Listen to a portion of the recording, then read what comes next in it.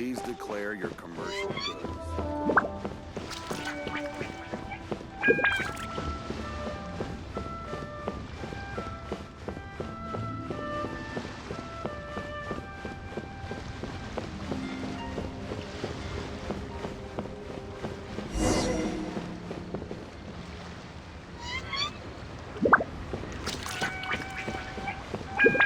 I've got a bunch of interesting gadgets, all from my time. Split the bamboo in the morning, dry it till night. Shape and bend it nice and tight. Cross the strands to form a pattern, coat in silk, and you have a lantern. That's how you remember how to make a show lantern. Did you get all that, Chi-Chi? Morning, split bamboo, traveler. Then get silk, make paimon. What? No, that doesn't even rhyme. Look, it's them. Hey, Yao Yao! Hey, Chi-Chi! Whoa, Traveler! Paimon, you're here! Happy Lantern Rite! What you up to? I'm teaching Chi-Chi to make Shao lanterns. It's a real test of finger dexterity, so it'll help keep her nice and loose. Yes, I do finger exercises to be a nimble zombie. Wanna try too, you two?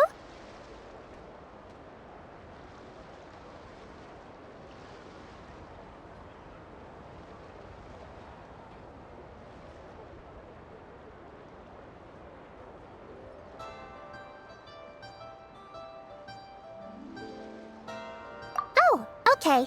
Well, we need a whole bunch this year so it doesn't get too dark at night. Too dark? What does that mean? Dr. Baiju has patients who got hurt walking at night. The moon disappeared, so it was too dark to see. The moon disappeared? Like, behind the clouds? It was Jeonju, the moon devourer. Changshan told me about it, but now I forgot. It's an old myth from Chenyu Vale about a giant toad in the sky that eats the moon. What? The moon gets eaten? It's just a story. It's not like there's actually a giant toad in the sky. I asked Master about it, and she said myths are just insights into how the people of the past understood the world. Well, I didn't see it that night. But I've checked several nights since, and it's been there same as ever. According to Chi-Chi, though, the Ministry of Civil Affairs sent someone to do some kind of serious investigation. So, I don't know. Maybe something did happen. The Ministry of Civil Affairs? This is starting to sound bad. It's okay. You can fly. Even if it's too dark, you won't fall and get hurt. Yeah, exactly. So turn that frown upside down, Paimon. Or someday you'll get a whole bunch of wrinkles and wake up looking like an old granny. What? Okay. No more frowning. But the Traveler can't fly. She could still fall and hurt herself, right? Don't worry. That's what the Shout Lanterns are for. As long as we make enough, Liyue Harbor will never go dark. Yeah, and there's the giant lantern too. Oh, right! I almost forgot. Look! This year's Grand Lantern commemorates the Adeptus who guards the moon. With her watching over it, the moon will be safe for sure. A white horse? Wait! So that's the The White Horse Adeptus? Yeah. Legend has it she used to live on the moon. So if it were ever in danger, I'm sure she wouldn't just stand by and watch. Huh. We've heard of the White Horse Adeptus before, but we never heard the part about her living on the moon. Probably because it's a folk legend from Chenyu Vale, so not a lot of people know about it. But recently, some ancient artifacts were unearthed in Liyue, and the archaeological team even found evidence of ancient people worshipping an Adeptus who lived in a palace on the moon. It's kind of like how we write wishes on Shao lanterns and release them during Lantern Rite. The White Horse Adeptus would descend from the moon in her jade carriage and grant people's wishes. Ooh! When did that happen? She sounds different from the other Adepti in Liyue. It must have been a super long time ago, 'cause even Master barely knows anything about this Adeptus. Nope. Kinda unbelievable, right? Yanfei said the White Horse Adeptus might even be a made-up legend, just like Janju the Moon Devourer. Yeah, a made-up horse and a made-up toad. You're mistaken, children. The White Horse Adeptus really does exist. Oh, Mr. Liu from the Baiju Guest House. But how do you know that for sure? Have you ever wondered how the guest house got its name, Yao Yao? Baiju... White Colt. So, it's named after the White Horse Adeptus? That's right. And that's because one of my ancestors was once blessed by the White Horse Adeptus. Wait, really? Tell us more! Tell us more! It was a long, long time ago, when this ancestor of mine was still a young girl. She was out gathering herbs and accidentally fell off a cliff, but the White Horse Adeptus rescued her. Oh, that's it? Paimon was expecting something a bit more... special? We've heard a whole bunch of stories like that before. Patience, young one. Let me finish. After the White Horse Adeptus saved my ancestor, she told her a story about the moon and the ancient kingdom of Langan. My ancestor was so captivated that she completely lost track of time. So much so, in fact, that when she returned to her village, she found nothing but a desolate ruin in its place. It was as if, without her knowledge, countless years had passed in the mortal world. Huh? The most extraordinary part of all is that it turned out to be a dream. When she woke up, she found herself at the bottom of the cliff, right where she had fallen. Other than her medicine basket, now filled to the brim with rare herbs, it was as if nothing had happened, until out of nowhere, a horse's whinny echoed through the air, and when she looked up, she saw a pristine white horse leaping over the cliff.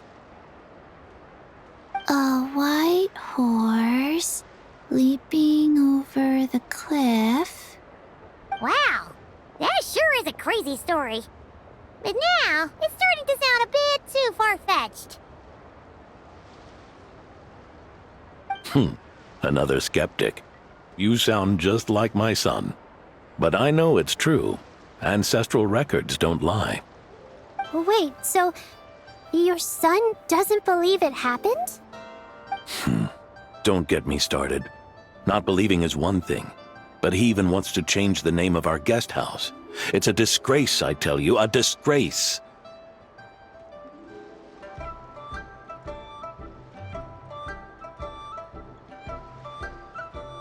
Well, it was getting about time for him to take over the guest house. And what's the first thing he does? Starts going on about how the name doesn't attract enough customers and how we're losing business to Wangshu Inn. Can you believe that? As if Baiju Guest House and Wangshu Inn aren't miles apart from each other. Oh, what about something like the Geo Lord's Rest? Paimon bets that would get people through the doors. Geo Lord's Rest. I like that one. This isn't about getting people through the doors. This is about disrespecting our ancestors. Oh, White Horse Adeptus, my wish is this. Let your divine power be known. Teach my foolish son the error of his ways. Paimon wants to learn more about this Adeptus. Hey, maybe we should ask Zhongli. Good idea! Mr. Zhongli is super knowledgeable. He can answer questions even Master has no clue about. Yeah, we just saw him having tea at third round knockout. Alright, then that's our next stop. Chi-Chi and I are gonna keep making Shao lanterns. Careful on the road! Goodbye, Paimon. Goodbye, traveler.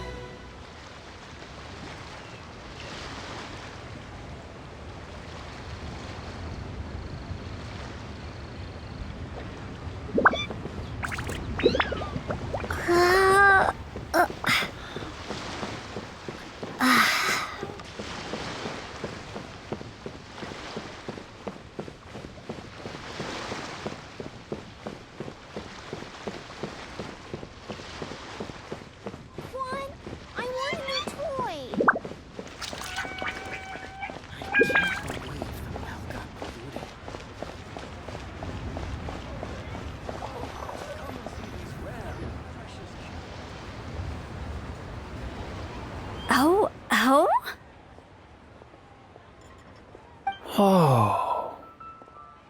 Curious. Impressive, right? What's with all the commotion over here? Oh, Traveler and Paimon! Perfect timing! I have something amazing to show you! What is it? Huh? What the? Part of the moon is blacked out! Was it really eaten by a giant toad? Huh. I didn't expect you to know the story of Jonju the Moon Devourer, Paimon. Don't underestimate Paimon. She learned a whole bunch of things in Sumeru. But Jonju the Moon Devourer is a Liyue legend. Well, knowledge knows no borders, so there. You're right about that, Paimon. But this dark circle doesn't look anything like a toad to me. A toad's egg, maybe? But that's about it. Oh, wait, Traveler! You've been in Nodcry, right? The people there worship the moon goddess. So you should know what's going on here.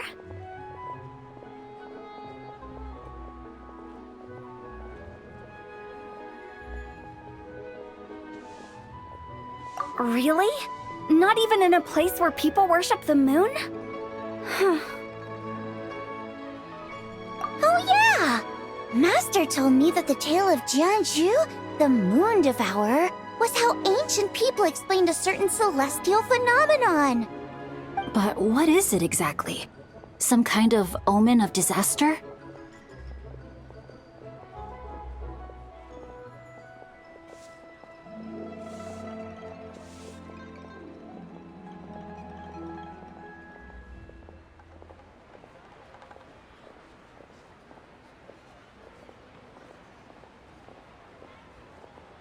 How so? Oh, but in this picture, the moon is being covered from the center. So this can't be a normal eclipse. Then, it's still an omen of some impending calamity? We never said that! Ugh, some crazy customer left it at the restaurant. Just thinking about it gives me the chills.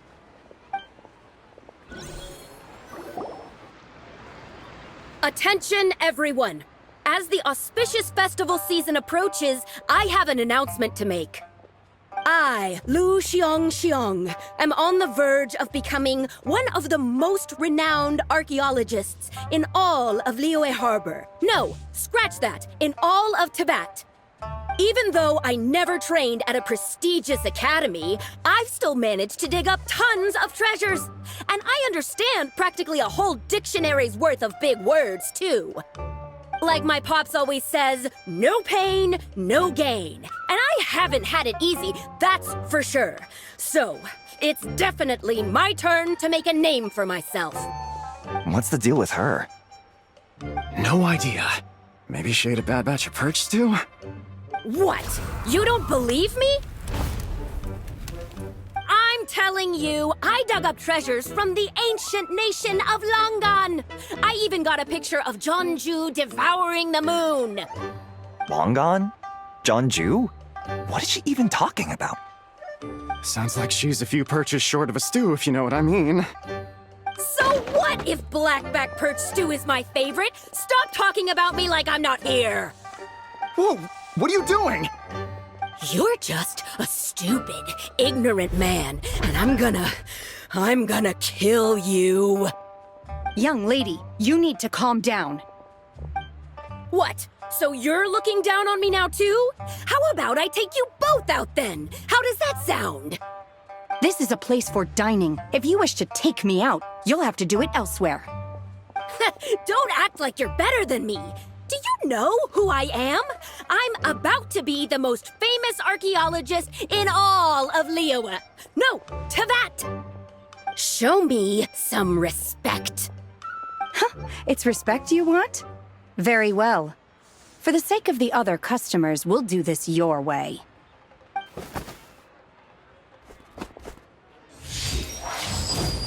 What? So Shen has started the fight? She had no choice. The woman pulled a shovel out of nowhere and started going crazy, flipping tables left and right. She even injured 2 other customers. Shenna did what she had to do to restrain her, then took her to the Ministry of Civil Affairs. Thank goodness Aunt Shenhe was there. Or who knows what might have happened. Yeah. I started cleaning up after all the commotion, and that's when I found this photo. I thought it might be the one she dropped, so I rushed over to show someone. She said she took a photo of Jeonju the Moon Devourer. This must be it. Can we really trust what she said, though? Clearly, something is going on with her. Paimon's got a point. It sounds like she wasn't acting right at all. How do we know she wasn't possessed by some kind of evil spirit? Aunt Shenhe would have noticed if she was possessed. All right. But what about the part about Longan and the treasure she found? What about it? What if she raided a tomb and dug up some super special relic, then got herself haunted by an ancient ghost? One so powerful that even Miss Shenhe couldn't sense its presence. Your imagination is something else, Hu Tao. Why would an ancient ghost come to Wanmin restaurant, huh? To eat my blackback perch stew? Hey, it could happen. I'd want to eat your food if I was a ghost. Wait a second. She mentioned the ancient nation of Longan, right? Paimon's heard that somewhere before. You know what? My brother mentioned that some ancient artifacts were unearthed in Liyue recently. Mostly colored glass, fine jade, and bronze relics. Some of the text inscribed on them has already been deciphered. There were some poetic verses, but the word Longan popped up as well. So, does that mean this Longan place is real? Still, Paimon knows we've heard the name somewhere here before. Do you remember, Traveler? Right! His ancestor heard about it from the White Horse Adeptus. The White Horse Adeptus? Oh, so you must have been to see the giant lantern already. Yep. And it turns out that the White Horse Adeptus is super mysterious, too. Even Madame Ping hasn't met her. Wait, I thought she was the gold-eyed Celadon mare of the 8 Adepts. That's just the interpretation you believe in, Hu Tao. There are other theories out there, too. The elders of Qingce Village believe that during the Archon War, a white horse leapt from a clear spring, transforming into an Adeptus who aided Rex Lapis in battle. In Chenyu Vale, some of the tribes take her to be the daughter of time and trace her deeds to an even earlier era. Yet in other ancient texts, including the relics I just mentioned, she appears as an emissary who listens to mortal wishes, bestowing the blessings of the heavens and moon upon the mortal realm. Which is why we write our wishes on Shao lanterns. That's so complicated. So what's the verdict? Which version is the truth? I'm afraid there's no definitive answer to that. You two have been all over Tevat. Do you have an idea? Nope, sorry. We were actually on our way to ask Zhongli. He knows even more about this kind of stuff than us. Ah, looking for a consultant, huh? He's having tea with Miss Linlong. Shigu Antiques is hosting an exhibition tonight. An exhibition? For what? All those antiques Sing Show just mentioned. So if you head to the big ship docked in the harbor tonight, I'm sure you'll find him.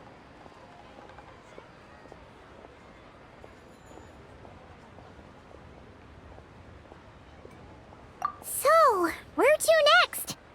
How about we go to the Ministry of Civil Affairs to ask about the White Horse Adeptus? We might be able to find out more about the recent moon situation, too. If you're heading to the Ministry of Civil Affairs, could you give them this picture for me? Since it belongs to that customer, she deserves to get it back at least. It might even help the Ministry with their investigation. Ha! All right! We're off! Oh, wait! I almost forgot! Happy Lantern Rite! Come have a meal with us when you're free. We'll be there, or we'll be... square.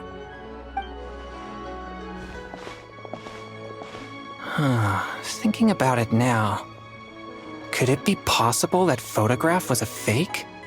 A fake? You mean like the customer fabricated it to gain academic recognition? Nice one, Changyun! I never even thought of it like that. How about we go check out that place tonight? I know exactly where it is. All right. I'll get scolded if I get home too late. Live a little, Sing-Cho. You act like this is a first for you.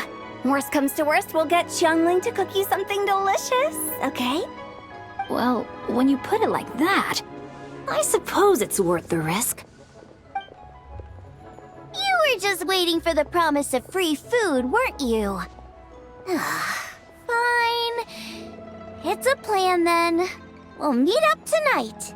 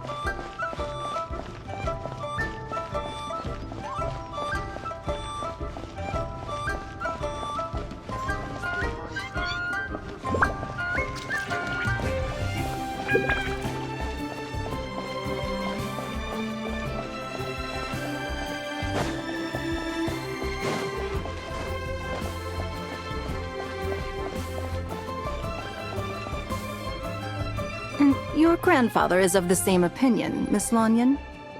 Yes. On Lantern Rite, the moon shall go dark. That's what the signs are indicating. Celestial observation isn't Grandpa's strong suit, but he discussed it with several other elders from our clan, and their conclusion was the same.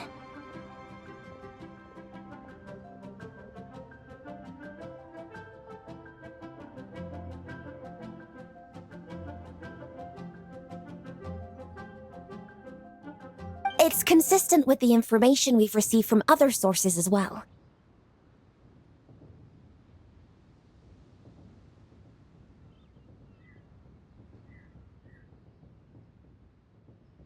You mean the whole thing? About the legend of Jeonju the Moon Devourer? Happening in real life? Yes, that's one of them. So it's true. I thought it was just a rumor. It's true. But right now, the bigger issue is that all our sources indicate the phenomenon's gonna happen again. I'm not sure this bodes well. Let's remain optimistic for now. We're making progress interpreting the artifacts, and Ganyu is consulting with the Adepti as we speak. Besides, apart from the incident at Wanmin Restaurant, there haven't been any other moon-related disturbances. Ningguang, Keqing, and Lanyan! You're all here!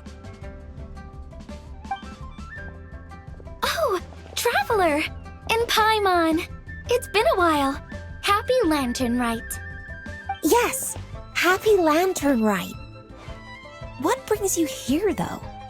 I thought you'd be in the harbor enjoying the Shao Lanterns.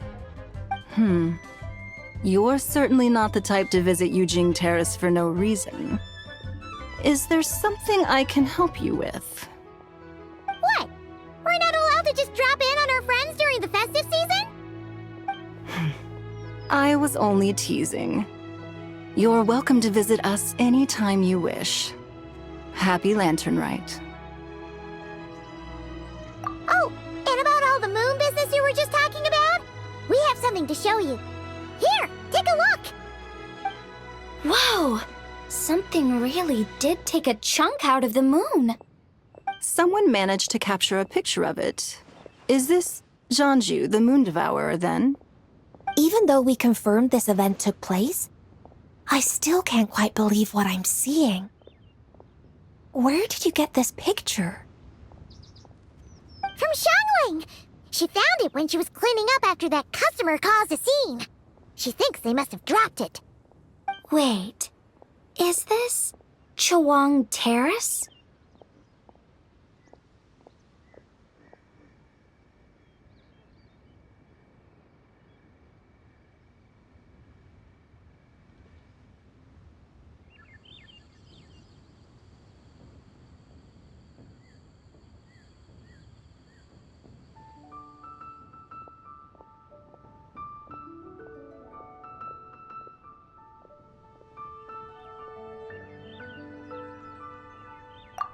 No, it's just where I'm from. It said that Chawang Terrace was where the ancient people of Chenyu Vale communicated with the heavens. And in this picture, the moon happens to be right above Chawang Terrace. I was just surprised, that's all. It's probably just a coincidence. That's interesting because the ancient people of Chenyu Vale migrated there from the chasm area. The chasm? So, that place is involved too? According to our investigation, that customer you just mentioned, Lu Xiangxiang, her father and grandfather were merchants in Liyue Harbor, and her mother and grandmother grow tea in Chaoying Village. A few days ago, she left her home in Chaoying Village to join a civilian archaeological team funded by Hoishan Hall, and ended up excavating some artifacts in the chasm area. These artifacts were then entrusted to Shigu Antiques and are set to be featured in an upcoming exhibition. Then, of course, the incident at Wanmin Restaurant occurred. We suspect something happened during the excavation that left her with quite the shock. And now, it seems like she also went to Chawang Terrace and took that picture of the moon disappearing. The chasm? Chawang Terrace? Things are getting pretty complicated.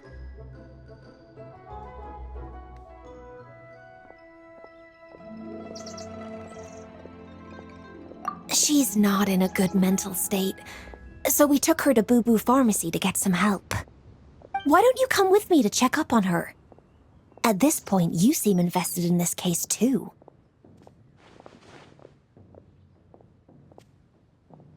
Then let's head there now.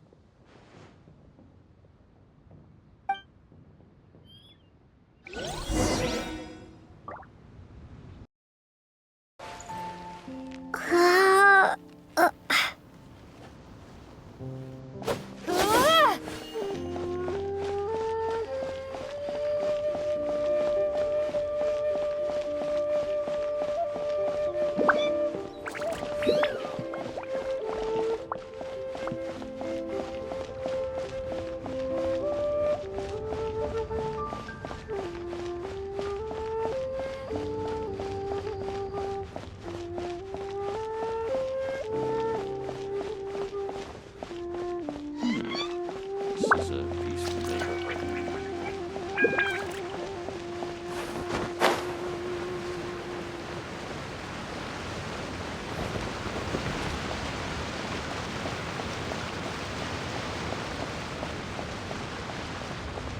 But I don't want to. It tastes gross.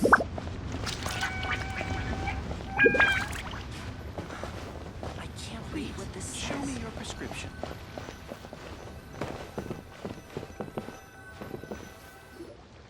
Ah, Lady Yuheng. Oh, and the Traveler and Paimon are here as well. What a pleasant surprise. Happy Lantern Rite.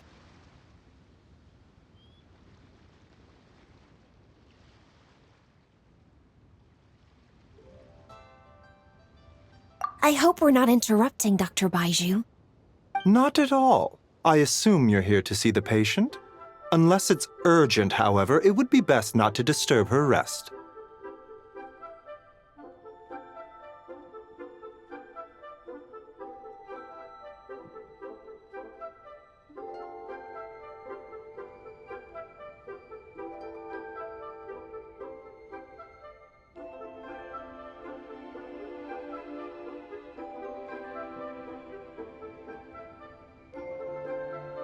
It's quite unstable. She's even more agitated than when she first arrived. And she refused to cooperate when we tried to check her over. I had no choice but to prescribe a calming draught and to have her rest for 2 days. So she's getting worse? That isn't the news I was hoping for.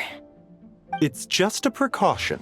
Based on an earlier conversation with her, it seemed more like a fixation than anything else. She hasn't lost her mind. That's right. When we asked about it, she kept insisting she was going to be famous far and wide.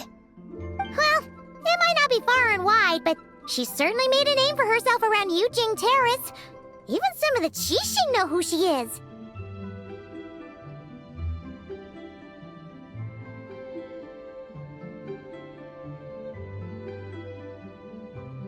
Not often, that's for certain. From my initial assessment, the patient appears to have experienced some sort of shock, and whatever it was seems to still be haunting her.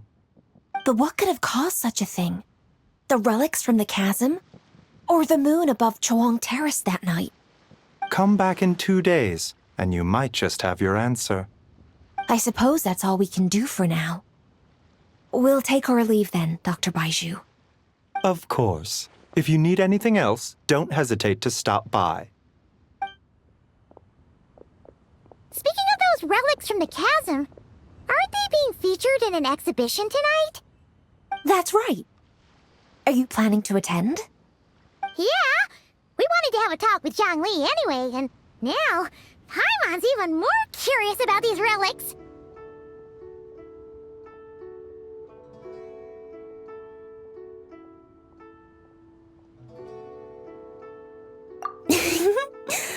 I would, except every item in the exhibition had to be registered with the Ministry of Civil Affairs, so I'm afraid it's been spoiled for me.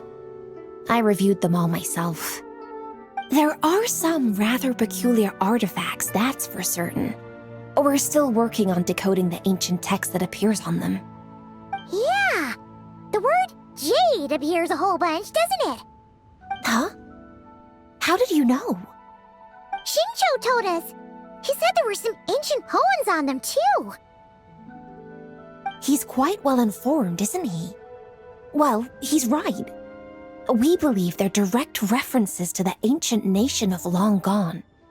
As for the other text, instead of regular poetry, it seems to be more like ceremonial language used to worship the moon and the gods. The moon and the gods? Well, looks like it's almost time for the exhibition.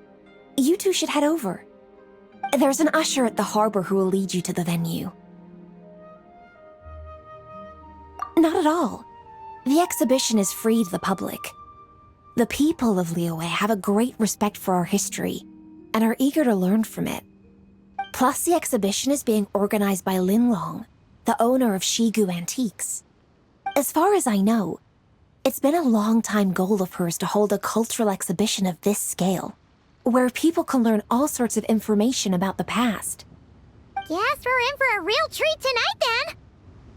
Yes, have a great time. There's still more artifact decoding work I need to finish, so we'll have to part ways here. After seeing the picture you brought, there's a few ideas I'd like to follow up on. You're hard at work even during festival season? Ha! You haven't changed one bit, Ka-Ching. I'm simply fulfilling the responsibilities of my position. That's all. All right, I should get going. See you later.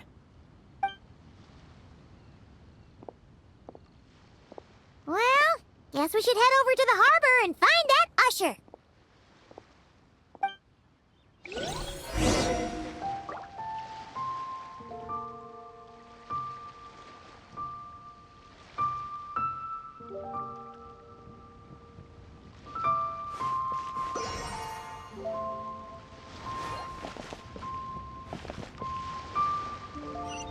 Please, show me your prescription.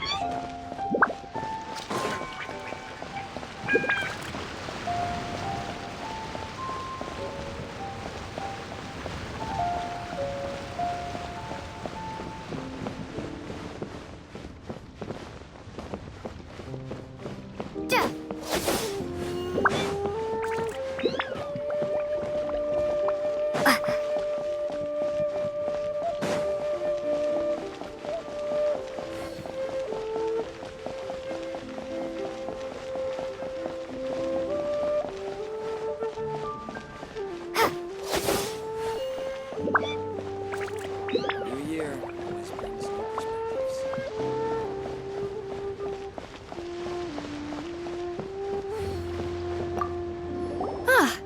Here for the exhibition? I can take you aboard. Of course. You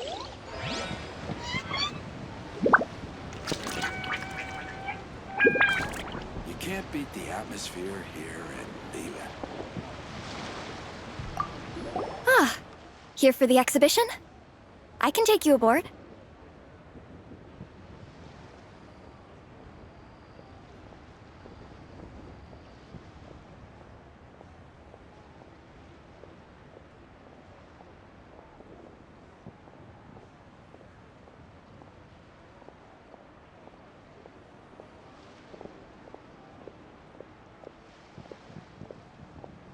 After you.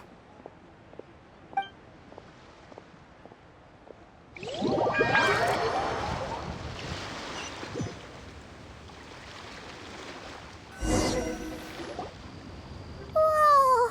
Look at all the antiques on this ship! It's almost too much to take in!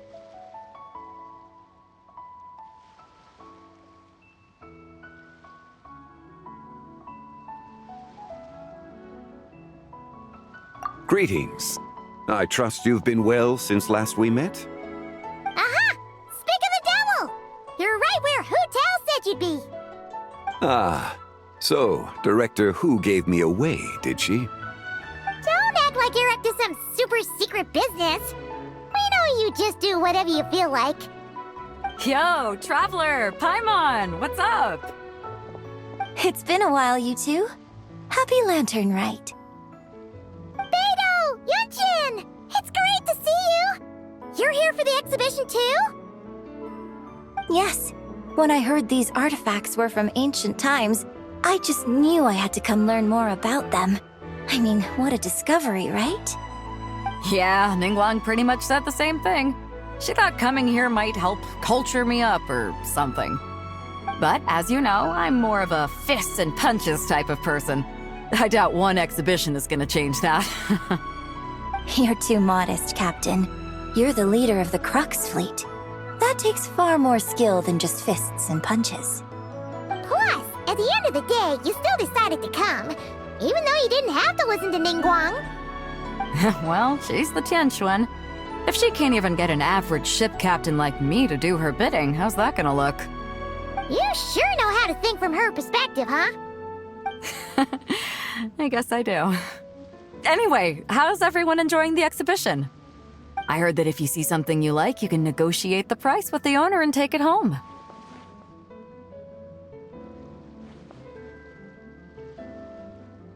Wait, so we can buy this stuff? Indeed. Although Shigu Antiques is hosting this exhibition, many of the items come from private collectors. As long as both parties reach an agreement, you can make an offer of mora or an equivalent trade. Well, shall we continue our conversation as we look around? Let's go! Paimon's super curious about all this stuff.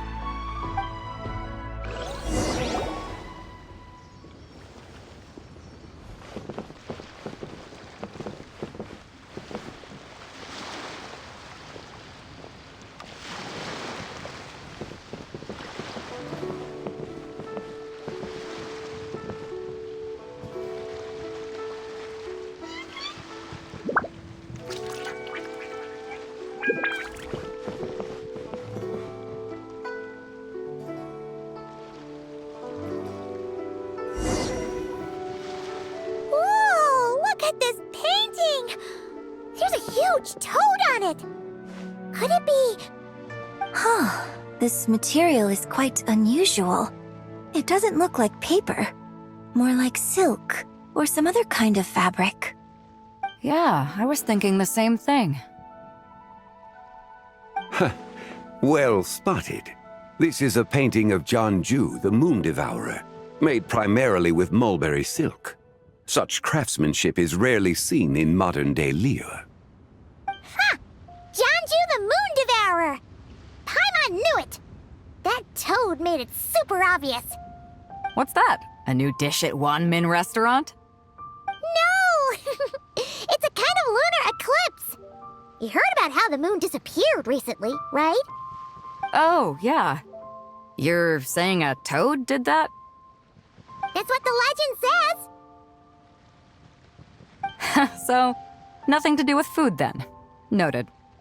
And the figure next to the toad. Is that the white horse Adeptus? From the stories I've heard, her palace lies on the moon. That would seem to be a logical assumption.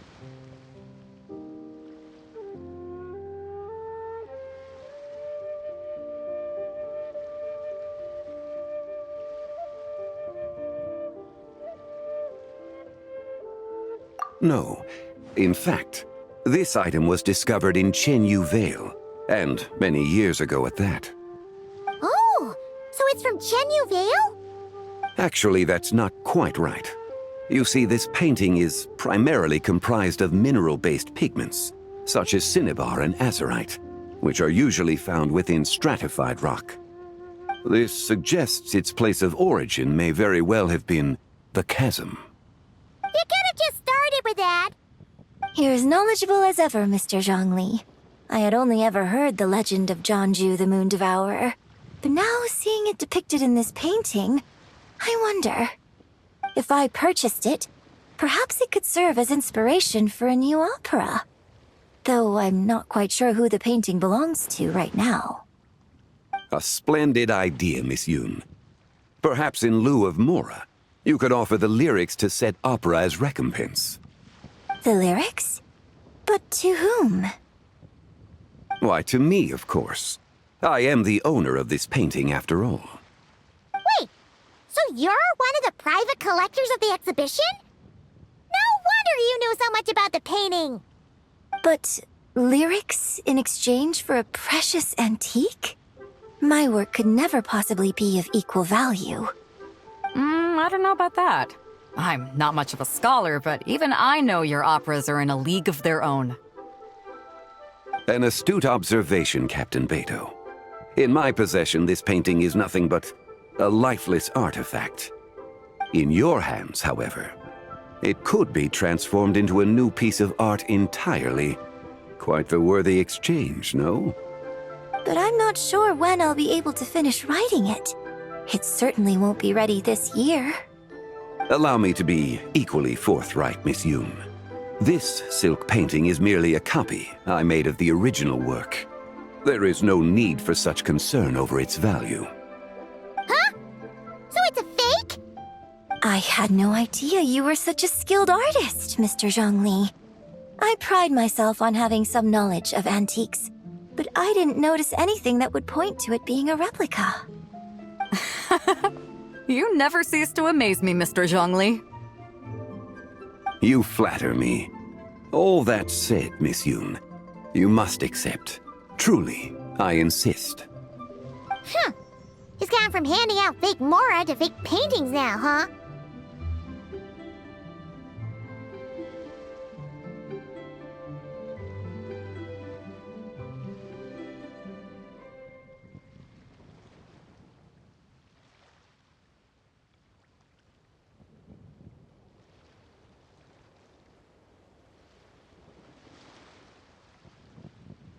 Your kindness is impossible to refuse, Mr. Zhongli.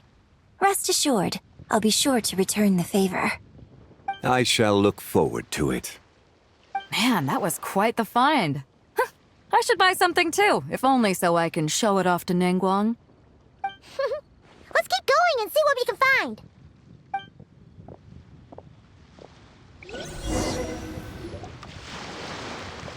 Wow, this bronze war chariot is really something. It must have quite the story behind it. I've never seen anything like it before. Do you know what this is, Zhongli?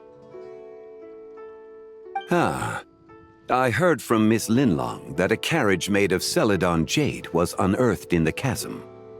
A copper canopy, a body adorned with flowing clouds and geometric patterns. Yes, this must be the one. A precious piece indeed. This thing's gotta be thousands of years old, right? Crazy to think people back then were capable of such intricate metalwork. Too often, we view the past and future through the lens of the present. Objects that fascinated us as children seem crude later in life. And that's only after a few decades or so of separation. If one were to stretch time across hundreds or thousands of years, one might discover that time is not always a force that pushes things forward. It would seem the people of that era managed to create a remarkable civilization in their own right. Makes me want to get my hands on this even more. Ningguang's gonna be so jealous, don't you think? Ah, has this war chariot caught your eye, Captain Beto? Oh, you must be Linlong from Shigu Antiques. Nice to meet you. This exhibition has been amazing so far. Well, that's all thanks to supportive patrons like you and Mr. Zhongli, of course. As for this war chariot, it was discovered by an archaeological team sponsored by Hoishan Hall. The price comes in at 90 million Mora. How much? 90 million? Woo, looks like my eyes were a bit too big for my wallet. Quite a bargain. A bargain? 90 million Mora could feed Paimon for like 1,000 years! And if you actually went on an eating spree that long, perhaps you'd be considered an antique worth that kind of Mora, too. What, 90 million? Nuh-uh! Paimon's worth way more than that! Well, if Mr. Zhongli thinks it's a good deal, I'm sure it's worth it. Beto's putting way too much faith in Zhongli. What if he's only here to drive up sales?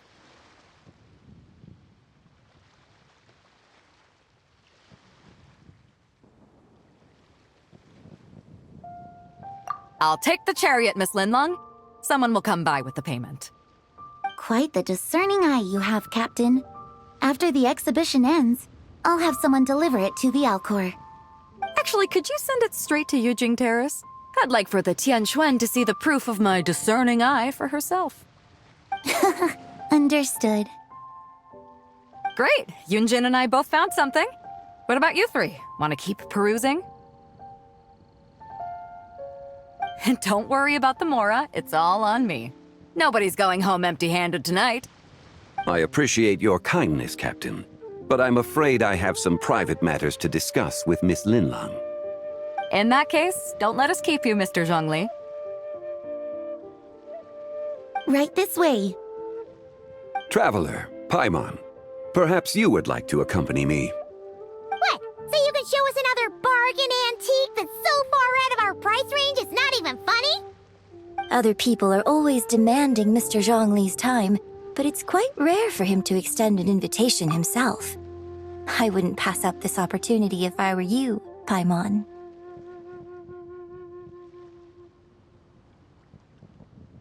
Yeah, just don't forget to come aboard the Alcor for a drink later.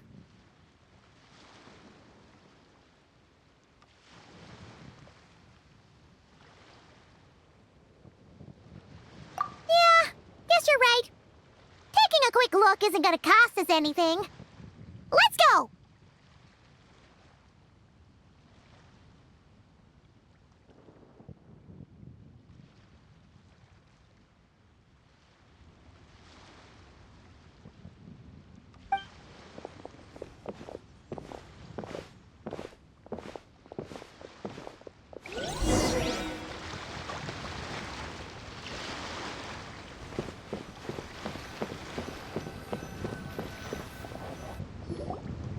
These are all the jade pieces that were found, Mr. Zhongli.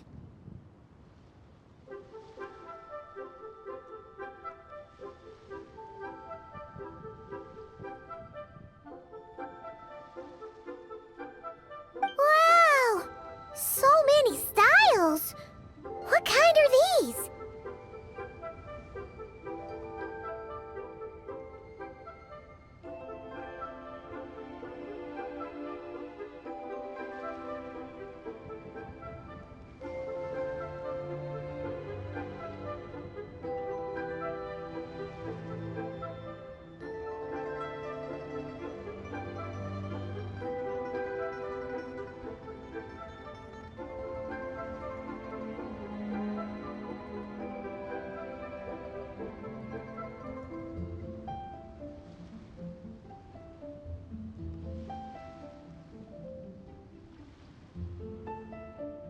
These are a type of ceremonial jade.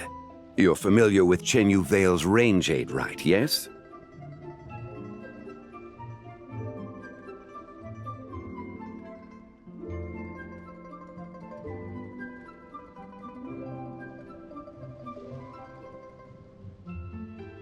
Oh, yeah! So these pieces are all used in the rain jade ceremony?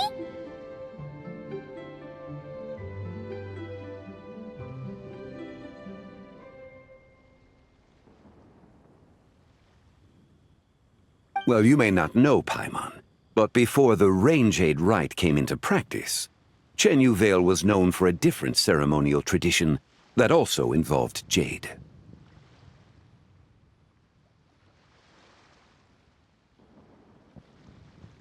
The Bi is used to honor heaven, the Cong to honor earth, the Gui to honor the east, the Jiang to honor the south, the Hu to honor the... It's unfortunate, however, that Miss Linlong's set is missing both the Gui and Hu pieces.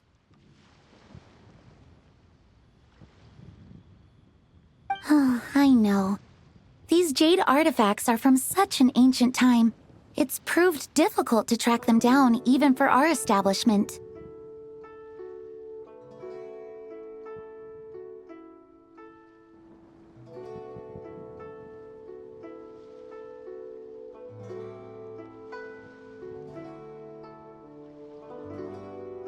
No matter.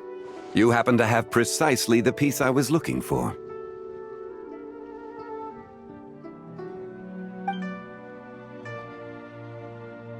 Huh?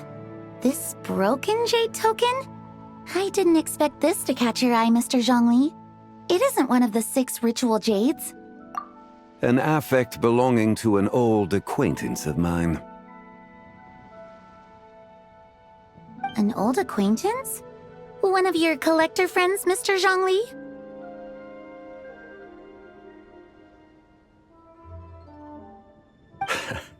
You could say that. Traveler, take a closer look.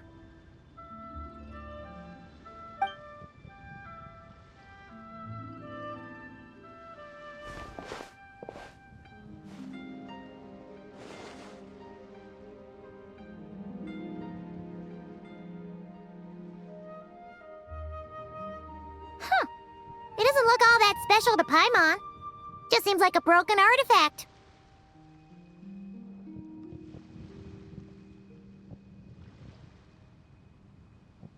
Indeed. It's been thousands of years since the moon has appeared in such a form.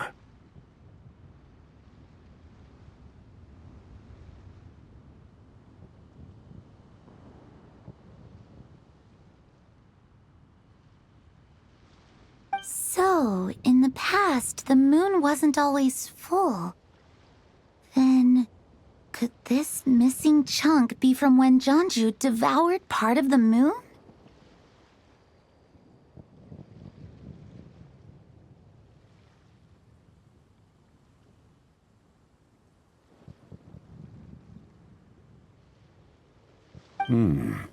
It's worth looking into.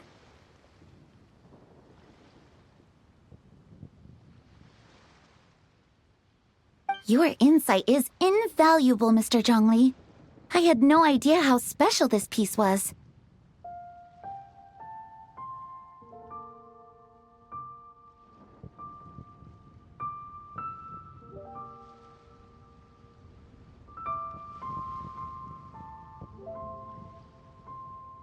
Since it has caught your interest, allow Shigu Antiques to cover the cost. Oh, that is far too generous, Miss Linlang. Not at all. I've always wanted to give people a chance to appreciate these snapshots of history. So holding an exhibition like this has been a lifetime wish of mine. And it never would have been possible without your help, Mr. Zhongli. I merely put in a good word with a few acquaintances of mine. And it had a profound impact. Without your recommendation, I doubt half of these collectors would have come to the exhibition. So, on both a personal and professional level, I owe you my thanks, Mr. Zhongli. Wow! Zhongli actually did something useful for once.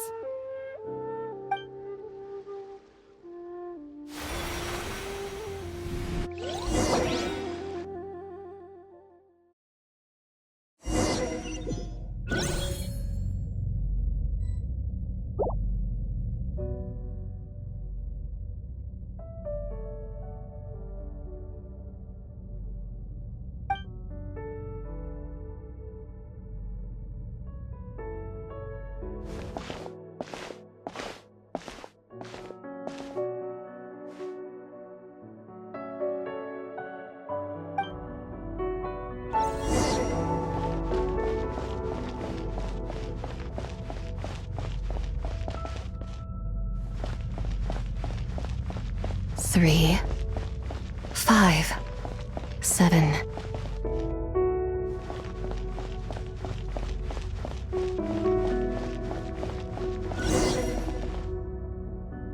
$11, 13, 17, 19, 23, 29.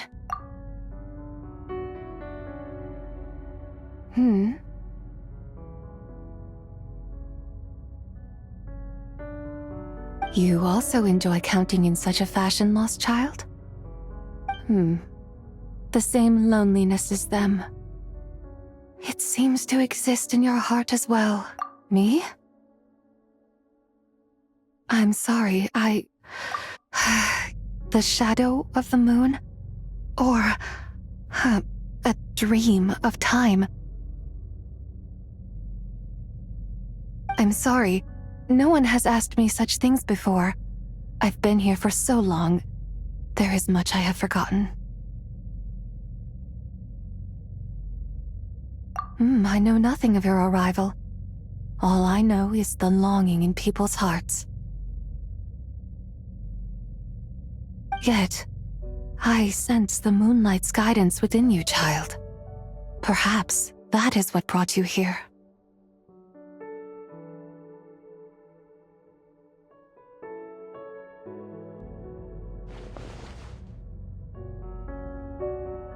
You seem confused. Perhaps I can help in some way.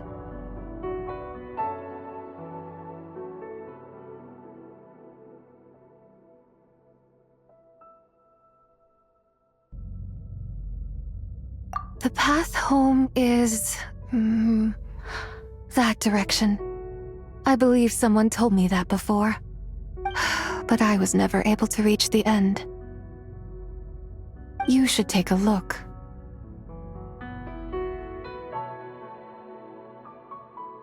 No need. It would seem... my time has already run out. Farewell. May the moonlight ever shine upon you.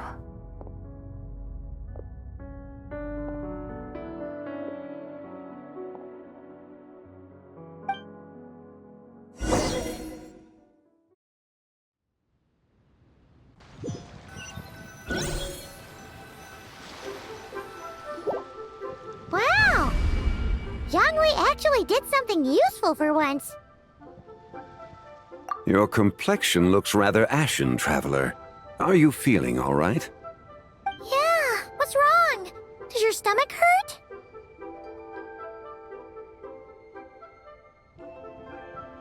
Huh? What are you talking about? You were right here the whole time. Ah, I see.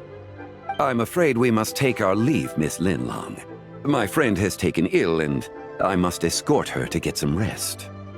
Of course. Traveler, Paimon, please, come with me. Ah, yes. Regarding the payment for the jade token. Charge the expense to the Wangsheng funeral parlor if you would.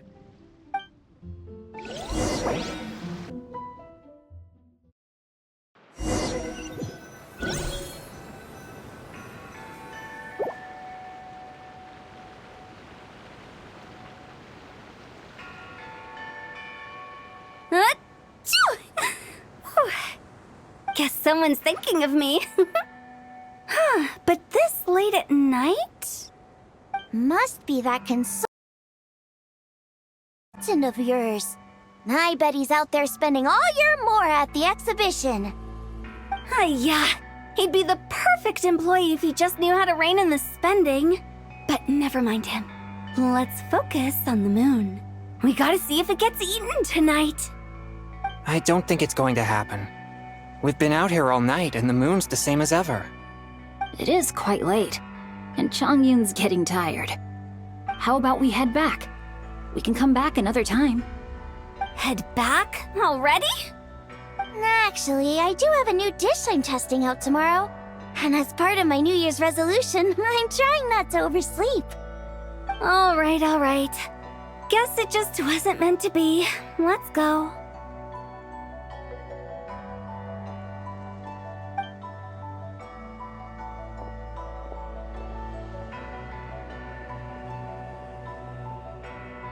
When the sun's out, bathe in sunlight. When the moon's out, bathe in moonlight.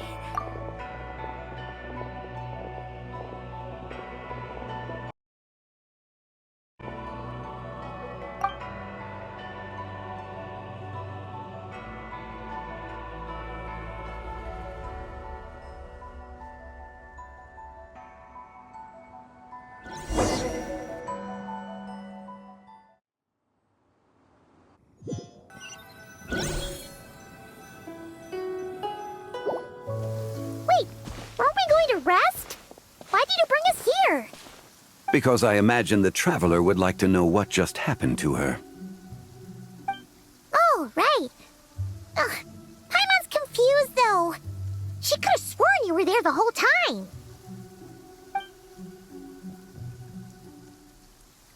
Oh, how is that possible? It sounds like her spirit formed an inexplicable connection with the being in that space. Ah, you suspected from the beginning, didn't you? Indeed, the being you met is the fabled White Horse Adeptus, and the original owner of this jade token. Her name is Tibai. Wait, does that mean she's inside this token? No, she does not reside within this token, but rather within the moon's shadow. This token is merely a medium. Word has it you accomplished quite the feat in Nodcry. You and your friend brought the Frost Moon back to Tevat. Tell me, did you ever wonder about the other moon? The one that hung in its place for thousands of years? We never really thought about it, but it must have been a fake, right? A fake moon! Indeed, it was false. Its true nature, nothing but a projection of the moon. It also happens to be the prison that confines Tibai to this day. Wait, the White Horse Adeptus is trapped inside that projection? Then we need to rescue her! But the moon in the sky right now is the real one, right? Where did the fake moon go? And why can't Paimon see it? With the return of the true moon, the shadow naturally lost its place in the heavens. Now, it is disintegrating bit by bit. It's a process that comes and goes. When it occurs, it looks like the moon is being obscured by a black shadow. But when it stops, the shadow disappears and becomes invisible to the eye. So, you're saying there's an invisible fake moon blocking the real moon right now?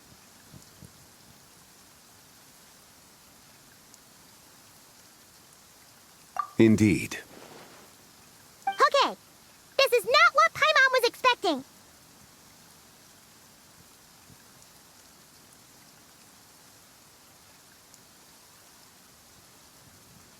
My hypothesis is that people's wishes could be what trigger the periods of disintegration. After all, when you experienced that episode just now, it was precisely when Miss Linlong spoke of her own wish. Wait, is that because the White Horse Adeptus answers people's wishes? The legend must be true then. So, that means the more wishes we make, the faster the fake moon will disintegrate, right? Then it won't be long before the White Horse Adeptus is free! Quite the contrary. After countless years trapped inside, the two have merged into one. When the moon shadow is gone, Tibai will cease to exist in this world. Oh no! So, by bringing the moon back, we actually hurt the White Horse Adeptus? Do not burden yourself with such thoughts. Because of your actions, a promising opportunity has presented itself to us. Let us not forget, what is crumbling is also precisely that which imprisons her.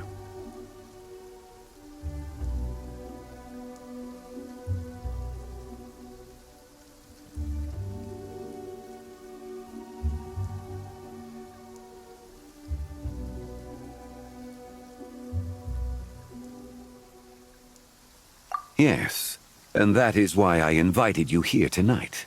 Your connection to that broken jade token confirms that you can do what I envision. However, while I had hoped to receive your assistance, this matter could have significant ramifications. I must admit a certain reluctance to implicate you in more of Tevat's secrets. Often, the deeper one's knowledge of such matters, the harder it becomes to extricate oneself from them. You are someone who once traveled through the boundless sea of stars. I cannot help but wonder, perhaps it is wrong for your fate to become too entangled with the fate of any one world. Such is your conviction, then. Since journeying beyond Liyue, you have had ample time to reflect on these matters, it would seem.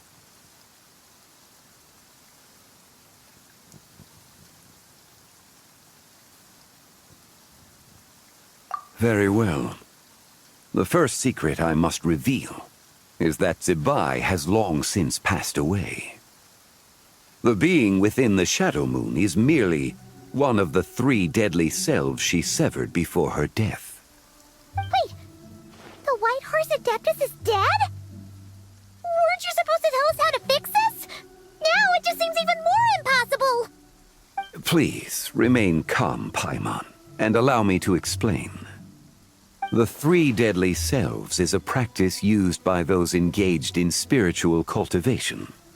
The intent is to sever the 3 vice-laden mortal selves to reveal one's true, pure self beneath. However, Zibai's 3 selves are more complicated in nature. Because in the moment before her death, someone preserved the shattered essence of her soul and placed the fragments within her 3 deadly selves. If we retrieve the 3 fragments of her soul, there is a chance we can restore her presence in the mortal realm.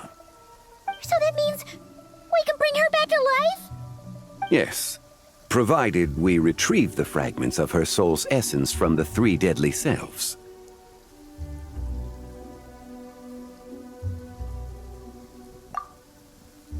Indeed, the being you encountered was Zibai's first deadly self, Ziju. After Zibai's death, she ascended to the heavens and became one with the Shadow Moon. The essence that resides within her is a heavenly soul, also known as Taiguang. Thus, this self is the closest to Zibai's true nature.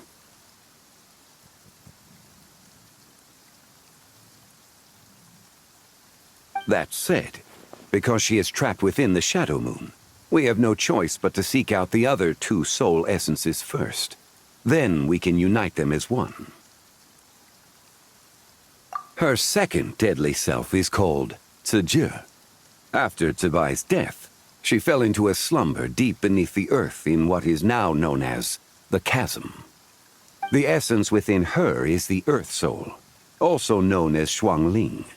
She is the self that inherited most of Zibai's memories and wisdom. The chasm? So, do we have to go there to find her? That won't be necessary. I sensed her presence on the jade carriage from earlier, the one at the exhibition.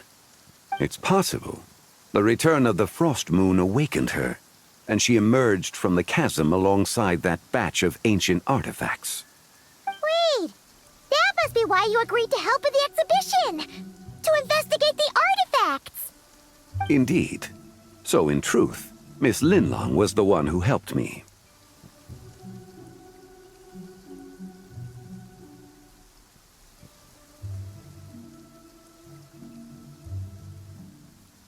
The third deadly self is Zichao. The essence within her is the human soul, also known as Yojing, Zibai's shade. Thus she is the most free-spirited among the 3. She lent me her aid during the Archon War, 1,000 years ago. But later, as her powers waned, she retreated into the mountains.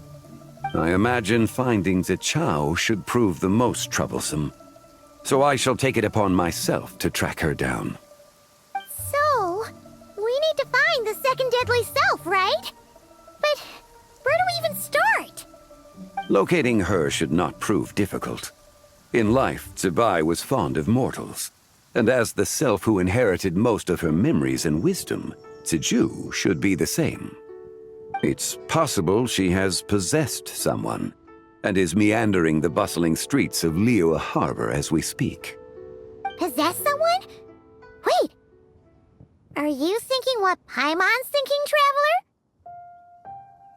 What if she raided a tomb and dug up some super special relic, then got herself haunted by an ancient ghost? Exactly! Lu Xiangxiang! It seems you have a lead in mind already. Should still be at Boo Boo Pharmacy. She was super agitated when she first got there, so Baishu gave her some calming medicine and told us to come back in 2 days. Do you think it could be her, Zhengli? It's quite possible. The deadly selves are impure beings that can easily influence mortal minds.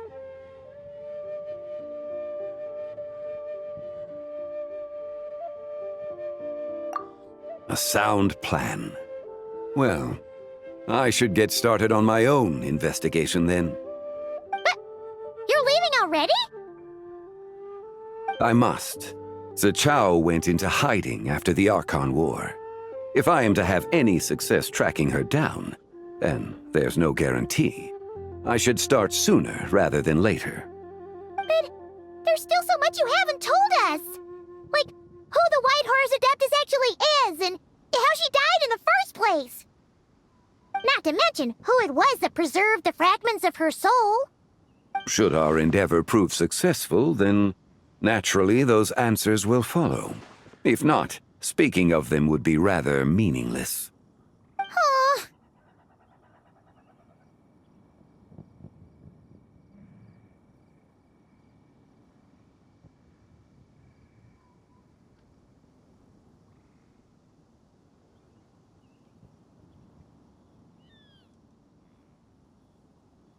It would seem that this is a question you are unwilling to set aside. Very well. I shall tell you. It was the Avatar of Time.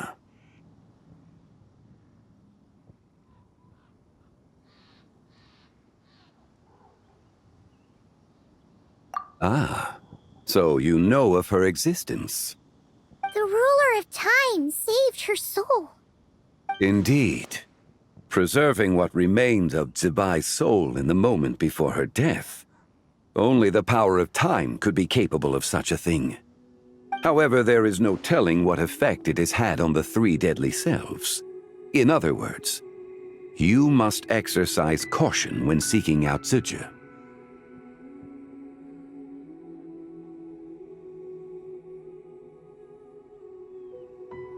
On the night of Lantern Rite, countless Shao lanterns, and the wishes written upon them, will be released into the sky. I estimate that this event will trigger the Shadow Moon's collapse.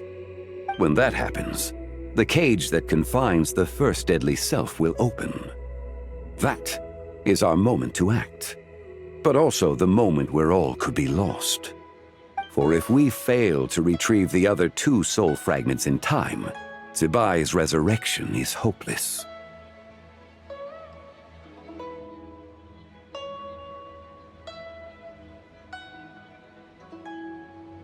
As I mentioned before, the answers to your remaining questions should come in time, providing our efforts bear fruit. Let us hope that all proceeds smoothly in the days to come.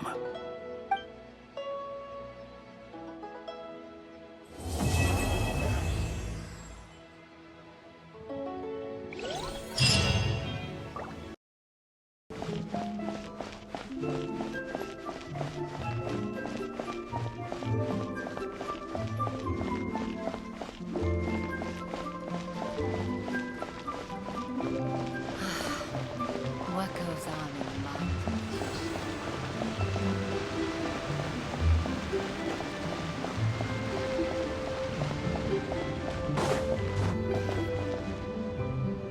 So let me get this straight. The patient disappeared right as you were delivering the medicine.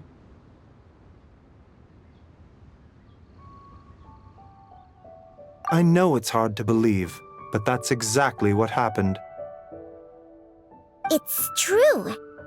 1 minute she was there, and the next she was nowhere to be seen. Hey, it's Yelan! Fancy seeing you here! Oh, is this a bad time? Not at all.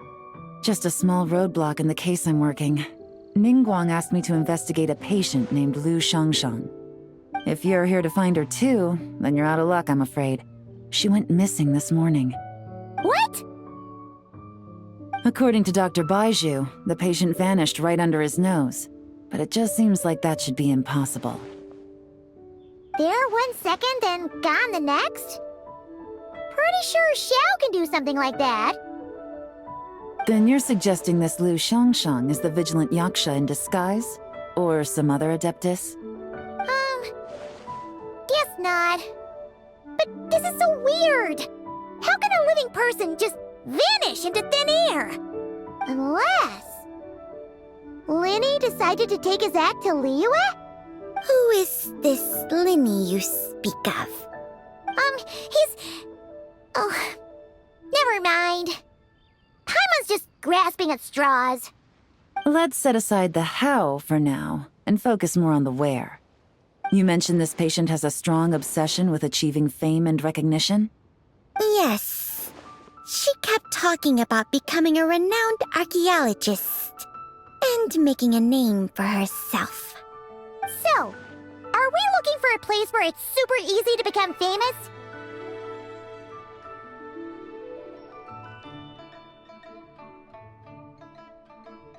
I think we should check out the Shao Lantern crafting stalls. Because it's easy to become famous by making Shao Lanterns? Not exactly. When the people of Liyue need a solution to a problem, their first thought would be to pray to the gods and the Adepti. If her wish is to become famous, she might write it on a Shao Lantern in the hopes that the fabled White Horse Adeptus might make it come true. That certainly sounds probable. Turns out, the White Horse Adeptus might be a lot closer to home than she thinks.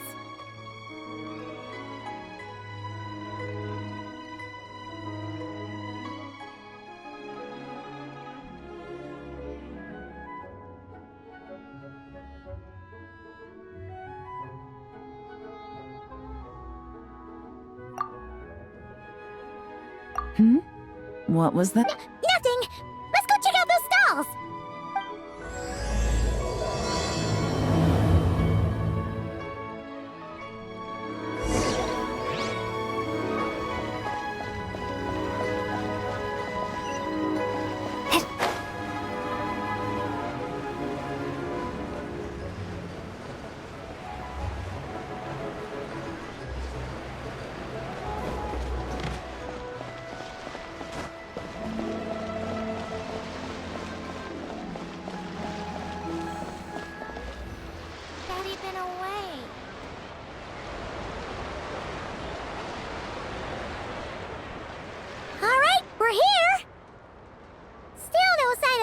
Shang, though. As long as you're patient enough, Paimon, you'll find that hunting down people is no different from hunting boars. We need to blend into the environment, or we risk alerting the target. So as far as everyone here is concerned, we're just ordinary tourists. Oh, okay. If we need to blend in, then let's make some Shao Lanterns and write our wishes down, like everyone else. What's your New Year's wish, Yelan? I haven't given it much thought.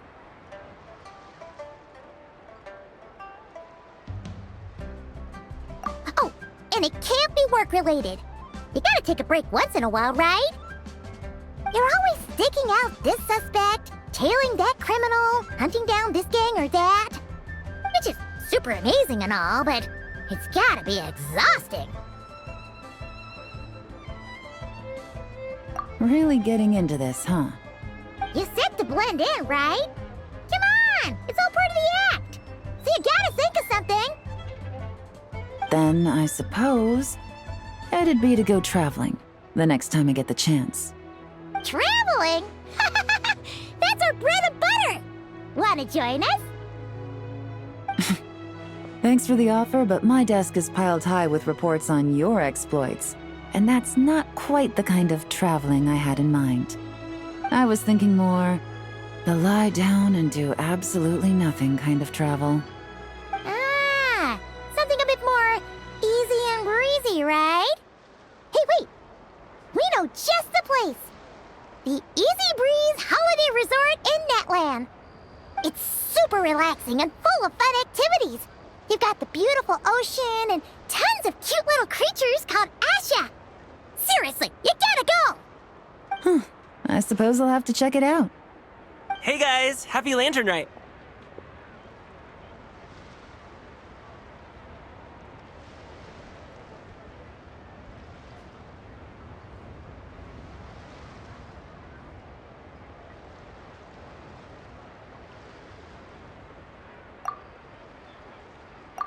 What a coincidence! You here to make Shao Lanterns too? Well, it's that time of year, am I right? thought I'd join in on the fun. You can't have Lantern Rite without making one of these. What you gonna wish for? Aw, man, it's kind of embarrassing, but... whatever. The truth is, the mighty mythical beasts are seriously struggling with recruitment. So, I'm hoping to find a few apprentices and teach them the art of wushu dancing. Awesome!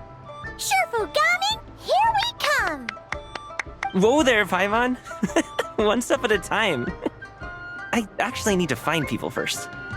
Yeah, but Paimon best people will jump at the chance to learn from you! Well, I wouldn't be so sure. Wushu dancing is super physical and takes a lot of hard work to master, so it's not easy to find people. At this point, if the Adepti can't help me, no one can. I'll do it! Huh?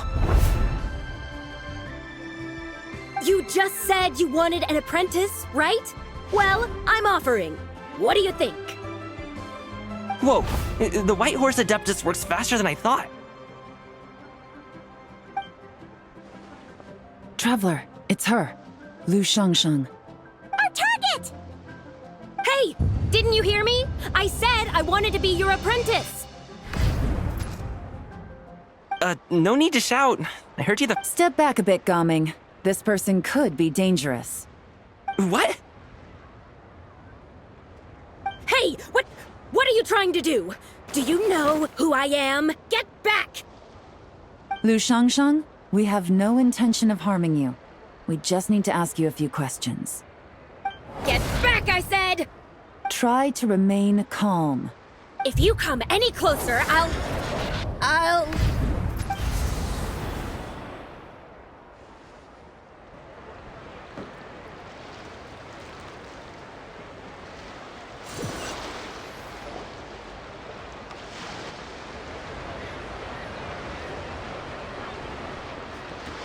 Alright, we're here! Still no sign of Lu Shangshang, though. As long as you're patient enough, Paimon, you'll find that hunting down people is no different from hunting boars. We need to blend into the environment, or we risk alerting the target. So as far as everyone here is concerned, we're just ordinary tourists. Oh, okay. If we need to blend in, then let's make some shell lanterns and write our wishes down, like everyone else. What's your New Year's wish, Yelan? I haven't given it much thought.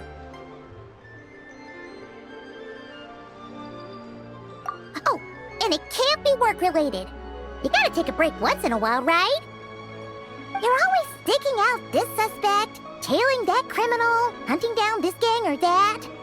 Which is super amazing and all, but it's gotta be exhausting.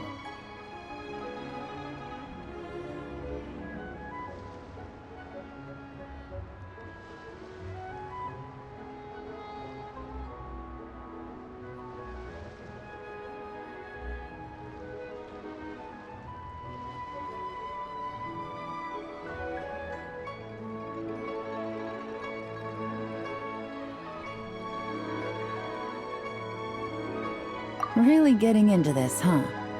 You said to blend in, right? Come on! It's all part of the act! So you gotta think of something! Then, I suppose, it'd be to go traveling, the next time I get the chance. Traveling? That's our bread and butter! Wanna join us? Thanks for the offer, but my desk is piled high with reports on your exploits. And that's not quite the kind of traveling I had in mind. I was thinking more the lie down and do absolutely nothing kind of travel. Ah, something a bit more easy and breezy, right? Hey, wait! We know just the place! The Easy Breeze Holiday Resort in Netland. It's super relaxing and full of fun activities. You've got the beautiful ocean and tons of cute little creatures called Asha. Seriously, you gotta go! Huh. I suppose I'll have to check it out. Hey guys, happy Lantern Rite!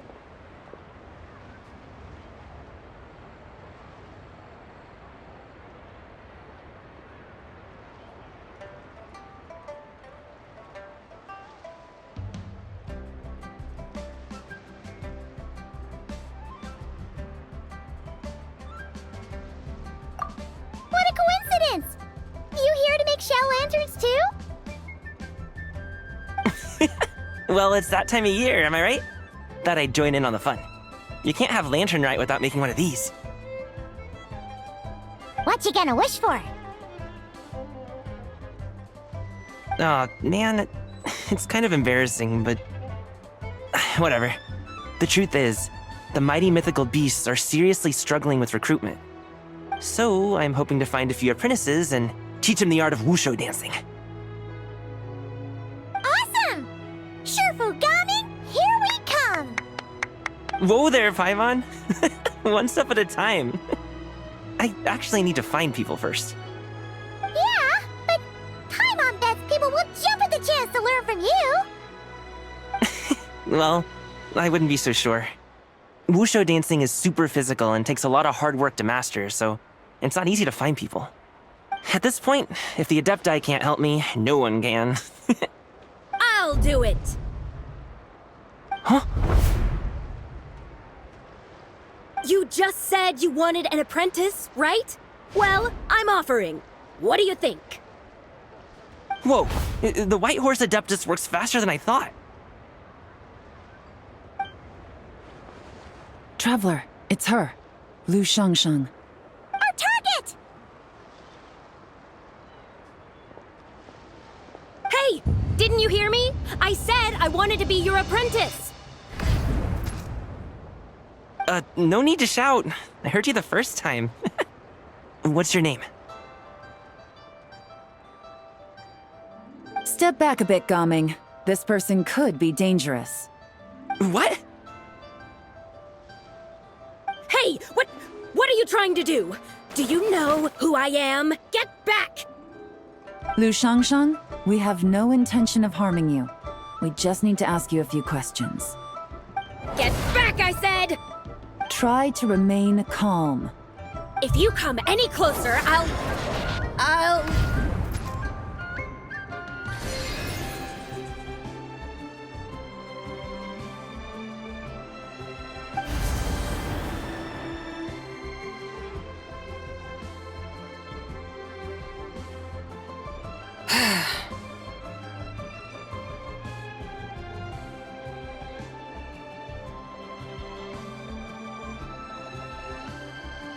Little wisp of a being.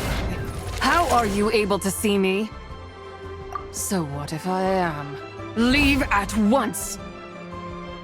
You, a mere mortal, whose own life hangs by a thread, would dare reach for the power of life and death?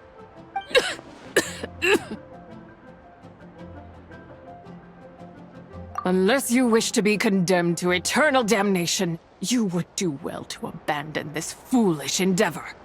I shall speak on this no further. Don't come any closer. How did I get here? Who are you people?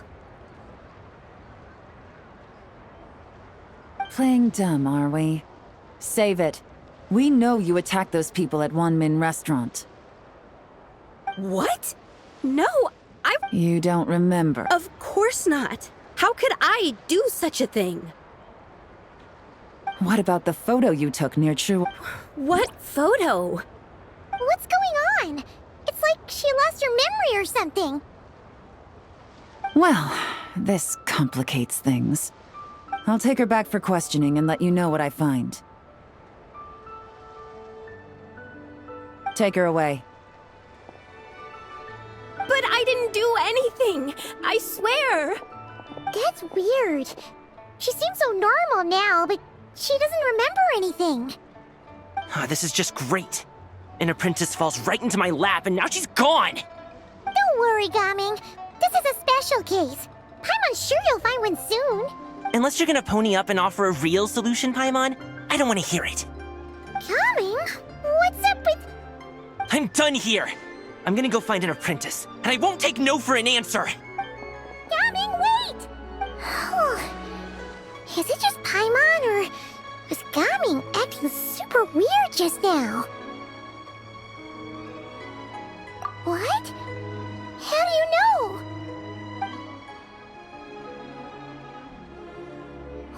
Oh, so you saw the second deadly self? And you think she moved from Lu Xiangxiang to Gaming? Uh-oh. Then we better find him before something bad happens. Let's go!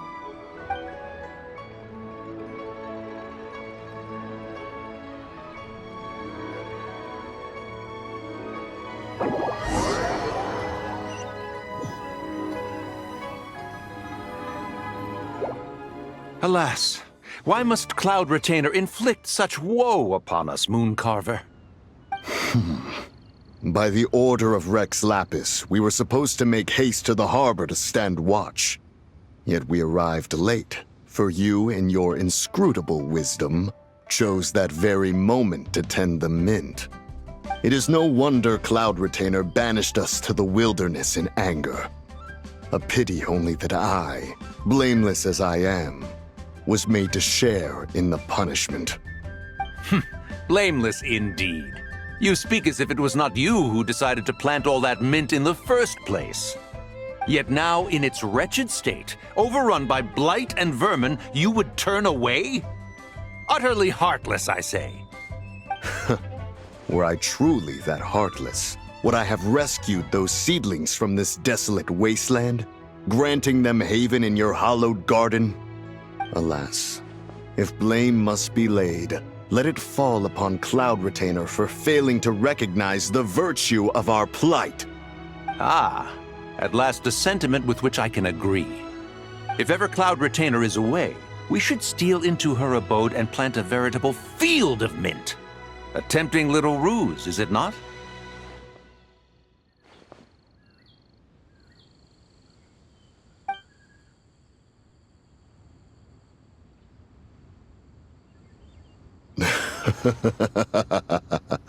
Positively ingenious. Please stop chasing us. Just let us go. Get back here! If you keep running, I'll kill you!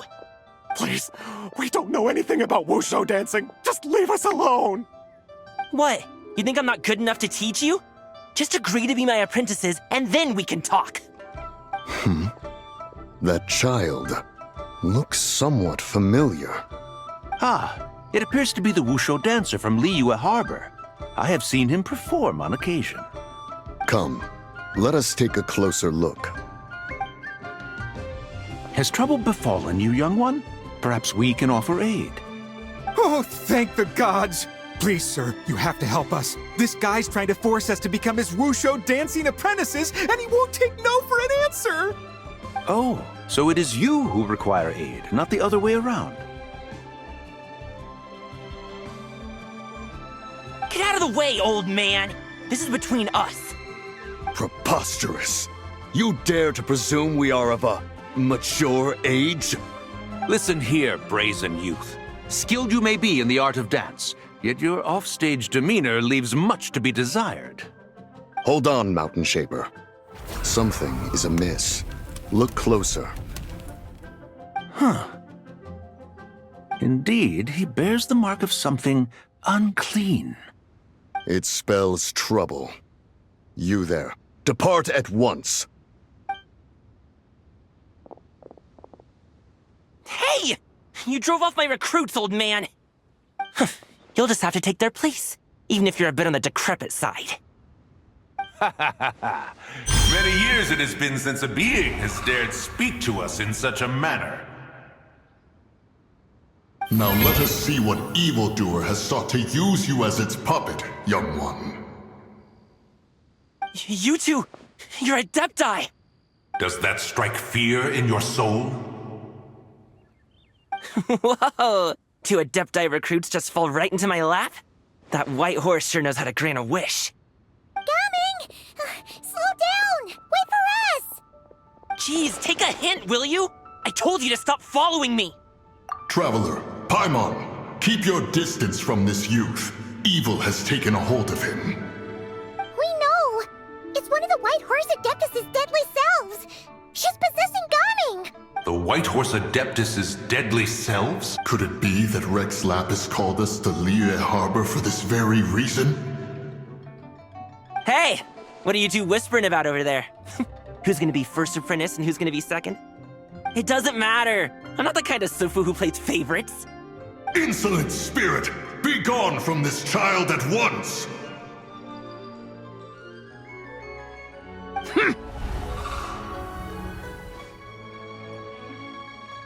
Little mite of a mortal. Getting in my way again, I see. That is no concern of yours. No. Only by doing it myself will I find peace. Otherwise, rage will consume me. If I lose control, all will turn to dust. The curse of time. The memories this body holds. Come no closer. This is your final warning. Insolent spirit, be gone from this child at once! Huh? Traveler and Paimon? And two Adepti? Where are we? Weren't we just making Xiao lanterns in the harbor? Gaming! You're back! Ah! The sun is most scorching. Agitation stirs within me. I require cooling mint to beat this heat. And speaking of, Cloud Retainer has scorned this verdant wonder long enough. It is time for her to feel its wrath. The wrath of mint!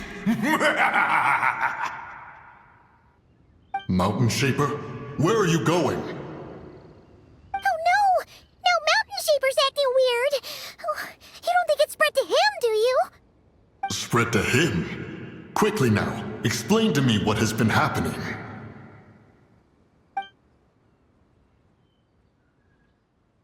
What? Was I really that rude? Jeez, someone get my dad to throw a slipper at me. I'm so...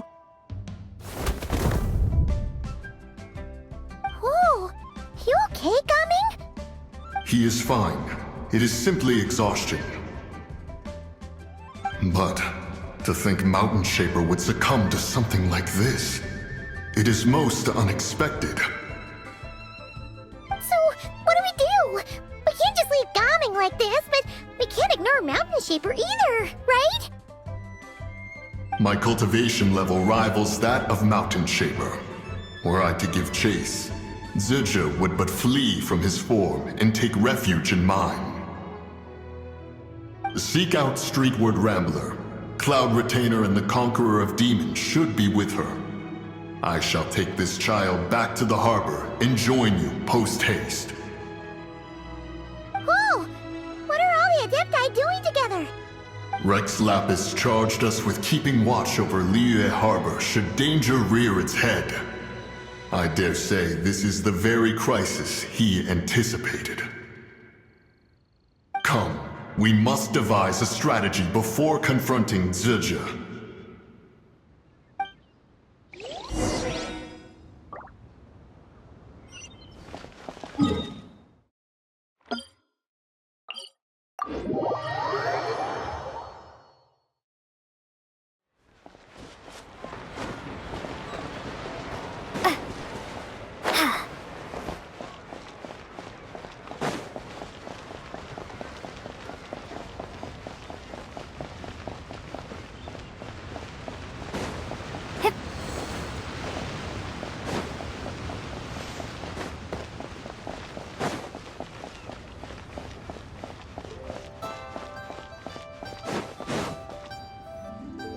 The White Horse Adeptus?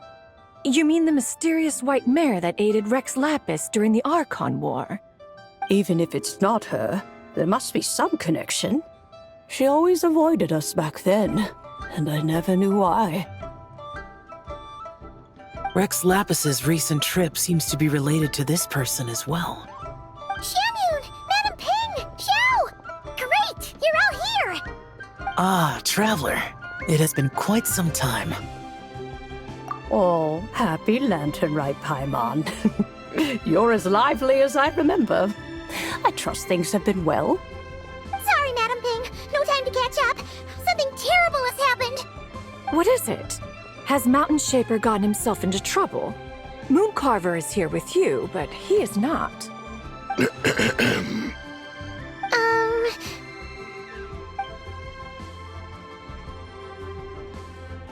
The Wrath of Mint? That old fool dares to utter such nonsense behind one's back. Yeah, that's not really our biggest concern here. So, even a mere deadly self of the White Horse Adeptus was able to possess Mountain Shaper and affect his mind. No wonder Rex Lapis told us to gather here and await his orders. Mountain Shaper's cultivation is inadequate. He was caught unprepared. Were it one of us, Zizha would hardly have found a vessel quite so ready for the taking. Hey, that's not what you said earlier. Where is Mountain Shaper now? A question that hardly bears pondering. Obviously, he intends to plant mint in the vicinity of one's abode. Ah, then he poses no great threat. We might as well let him be. Once he fulfills his wish, it's possible that Zizha will relinquish him of her own volition. Your ulterior motive is most obvious, Mountain Shaper. You two hope for Mount Eltsong to be covered in mint. One can see it clear as day. Not to mention, deadly selves are born of malevolent human desires, and naturally pose a great risk to the form and mind of all living beings. We cannot let this go unchecked. Let me handle it. I have relevant experience and know how to deal with such situations. One has no doubt of that. Yet your involvement would likely end in armed confrontation. In one's own estimation, the time for such measures has not yet come. Before his departure, Rex Lapis knew that Zizha was active in Liyue Harbor, yet told us only to wait. It would seem, then, that Rex Lapis did not believe extreme measures were warranted here. Yes, this is quite a peculiar case. After all, Zizha's possession does not seem to come with ill intent. It's more like she's guiding those she possesses to fulfill their own wishes. There is another matter of import, however. I sense tremendous resentment emanating from her. What could be its source to render her so unable to find peace?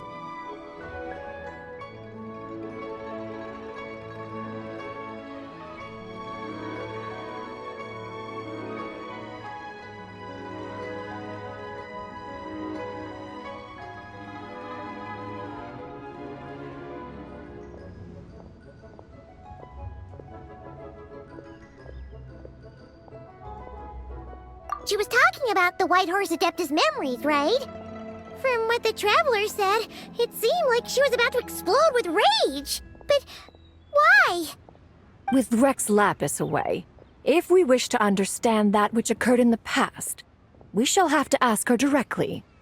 She also mentioned the Curse of Time. What could that be about? Perhaps. Erosion. Indeed. We are of the same mind. I heard that ancient clans in the mountains once regarded the White Horse Adeptus as the daughter of time. It seems there was some truth to that, after all. The Daughter of Time. Cursed by time? Time does not treat everyone equally. The longer you dwell in this world, the more it takes from you. Then what do we do? One has devised a solution.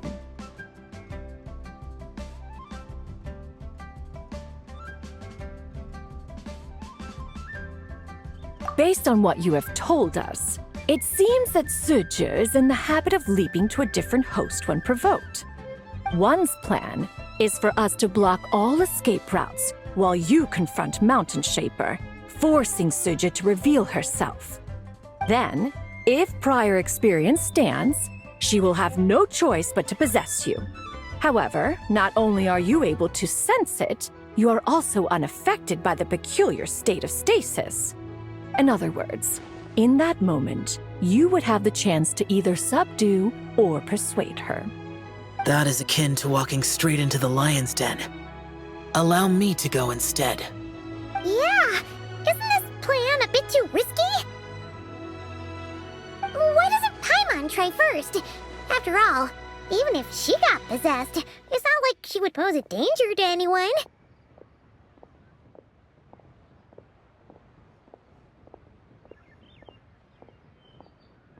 Paimon's wishes aren't all food-related, you know. One would not suggest this course of action if one had any such reservation. Time and again, the Traveler has proved immune to Sidge's influence. Consider for a moment why that might be.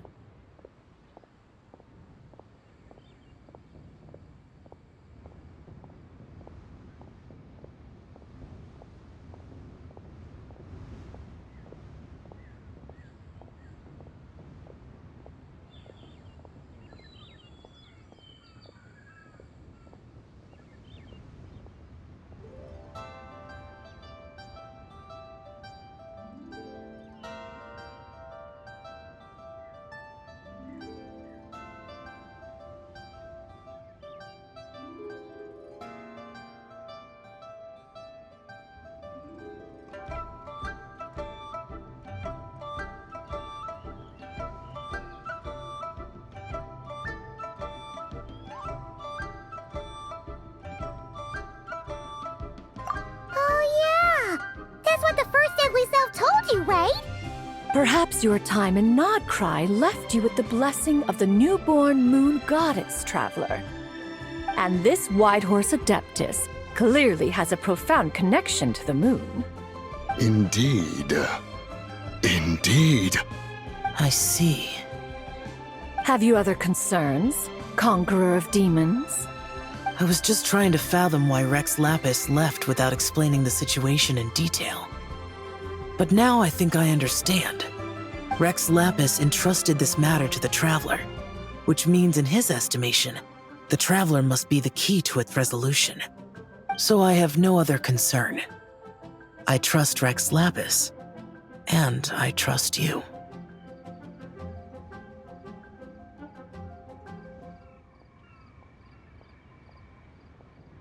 Then we are all in agreement on proceeding with this plan? Very well. We should depart at once, lest we lose our chance. Let us see whether that old fool truly dares to face one's abode with Mint.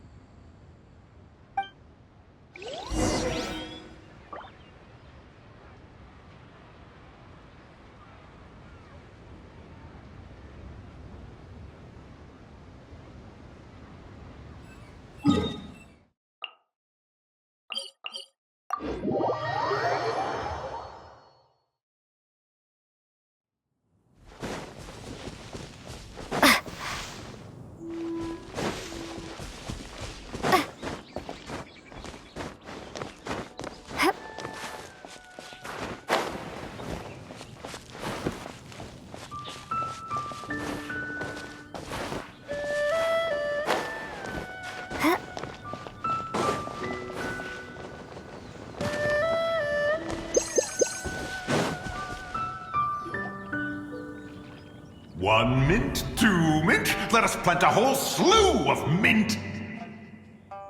Once I reach 10,000, Cloud Retainer's abode shall be Mount Outsong no more, but rather Mount Mintsong! Oh, to behold the look on her face when she is confronted with such verdant splendor! Mountain Shaper. You dare disturb the tranquility of one's abode!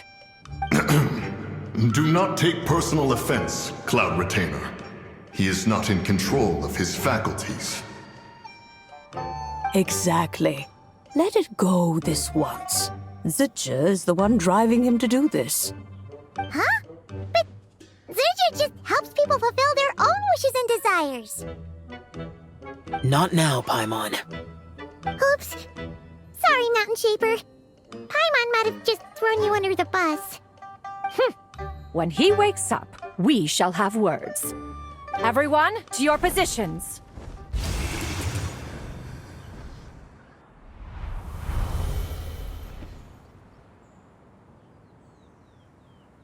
Be careful. A pest? I must catch it!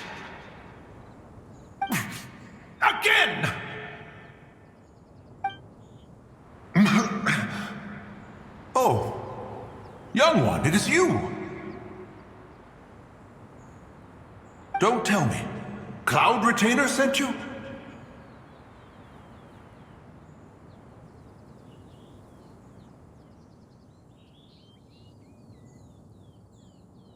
Ha! Such brazen insolence!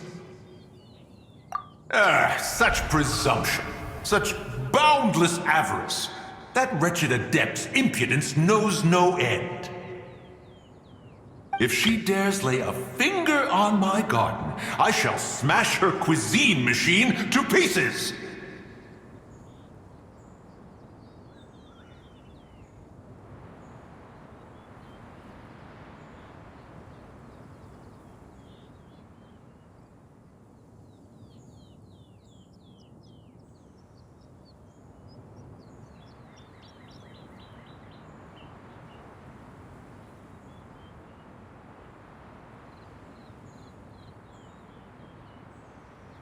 You think I am one to fold so easily?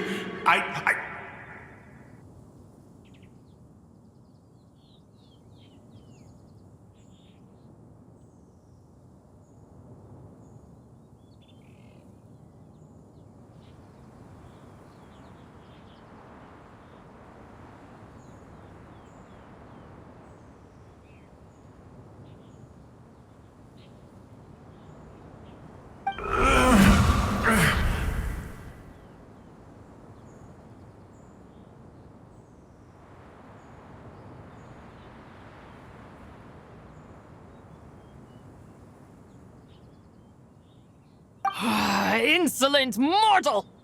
Time and again, you interfere in that which is beyond you. You make it exceedingly difficult to contain my rage. You have no conception of that which you seek. It is forbidden! You know nothing of my past. My warning was given. The cost entwined with this is beyond what you can bear.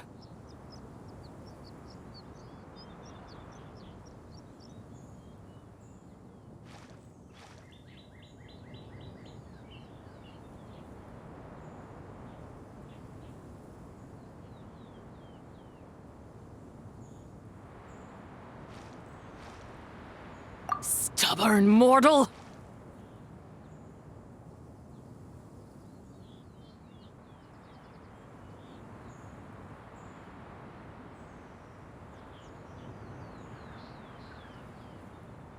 You... Very well. If death is what you seek, who am I not to oblige? Come, let us see the extent of your resolve. Your wish is to behold the curse of time and the memories of this form? Then, let it be granted.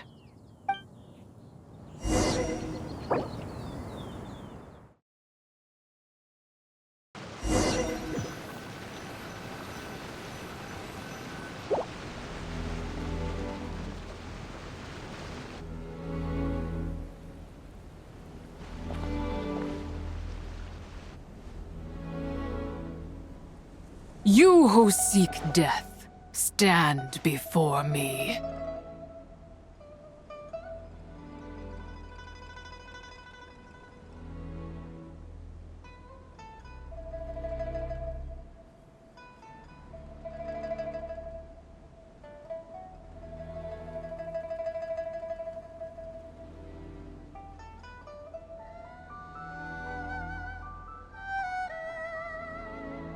My prison. I was merely a trace of impure energy within Zabai's immortal body. When her soul was shattered, it should have been the end of me. But then, the one who governs time descended from on high and froze the moment of her death. And so, I remain in this world, unable to find release.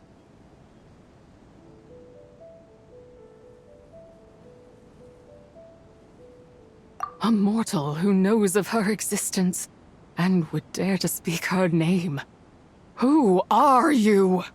help? No, there is nothing we can do for each other. Her power, the one who governs time, it has surrounded me ever since. A blessing and a prison, all at once.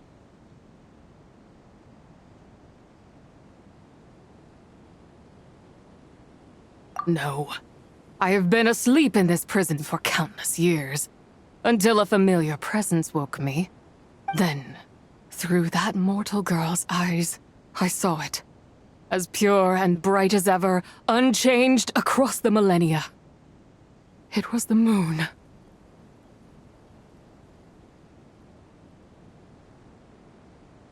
That place is called Chuang Terrace.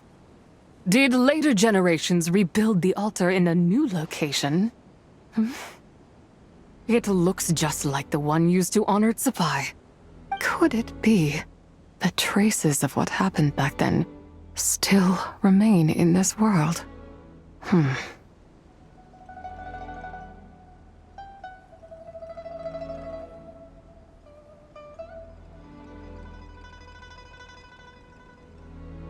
That memory is embedded deep within the essence of Tsubai's soul. It is one that should have been forgotten. Yet, it is precisely that which haunts my every waking moment, fuels my rage, and denies me a modicum of peace. Now you, a mere mortal, come to seek that which is forbidden. So, let us see whether the fire that fuels your ambition is a hero's wisdom or a fool's courage.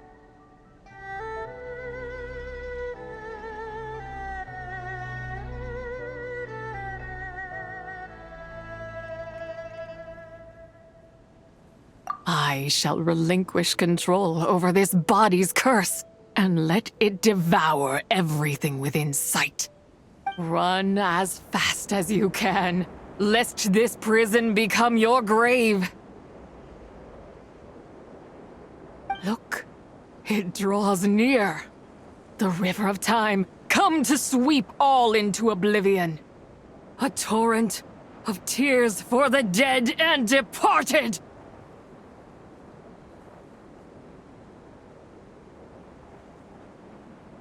I shall wait for you at the end, mortal. Evade being swept up in its waters, and I will show you everything. Fail, and we shall sink into oblivion together.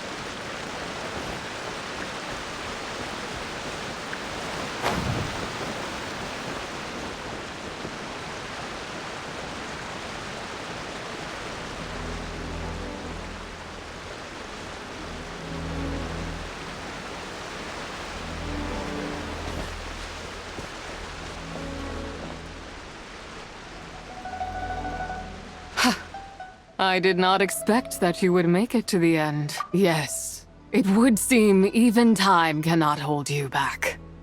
In that case, perhaps this truth is one you can bear. Come, let your wish be granted.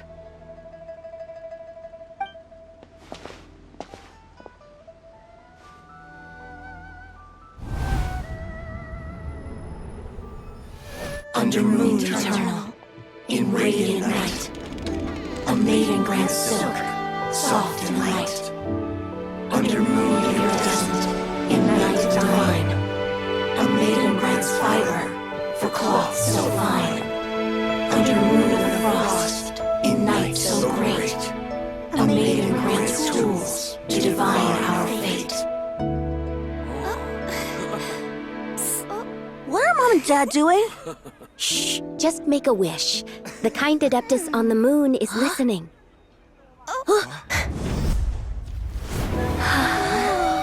Look, it's Lady Tsubai.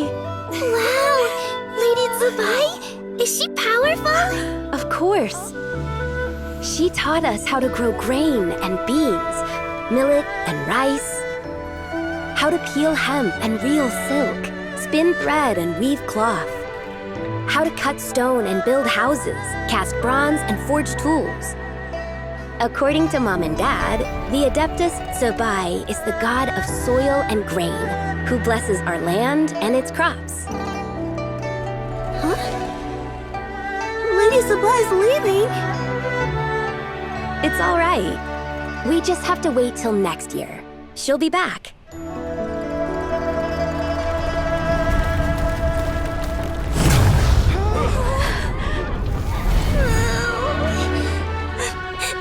Mom and Dad are gone. Why hasn't Lady Tsubai returned? She'll come. We just have to believe. What is that?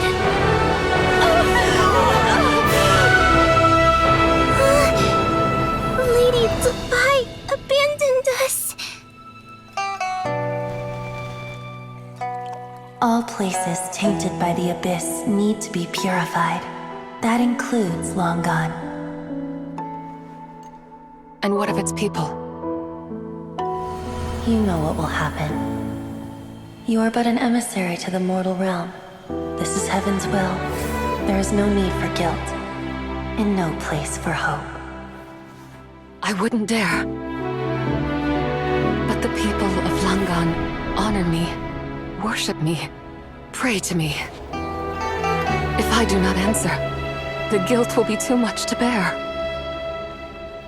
And if you do, you will meet the same end. Then as their god, I shall die among them.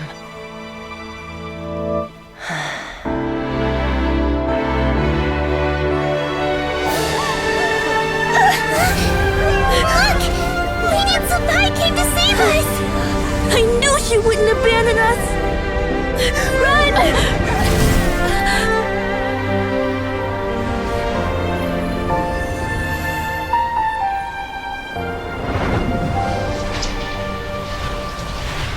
You have done enough.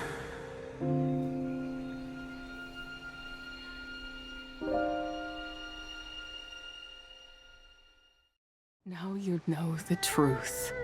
These are the memories that suffocate me where I stand and crush me under their weight.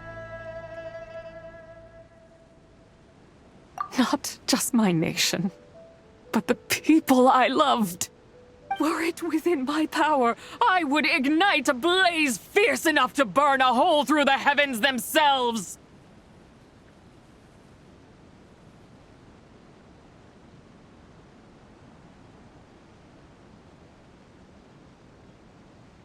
It was a time of war, one that ravaged heaven and earth.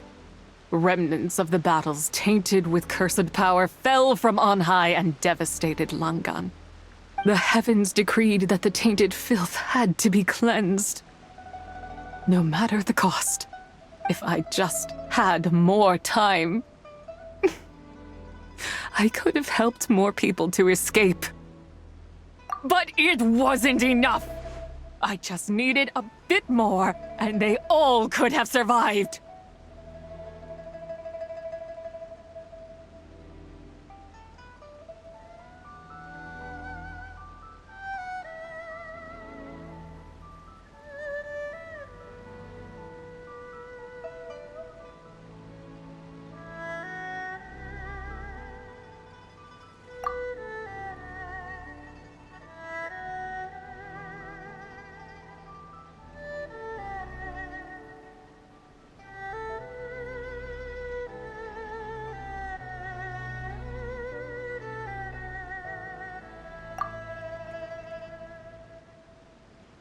I never imagined there would come a day where I found peace. So long this rage has been within me.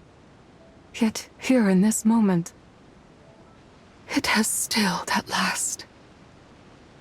Thank you. If you wish to bring Zabai back to life, mortal, then you may take the part of her soul that lives in me. Just remember, from this moment onward, the fate of Langan's fallen rests on your shoulders. And that can, as I said before, I am but a remnant of Zabai's adeptal form, a manifestation of her wrath that was not meant to linger in this world. By taking away this fragment of her soul, you take away my shackles as well. So, let it be done. Ah, it's your turn to grant one of my wishes, is it? Very well. In regard to my fate, and that of Langan's fallen, I know there is little I can demand of you. However, should another raise a war banner against the heavens someday, let my name be set upon its cloth. I ask for this, and nothing more. Now, take what you came for. I was a lone moon, shrouded and dimmed in cloud-veiled night. Now darkness breaks, free and unburdened. I reclaim my light.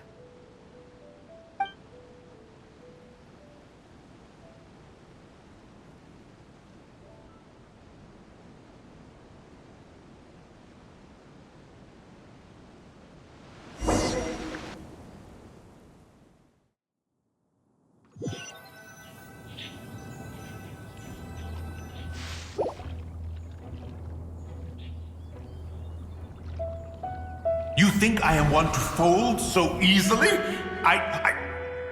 Ah, young one. What brings you here? My, what exquisite mint seedlings. Was it you who planted them? I had not taken you for one so versed in the horticultural arts. I must insist that you visit Mount Hulao. There is much we could learn from one another. Ah, but this is Cloud Retainer's abode. She does not appreciate the verdant wonder that is mint. We should leave at once. If she sees us here, there is little I can do to protect you.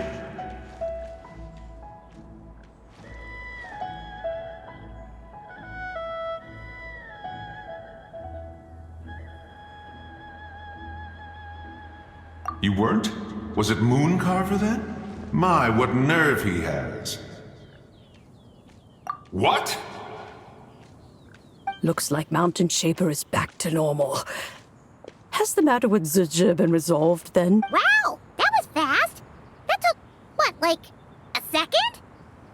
A second to us, perhaps. But for the Traveler, I imagine it felt much longer than that. One's plan was most successful then. And you're all right, Traveler. You don't feel strange in any way? Well, sounds like good news all around. I'm glad this matter is resolved. What is this matter you speak of? The possession of that mortal child? The matter of Zizha may have been resolved, but there is another that is far from over. The mint you planted around my abode. Perhaps you have a moment to spare for a little chat, Mountain Shaper.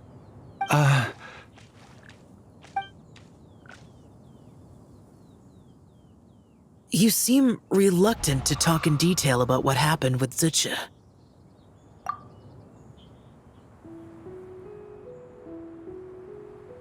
Don't worry. I won't ask you to reveal her secrets to me. And I doubt the other Adepti will either. Huh? You don't want to know what happened? The expression on your face. I know it well, Traveler. It's one I've seen Rex Lapis wear on many occasions. Whatever you learned, it must be too heavy to share. But you're okay, right, Traveler? That deadly self didn't hurt you, did she? Well, as long as you're not hurt, I'm doesn't need to know anything else. Even so, I hope you feel like you can entrust me with it. If I learned anything from our time together, it's that one should not have to shoulder such a weight alone. Not to mention that certain knowledge brings danger in its wake. I would never want you to feel forced to be the sole keeper of such secrets. Yeah, kind of like how one person can't finish a whole slime, you know? Better to grab a bunch of friends and eat it all together. Exactly! Wait, no! Paimon's just saying we've got loads of friends who'll be more than willing to lend an ear.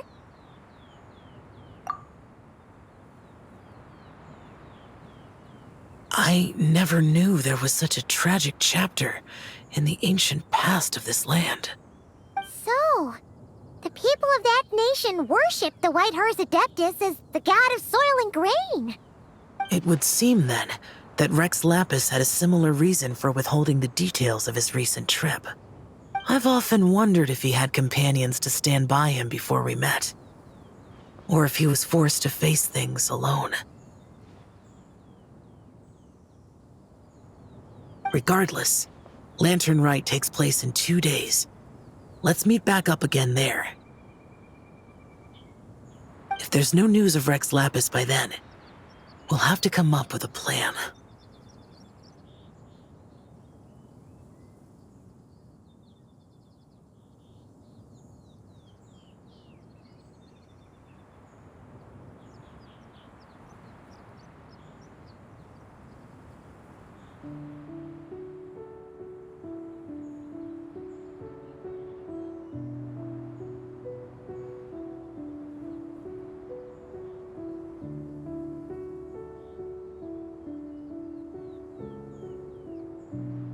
Fingers crossed it all goes well.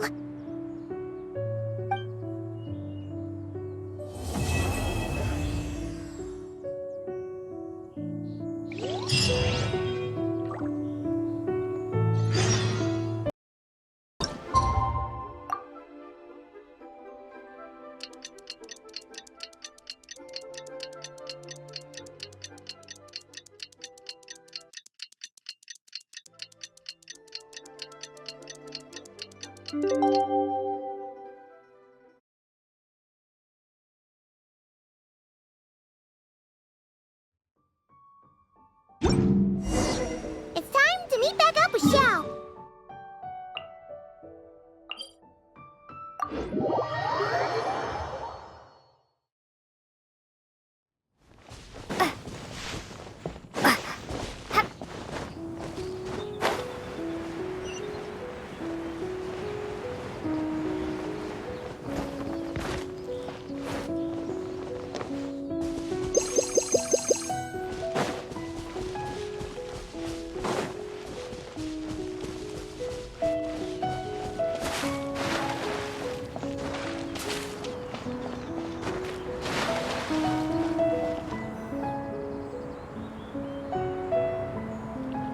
Xiao, Cloud Retainer, Madam Ping! We're here! Any news on Zhangli? Wait, are we missing 2 Adepti? Well, Shenyun banned Mountain Shaper from Mount Outsong for 3 days. Oh, then what about Mooncarver?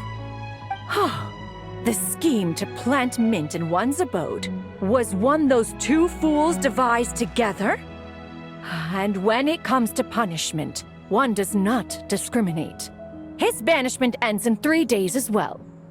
Wow, that's pretty harsh, Cloud Retainer. Let's get down to business. We have news of Rex Lapis. Huh? Isn't that... Yes, Rex Lapis's Geopillar. It descended from on high this morning. He must have sent it for a reason, but it does not respond to our touch. So, what does he mean? Is he in trouble? Not necessarily. It could be a message only a specific person is meant to receive. Traveler, you alone spoke to Rex Lapis before he left.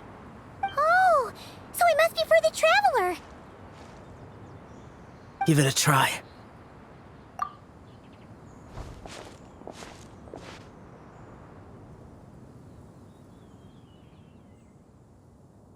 Come to the spring on Mount Qingze. I have left an entrance for you.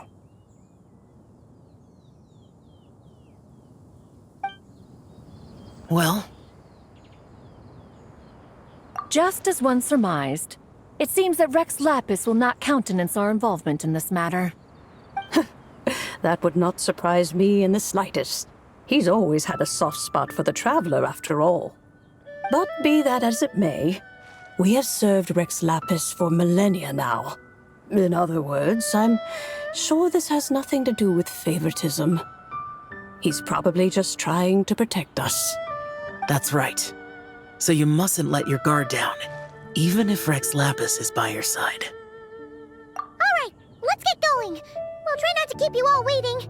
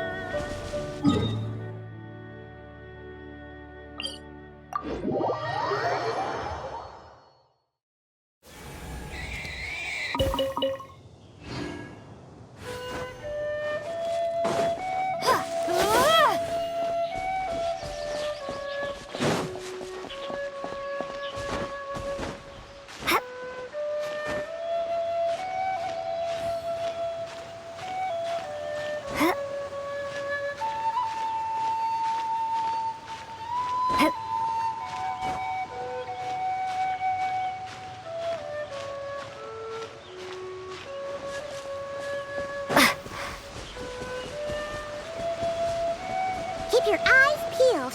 He should be around here somewhere. Another test subject. That tingle?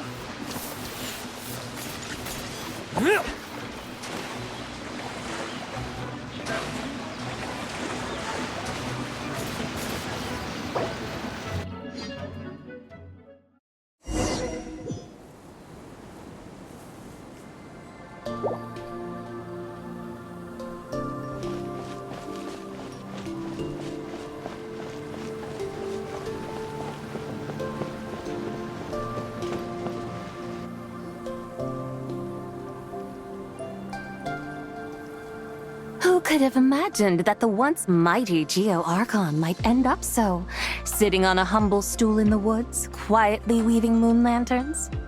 You really do look like an old man now. This is a Shao lantern, not a moon lantern. In ages past, when the gods waged war and the world was in turmoil, these lanterns were lit to guide fallen warriors back to their homes. Had you tarried in the mortal realm for but a little while longer, you might have become quite accustomed to them. Even so, it bears such a striking resemblance to the moon lanterns they used to offer up to the heavens. Could this truly be mere coincidence? Perhaps in some sense it is, yet in another, it isn't. For instance, who is to say that some of Langan's magnificent jade did not become part of the very foundations upon which Liyue Harbor now stands? It is conceivable that this ritual was transmitted in such a manner too. Now, let's not let ourselves get carried away. For all its splendor, do not forget that, in the end, even Langan could not escape its heaven-sent fate. Alas, it is just a pity that the little creatures of this world may never again lift their eyes to the moon, even should misfortune befall them. But you, Geo-Lord, now that you rule this realm, why take the trouble, not to mention the risk, to visit one who bears such profound guilt as I? Are you not afraid that you might be sullied by the curse of time that was laid upon me? There is no risk to speak of. At least, not in comparison to that which you took when you defied the heavens all that time ago. As I have stated, time and again, it was not I who defied the heavens. Geo-Lord, the ancient affairs of Langan have nothing to do with me, for I am but one of her deadly selves, severed before her demise. My name is not Zibai, but Zichao. Surely you did not take us for one and the same solely on the basis that we may all assume the form of white horses? Sorry to break it to you, but you seem to have found yourself the wrong white horse. Anyway, do tell me, what urgent matter brings you here? Very well, then. I have come to ask for Zibai's shade. Oh? So, the Geo-Lord has set his sights upon Zibai's human soul. And what is it that you intend to do with it? The world outside is changing. With the new moon's birth, the confines of the Shadow Moon are gradually disintegrating. In other words, the heavenly soul is set to return. Consequently, strange phenomena have manifested within Longon's former domain, leading to the earthly soul's reappearance as well. The last of the trio, the human soul, is in your possession. Most intriguing. My intention is to gather all three together, so that an old friend may finally make her return. I must admit, it seems that some remarkable affairs are coming to pass in the outside world. Yet there is one thing you seem to have overlooked, Lord of Geo. Back in the day, it was you that freed me from that painting. And afterwards, I took up arms in your name. Together we first subdued Chenyu Vale, then brought peace to Mount Qingse. It was for this cause that the contract between us was made. But now that the debt has been repaid, what cause have you to expect my aid? Zibai and I have long been friends. Given not only that you were manifested from a corrupt desire within her divine form, but that you also possess a fragment of her soul, how can you purport to be the wrong white horse? I think you'll find that we are now as separate and distinct as any two beings ever were. What once shone with radiant purity has long become dust. What you see is no longer what it was. Oh, great Lord of Geo. Should this still be unclear to you, I bid you take your leave. It seems that the fault lies in my own lack of consideration. As you wish. I shall let this matter rest. Wait! One moment, if you will. Should this not be your opportunity to propose a new contract? The part where you make me an offer I simply couldn't refuse? Even those puny mortals know how to haggle when striking their bargains. Should you, the famed god of contracts, not likewise strive for success through negotiation? Come now, enough with the posturing. It's time to name your price. Very well. I had, in truth, prepared a new contract for your consideration. I knew you would not come before me unprepared. Yet, you should know that I want for nothing, for I live in the mountains, carefree and untroubled. Occasionally, I even find sport in teasing the mortals who stumble into my presence. Then why persist in telling them those ancient stories? I speak of what transpired before the sky collapsed and the earth sank into itself. That is merely my way of passing the time. And what of it? Would any believe, much less remember, the ramblings of a mountain hermit? Those tales have long since spread throughout the mortal realm. Who? Should my words prove insufficient, I invite you to see the world for yourself. To this end, I have found you a pair of trusty guides. The Lantern Rite is presently underway in Liyue, and should prove quite intriguing for you. So this, then, is the contract you have prepared for me? Indeed it is. Think of it as a contract for a one-day festive excursion. Surely you do not hope to offer this in exchange for Tsubai's shade. The foundation of my very existence for a little excursion seems a little steep, wouldn't you say? Why not see for yourself? You can always decide afterwards. The final determination, of course, shall rest with you. Is that so? Then perhaps this deal might not be entirely off the table after all. Where then are these guides of which you speak? Hey, it's Zhangli! Oh, we've been looking for you everywhere. We thought you might have gone missing.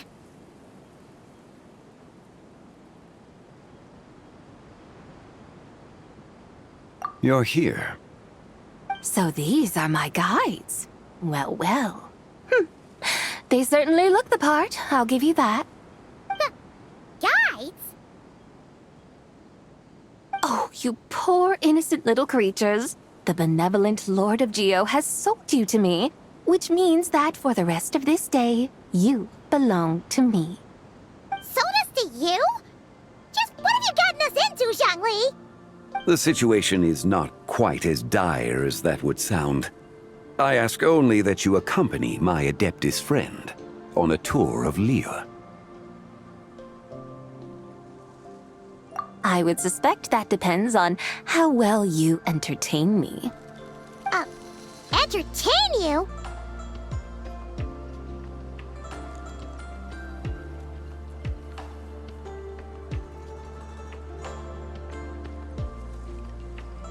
Let us start with this Liyue harbor of which I have heard so much.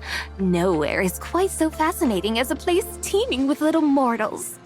How come this Adeptus sounds so different from what Paimon imagined? Okay, we'll take care of it. Get ready to find out why they call Paimon the best travel guide in all of Tibet.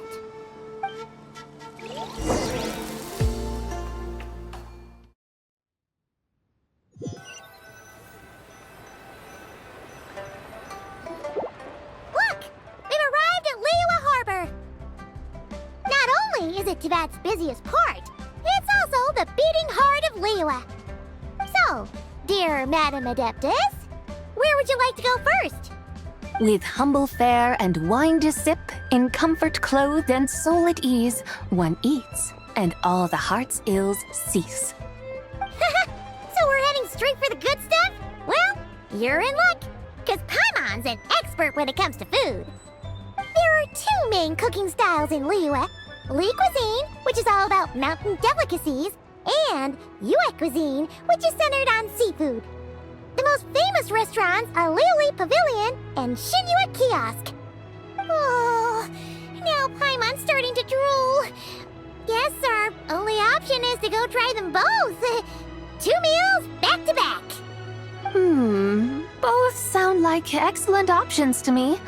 Are these the kind of establishments that most people might visit on a regular basis? Not exactly. Both Li cuisine and Yue cuisine are known for their pricey ingredients. Definitely not what you'd call the budget options. But don't you worry about that. Just think of it as Zhangli's little treat.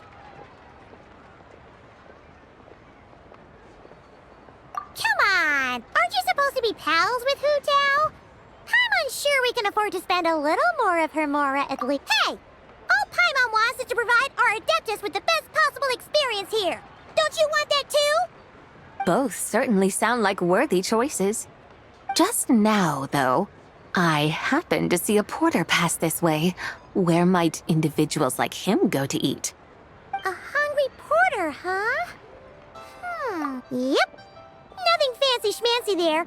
Just tasty dishes made with simple ingredients in a variety of different styles. Most importantly, it's great value for money, too. No wonder everyone loves it, huh?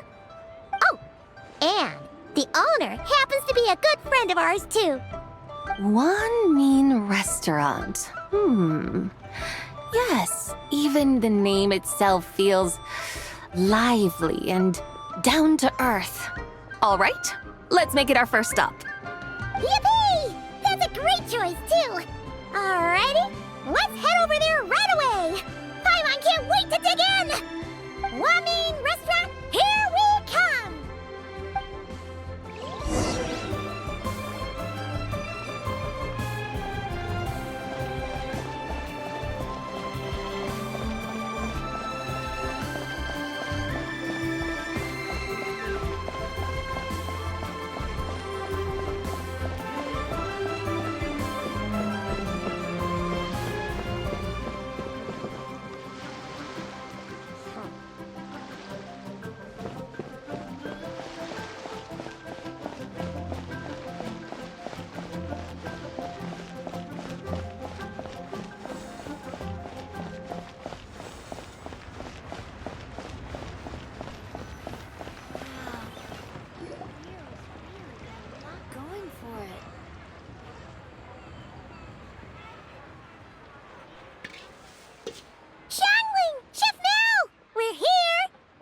Oh, hello there. What a surprise to see you two. Welcome, welcome.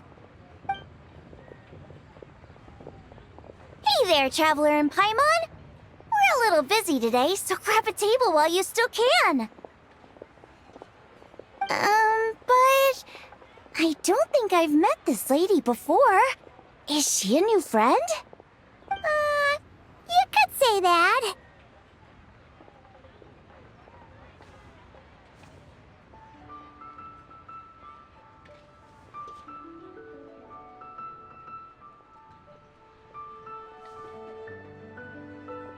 Oh, I see.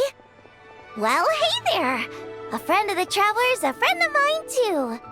Don't worry, we'll take good care of you. Just order whatever you want, it's on the house.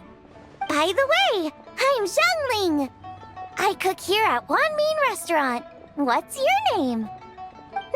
Miss Xiangling, have you ever heard of the White Horse Adeptus? Of course. What about her?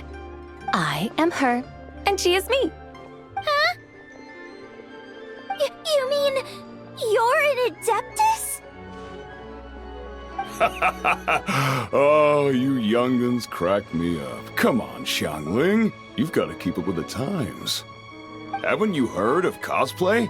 It's like a role-playing game where you dress up as famous characters and pretend to be them. Seriously, it's all the rage, and it looks like this young lady is quite the expert. Your friends sure keep their fingers on the pulse, huh, Traveler? Wow, Dad.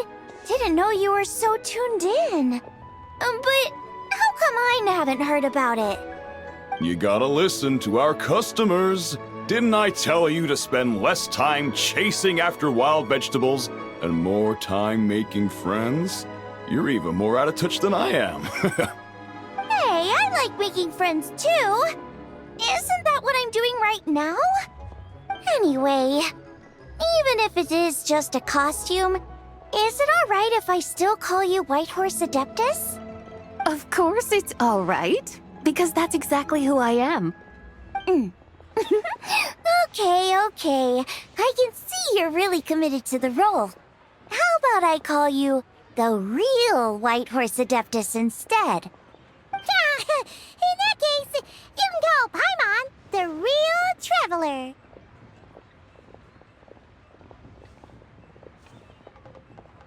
Yeah, right. You could have at least switched outfits. Puny mortals. Nevertheless, I suppose it might be amusing to indulge in your little charade, for a while at least. All right, go grab yourselves a table. I'll come take your order in a bit. Cheap and tasty chop suey!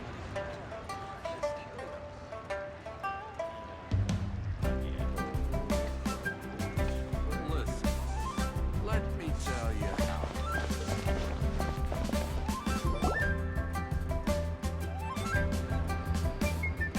Hello. May I ask if Miss Xiangling and Chef Mao are here? Yeah, they're just over there. Wait a sec. Aren't you? So, what would you like to... Huh? You're... Hello, Miss Xiangling. It's me, Lu Xiangsheng, the one who broke some stuff here at your restaurant a few days ago. I just wanted you to know how sorry I am. I honestly don't know what came over me. Please forgive me. Oh, it's you. You really gave me a fright that day, young lady. You didn't actually get food poisoning from our blackback perch stew, right? Come on, Dad. She's come to say sorry. It's all right, Miss Lu. You must have been feeling a bit off that day. You're looking so much better now, though. Why don't you grab a table, too? This one's on the house. No, I couldn't possibly. Hey, it's totally okay. We all feel under the weather sometimes, especially when we're away from home. Go on, find yourself a... yikes.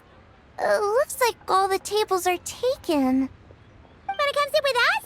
We've got an extra seat over here.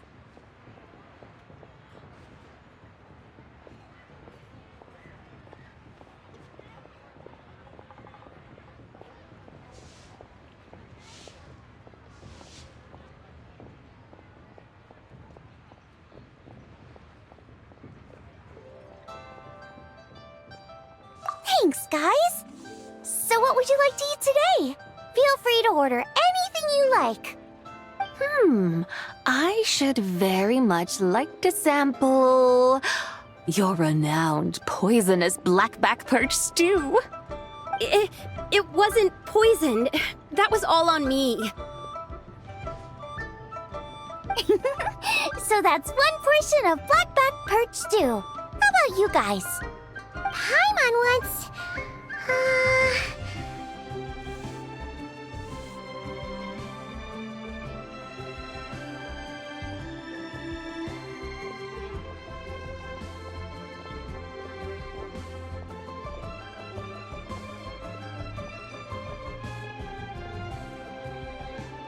Sure thing! Looks like Paimon's having trouble making up her mind.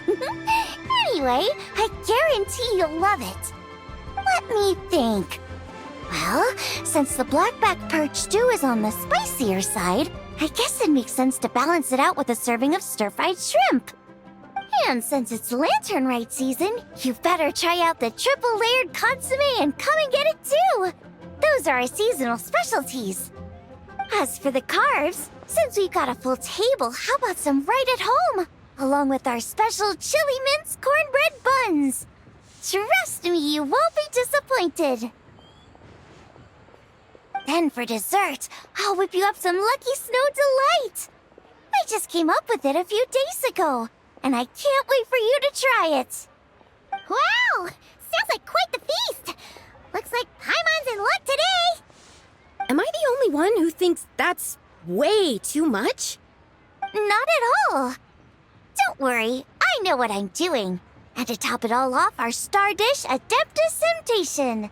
You should know that we don't often serve this here at Wanmin Restaurant. But since this is my first time cooking for the White Horse Adeptus, I'm pulling out all the stops. Okie dokie, just sit back and relax. I'll have your dishes out in no time. Hold on. Did I just hear Miss Xiangling mention the White Horse Adeptus? You did indeed. And you're looking right at her. That's a joke, by the way. She's cosplaying. Oh, I see. Phew, almost believed you there for a moment. Tell me, little one, what business might you have with the White Horse Adeptus? It's a long story. Basically, a while back, I took part in an archaeological dig over at the chasm. While we were there, we discovered a number of relics. Our findings show that they date back to the era of Long Gone, an ancient nation whose people are said to have been the ancestors of some of the modern-day inhabitants of Chenyu Vale. And why might such matters concern the White Horse Adeptus? Because some of those relics not only seem to contain textual references to her, but even depictions of what she looked like. There have long been legends claiming that the White Horse Adeptus was a deity of that era, but there are plenty of other theories out there too.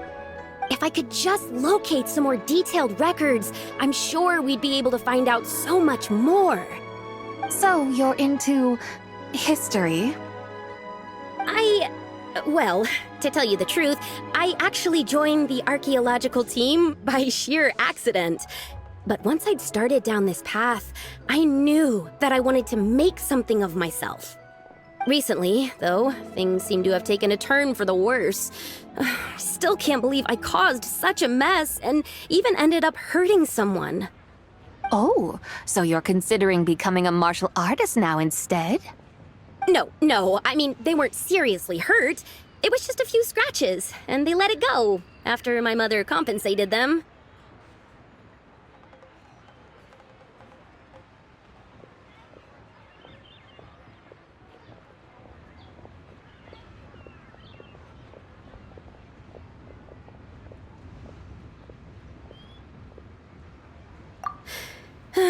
Either way, my career is pretty much over.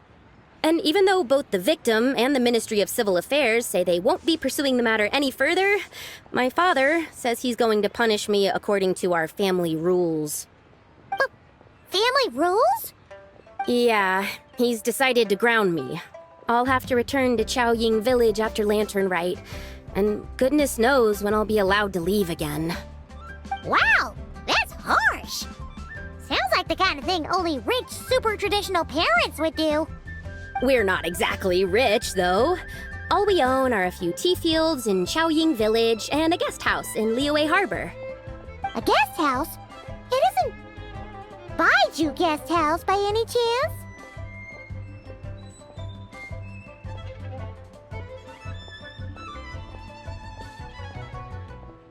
Yep, he's my grandfather. So, you've heard of the guest house before? Small world, huh?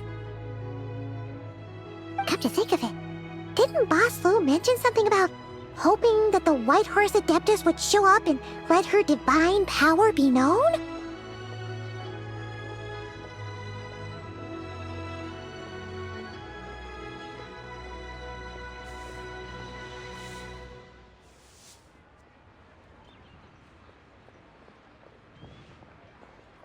Sure, but Paimon's guessing this wasn't exactly what he had in mind.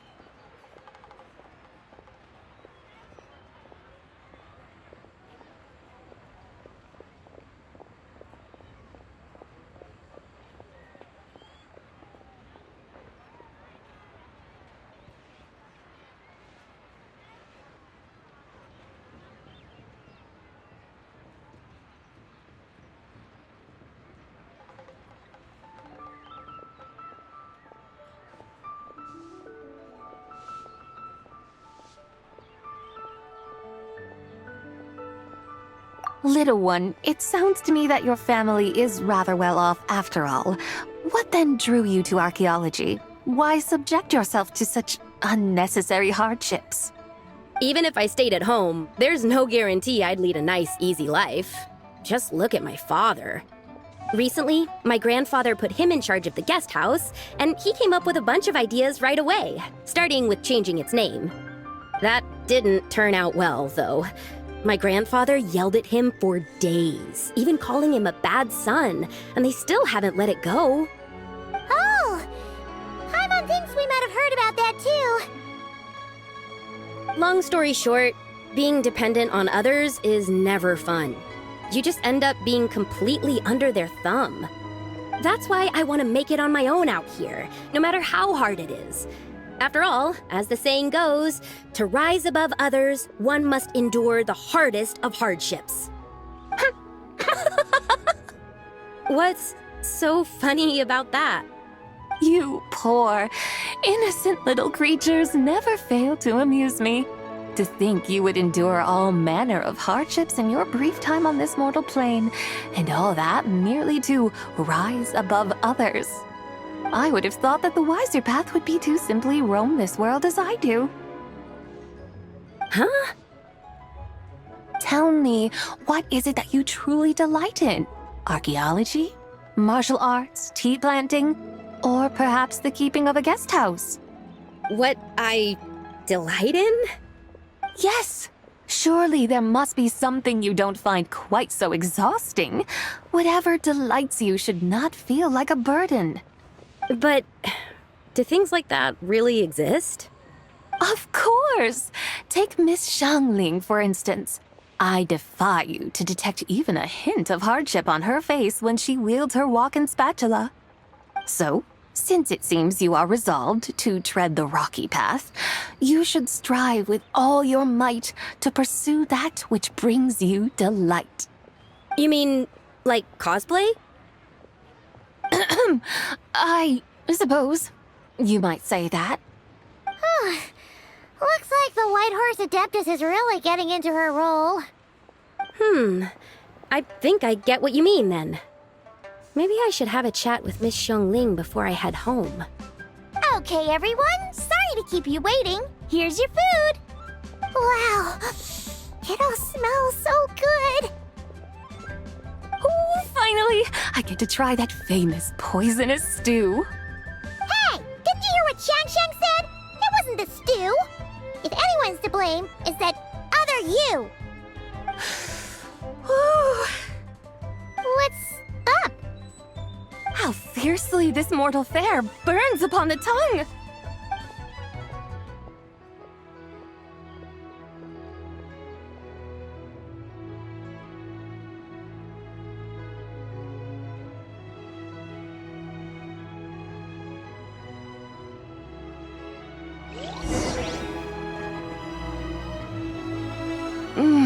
Most satisfying as poisonous stews go. So, where to now? Time, I think, to seek out some diversion? Oh, there's plenty of entertainment options in Liyue. Paimon will tell you that. The locals like to drink tea, walk their pets, play chess, watch operas, attend storytelling performances. Storytelling performances? You know, like listening to people telling stories. They're usually based on old Liyue legends, just like their operas.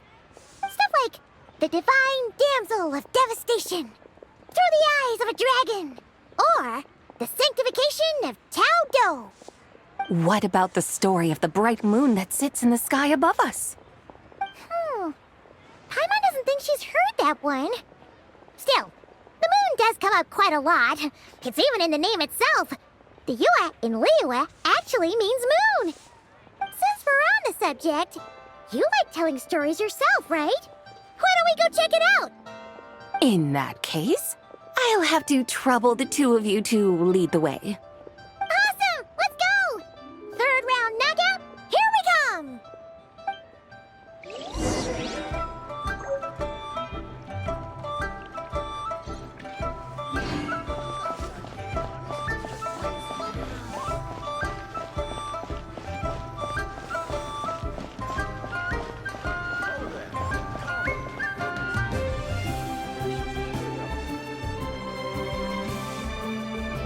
What a tongue twister.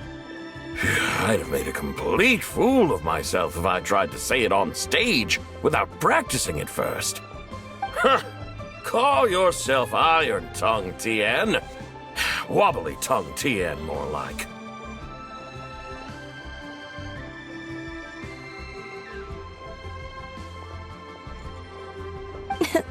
I used to have that problem a lot. But if you just take your time to grasp the meaning and commit it to memory, You'll be able to say it smoothly in no time. You're right, Miss Yoon. I'll give it another try. Hey, Yunchin! Fancy seeing you here! What are you two talking about? Ah, Traveler and Paimon, we meet again. And who, may I ask, is this? You may call me the White Horse Adeptus. The White Horse Adeptus? She's not really an Adeptus.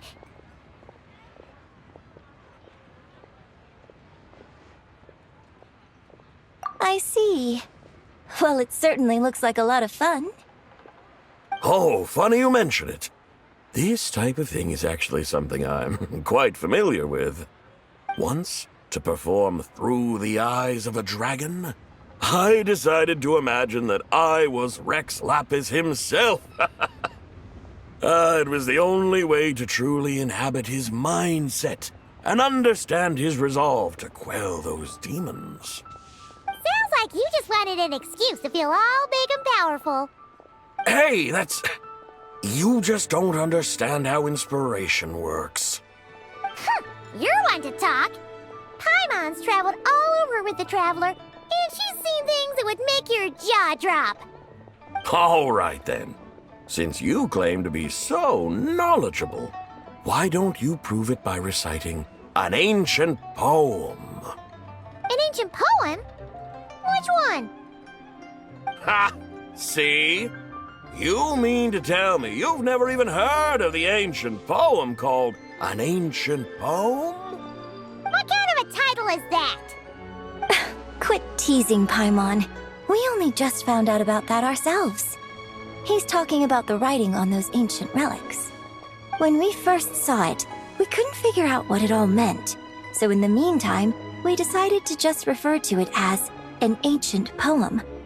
However, thanks to the painstaking work of the scholars who were tasked with decoding it, it seems like that's exactly what it was. Or rather, an ode offered in veneration of the moon and the White Horse Adeptus. Oh yeah! Didn't Kuching mention that before? It's got something to do with Longon, right? That is correct. The Ministry of Civil Affairs has issued a notice stating that, although it is true that the moon may disappear tonight, we should be in no danger. In other words, there's nothing to fear. But if you're worried, we can always take a leaf from the Book of the Ancients. By reciting this poem, I mean, and calling for the White Horse Adeptus's aid. If we do that, I'm certain she'll protect our moon and keep us safe. Ooh, seriously? Paimon has to get a look at this.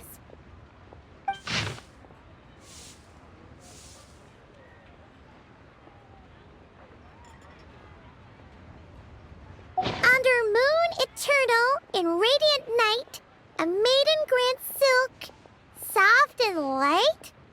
What in Tibet's that supposed to mean? Under moon iridescent, in night divine, blah blah blah, something cloth so fine. Something about fields being plowed, something else about seeds being sown from the earth. Seriously? What is this? The fields are plowed, the seeds are sown, and from the earth, life is grown. Whoa! You did that without even looking! Bravo! Bravo! We have an expert in our midst. Looks like this young lady really does know her role inside out. If I didn't know any better, I'd have taken her for the real deal. That's because I am the real deal. That's the spirit. This is exactly the kind of mindset I was talking about. Behold, mortals, I am none other than the indomitable Rex Lapis himself. Kneel before my godly splendor. Believe me, young lady, I know exactly why you do it. Back in the day, I was just like you. I must say you are rather amusing as mortals go. Miss White Horse Adeptus, it is a great pleasure to make your acquaintance today. I have some questions regarding the poem, and I was wondering, perhaps, if you might be able to shed some light on it? You want me to explain the full meaning of its verses? Your guidance would be much appreciated. Fascinating. Huh. Tell me, do all the people of Liyue still express such reverence for the ancient ways? Well, it's true that we hold a deep fondness for our history, but it is hardly our only pursuit. One of my good friends, for instance, is even more devoted to the modern Fontanian art of rock and roll. Exactly! And don't forget, great practitioners of the role-playing arts walk among us too. People like me and you, young lady. Yes. So rather than placing too much emphasis on our reverence for the ancient ways, it might be better to say that here in Liyue, 100 passions bloom, each with a voice of its own. I see. Then, I suppose it wouldn't do any harm for me to enlighten you. In truth, it is but a simple poem of blessings. Its meaning is this. As the eternal moon rises in the night sky, a maiden adorned with lustrous jade descends upon the earth. She blesses the kudzu vines and mulberry leaves so that they may be used to make coarse cloth that is nevertheless soft, light, and comfortable to wear. As the iridescent moon rises in the night sky, a maiden adorned with lustrous jade descends upon the earth. She blesses the kudzu vines and hemp so that they may be used to make fine, luxurious cloth. As the frost moon rises in the night sky, a maiden adorned with lustrous jade descends upon the earth. She blesses the mugwort and artemisia so that they may be perfect for divination. So she really did come down from the moon? She shows the people how to use the plow and spade to purge the land of weeds, till the soil, and heap up the earth to make it fertile. Then with the hoe, she teaches them to sow their grain, bestowing the promise of life upon every seed. She blesses the millet and the beans, ensuring that their stalks and vines stretch forth without end. She graces the wheat and the rice, so that their heavy heads are filled with plump, glistening grain. Sounds like she's a real pro at all this farming stuff. The fruits of the field are harvested and brewed into sacred wine for honored guests. This we reverently present to the divine maiden, with every ceremonial step flawlessly observed, so that she may witness the depth of our piety and respect. Oh, divine maiden, how can your graceful presence in the sky not seem like that of a fairy descending from the heavens? Oh, divine maiden, how does your pure and radiant form not resemble the guardian spirit of our land? I send my heart's desire, ascending to the heavens, beseeching you to grant us good fortune and blessings in the coming year. Huh? So, that's what it's supposed to mean? I find myself speechless, moved beyond the power of words to convey. Oh, young lady, you have shown me the heights to which a true role player might aspire. A truly remarkable performance. I did not anticipate that anyone could unravel this poem with such depth and clarity, and so soon after the Ministry of Civil Affairs noticed, too. I'd even begun to consider myself somewhat versed in the matter, but as they say, there's always someone more knowledgeable out there. Allow me to extend my thanks to you, Miss Whitehorse Adeptus. You are far too humble, young one. I must confess, it is I who have been surprised, not only by you, but also by this Liyue harbor of the present day. Ah, so you're not from Liyue. And what, may I ask, has surprised you about it? Oh, it's nothing really. Just some old memories scattered here and there. Very well, my guides. I suppose it is time we set forth on the next part of our excursion. I'd like to go see that wharf now. What say the two of you? No problem! We'll take you wherever you want. Oh, leaving so soon? Before you go, allow me to introduce myself. I am Yunjin, director of the Yunhan Opera Troupe. May I ask your name in return? My own name is scarcely worth mentioning, but since you asked, perhaps I'll tell you the title of that poem instead. Huh? So, it isn't actually called an ancient poem? Of course not. Its real title is Odes of Long Zabai. Odes of Long Zabai. Mm-hmm. All right then, until we meet again.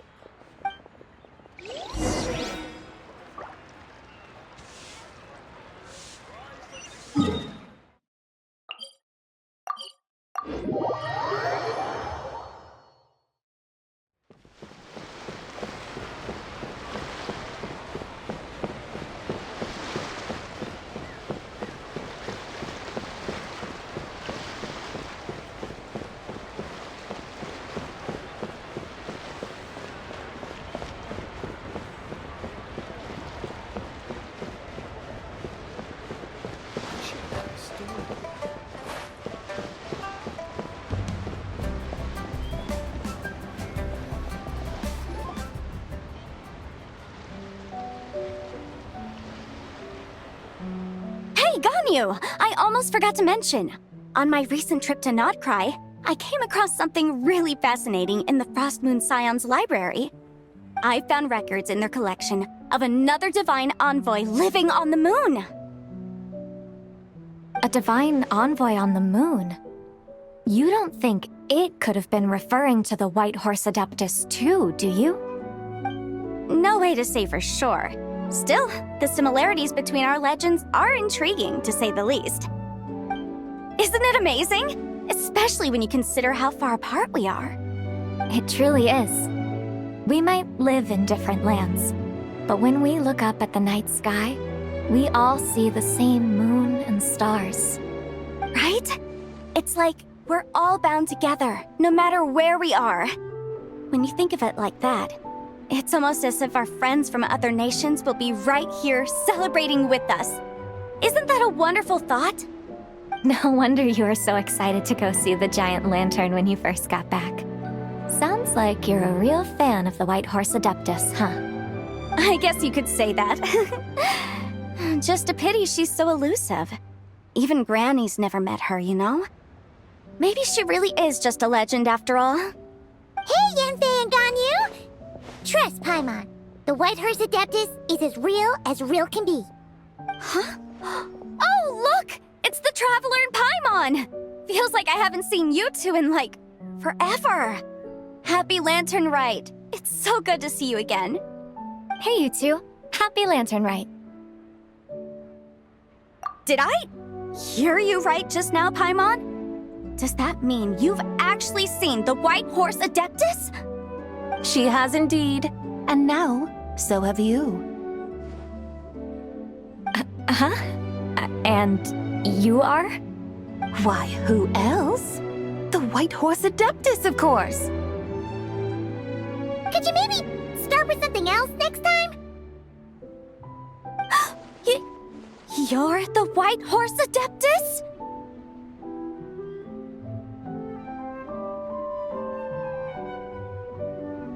That's right. Allow Paimon to introduce you to our new friend, Zichao. She's been low-key obsessed with cosplaying the White Horse Adeptus ever since we met her. I see. Well then, greetings, Miss Zichao. My name is Yanfei, and recently I've been low-key obsessed with learning everything I can about the White Horse Adeptus. I'm sure the two of you will get along like a house on fire. Oh, and by the way, I'm Ganyu. So, Miss Zichao, you must be here to see the giant lantern too, right? Hmm? A horse-shaped Zhao lantern? Is that what I think it is? That's right. A lantern made to honor the White Horse Adeptus herself. Isn't it gorgeous? Huh? What are you laughing at? Both the lantern and myself. What do you mean? Oh, this lantern truly is an artistic masterpiece. But tell me this, have any of you ever seen a horse before? Come to think of it, Paimon can't remember ever actually seeing one herself. What about you, Traveler?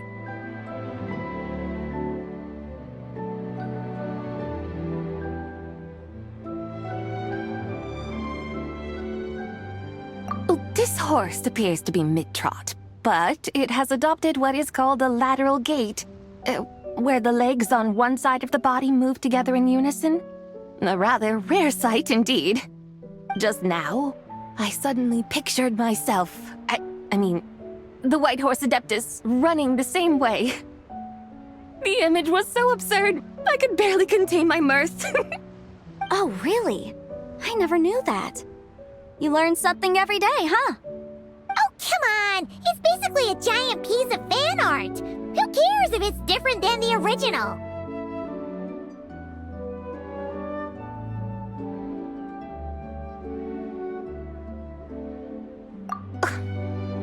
I was merely laughing at my own ignorance. I came here thinking that the White Horse Adeptus's tale had been long forgotten.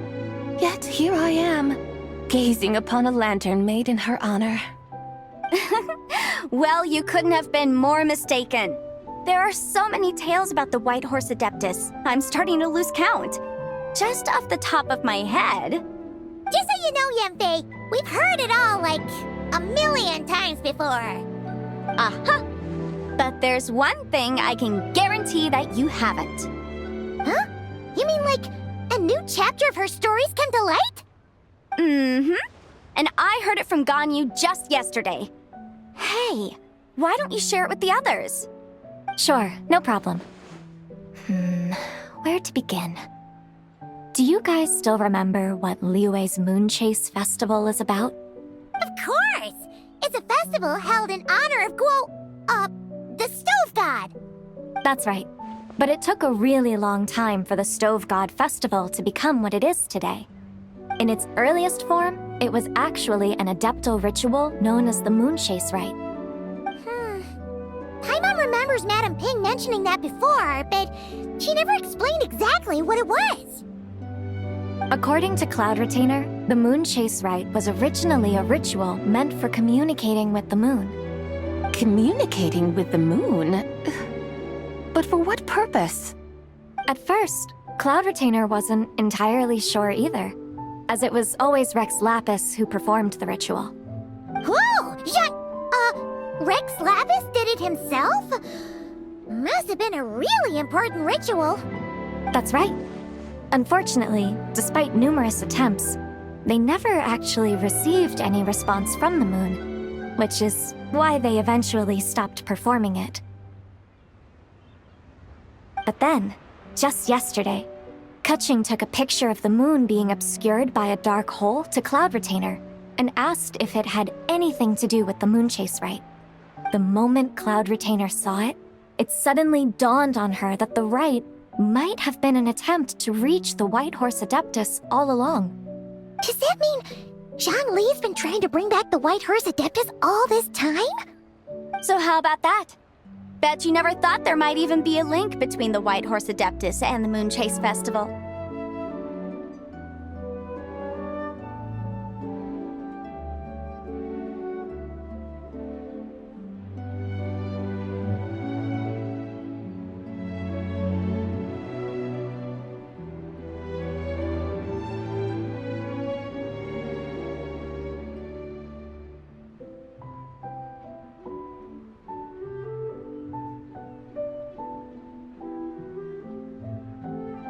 If Keqing hadn't taken that picture to Cloud Retainer, we would never have known any of this. This is probably what Keqing was referring to that day when she mentioned there were some ideas she wanted to follow up on. So, Geo Archon. All this time, you've been striving to awaken her. Huh? What do you mean, awaken? Nothing. What I truly meant to say was, this new insight you've provided has been truly eye-opening. Oh, by the way, my trusty guides, I've been meaning to ask, where in Liyue Harbor might one enjoy an expensive scenic view? Huh? We're off to the next stop already? But Paimon's barely done digesting that lore bomb just now. All the more reason to find the right spot to let it sink in. Oh, so that's what you're up to. A tour of Liyue Harbor? In that case, if you're looking for a spot with a panoramic view, I'd recommend Yujing Terrace. That's a great idea. Since the terrace is on higher ground, the sea view from up there's so much better.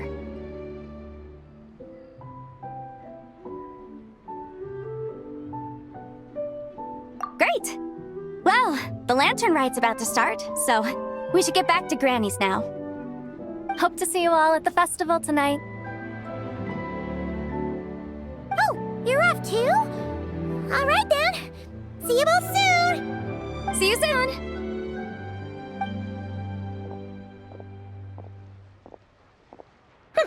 Very well, my guides. What are we waiting for? Okay, you're the boss. Eugene Terrace it is. After all, the customer's always right.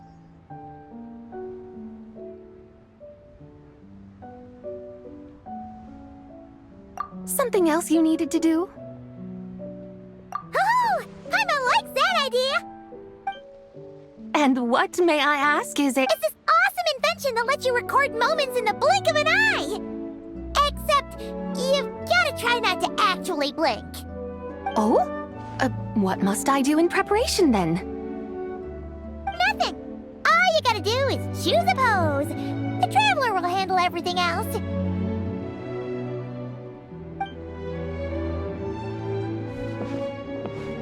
Come on, let's give it a try.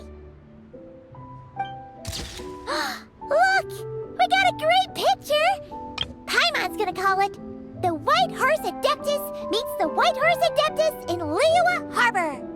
Huh. They've even discovered a way to preserve moments in time. Now I truly am curious to witness what else these mortals might accomplish.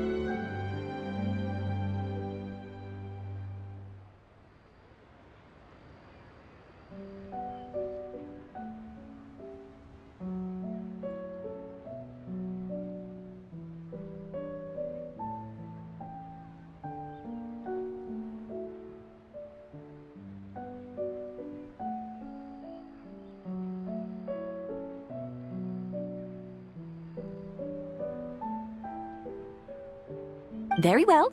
Let us proceed. Eugene Terrace lies in that direction, does it not?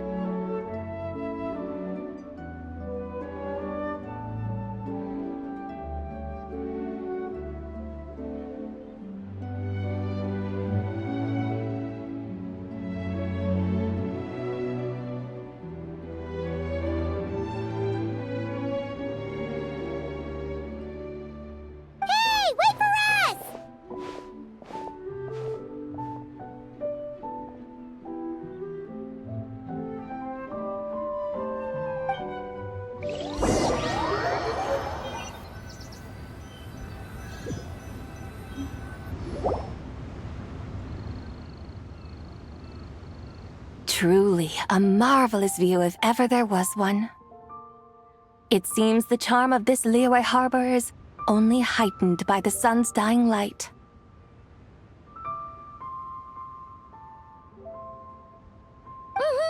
And soon, people will start releasing their shell lanterns to mark the most important day of the year.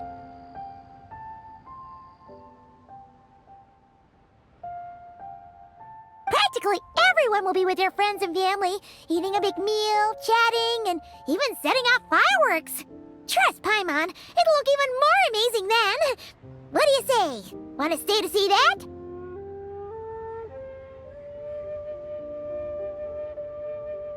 No need. Let us bring this weary day to a close.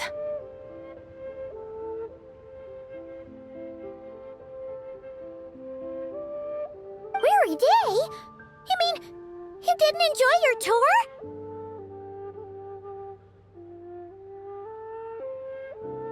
I had imagined you would arrange for me to witness some grand spectacle. Perhaps the descent of divine beings, the manifestation of the sacred before mortal eyes, or the appearance of a selfless hero come to aid the helpless and downtrodden. Or, should that not come to pass, then at the very least spend a little more coin. For that, it seems, is how one finds true enjoyment. Alas, but there was none of these. Instead, we merely filled our bellies, listened to tales, and gazed upon a crude imitation of my likeness. And now the sun begins its descent. What a day of quiet tedium. Well, we're so sorry. If we'd known that was what you wanted, we'd have done it all differently. It's all that Zhang Li's fault for not making the customer's requirements clear.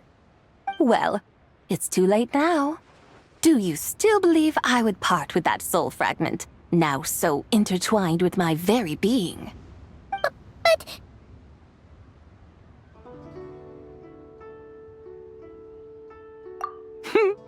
I knew you were the more astute of the pair. Huh? You were just trying to scare Paimon? It seems the realm of the Geo-Archon has a way of making one more stony-faced. So, you were just pulling Paimon's leg? Of course. I was merely engaging in a little banter with the two of you.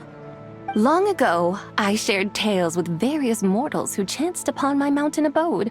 Never did I imagine that those stories would endure.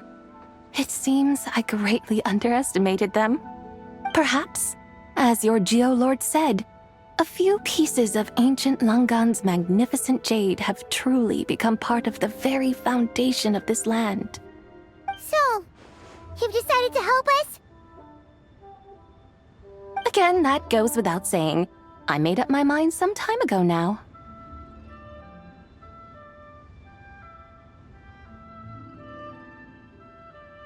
When I beheld a rather intriguing scene as I set foot in this city, I saw porters passing through the alleys, setting down heavy wooden crates from their weary shoulders, peddlers pushing carts as the kites and lanterns upon them rustled gently in the breeze. I saw cooks cooking, actors acting, scholars reading, soldiers marching, children playing, elders resting, officials officiating, and the common folk absorbed in this or that, reveling in the simple joys of life. Some, it seems, have already found that which stirs their hearts, while others continue to fret, troubled by uncertain futures. Yet, in this gentle and serene order, each holds fast to their anticipation, not only for the celebrations to come, but also for the first light of the morrow. Scenes I once yearned to behold now unfold before me, no longer in How wondrous is this mortal realm!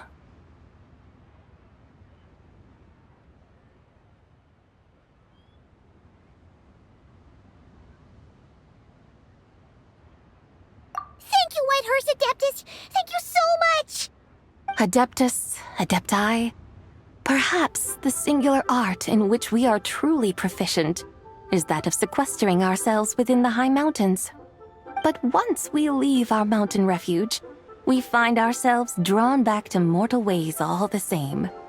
So, it is I who should offer my thanks to the two of you. Traveler, Paimon, you have made this day more delightful than any I've known in a long, long time. Come now, and take what it is you need. You mean, like, right now? But don't you think we should wait for Zhang Li? That won't be necessary. All things shall meet again in their time, for the waters know no rest, and the flowers their appointed season. One need not fear that life is but a journey of goodbyes.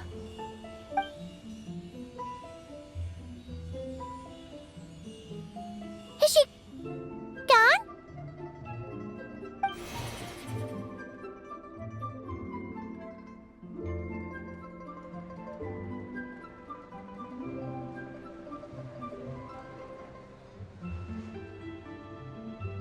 Yes, she's gone. A deadly self is formed from the body's impure vapors, so naturally it cannot survive long in this world.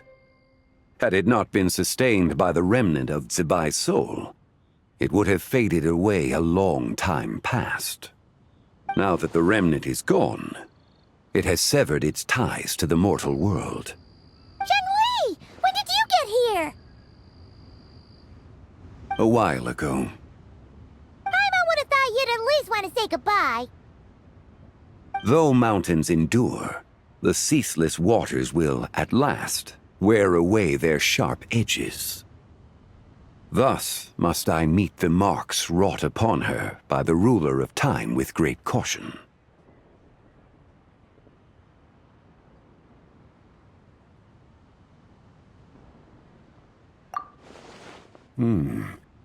It may be goodbye for now, but someday we will meet again.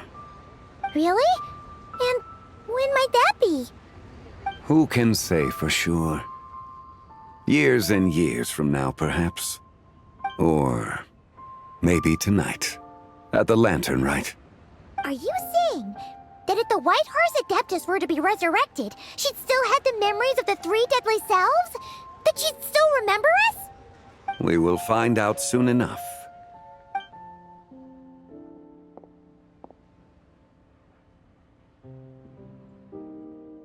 It is time. The rite is about to begin.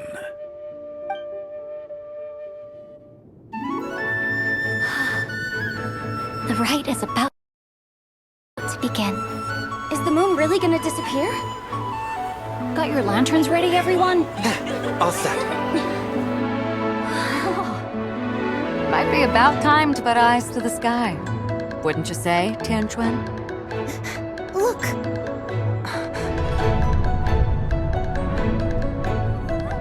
When the sun's out, eat the sun. When the moon's out, eat the moon. Whoa, is this the lunar eclipse? Under moon eternal, in radiant night, a maiden grants silk, soft and light.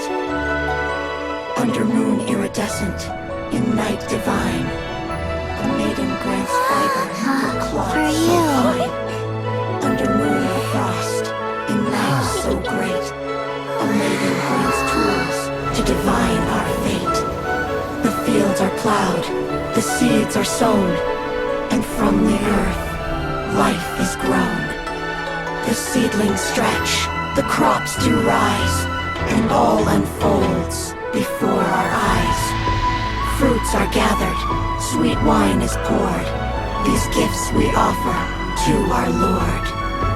Pure is heaven, so fair and bright, she shines as light in this dark night. And with her does this, wish take flight.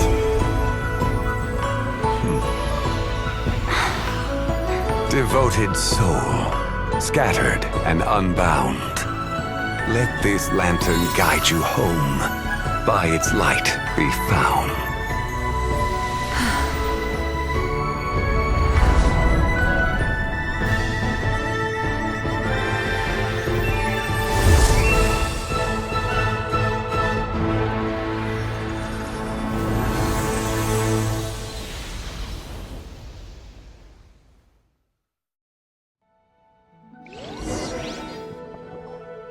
Did we do it? Do we finally get to meet the real White Horse Adeptus?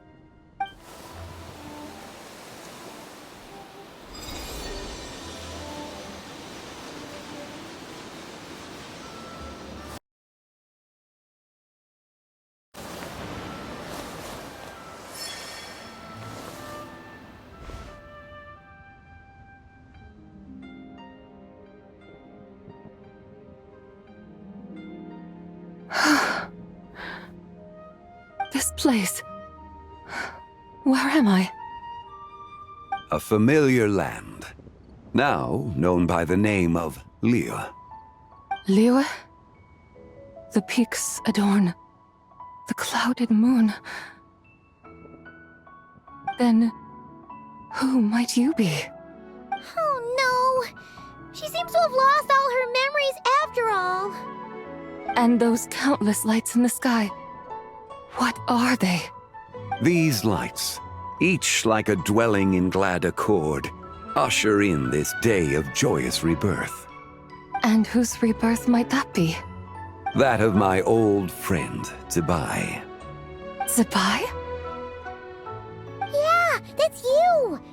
Don't you remember anything at all? That's... me? Oh, yes.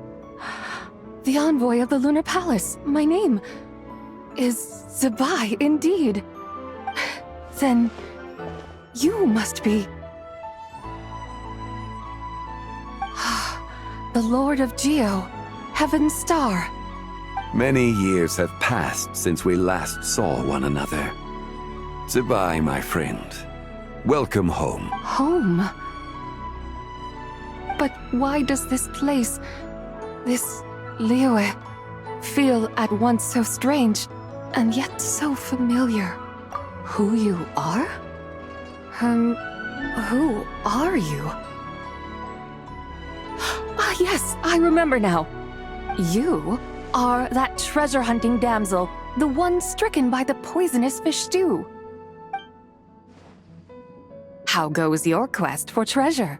You must have achieved both fame and fortune by now, I trust. Hey, you've got it all wrong! You're talking about Lu Xiangxiang. And how many times do we have to tell you? She wasn't poisoned! Sheesh! But I could have sworn... Oh, that's right. You're that impudent blonde youngster who kept meddling in my affairs. And to think you even had the audacity to presume yourselves worthy of being... What was it again? Yes, of being my guides. How very wonderful to see you again, my most faithful and beloved guides. Well, she finally got it right. But that's... It is possible that her cells have not yet settled. After all, they've only just been brought back together.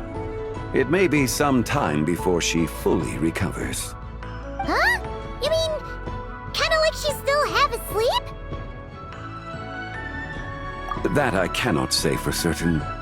Perhaps a few days, perhaps a few years. A few years? Mortal years are but a poor measure when divine beings tread the realm of dreams. Well, if you say so. Anyway, at least she's whole again, right? That already seems like a pretty good outcome to Paimon. Yes, there is little cause for worry. We need only wait and let time take its course. Say, what are those little creatures over there up to? Celebrating Lantern Rite, of course! And those lights up in the sky? Those are all Xiao lanterns. This year, each and every one of them carries a little wish inside. Lantern Rite. Then, may I join in too? Of course! Why else do you think we've been running around like headless chickens these past few days? Tell you what, Traveler, why don't we take the White Horse Adeptus out to celebrate? Who knows? Maybe seeing some familiar faces might help her find— Hey, Zhangli! You've got some time on your hands now, right? By no means a bad idea, Paimon. Oh, and Sabai, before Paimon forgets, when we meet the others later, remember to wish them a happy Lantern Rite! Happy... Lantern Rite? Happy Lantern Rite! Yes! Happy Lantern Rite indeed. Well then, let's go!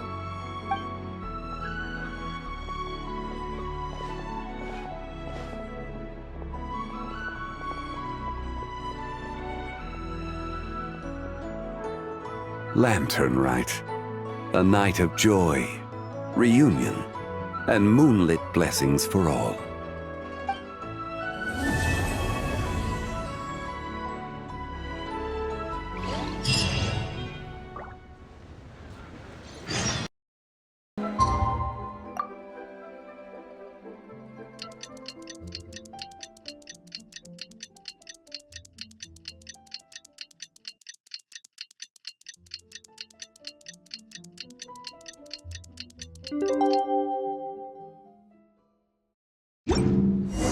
Paimon wonders how the White Horse Adeptus is getting along.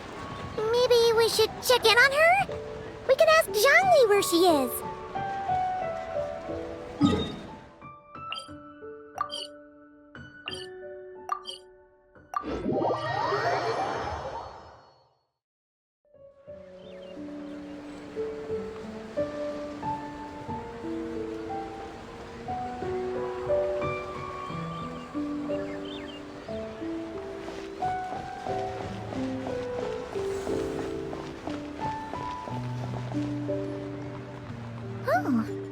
Zhangli hasn't stopped by for tea today. Hey, are you two looking for your friend? Try going up that way. Is Zhangli up that way?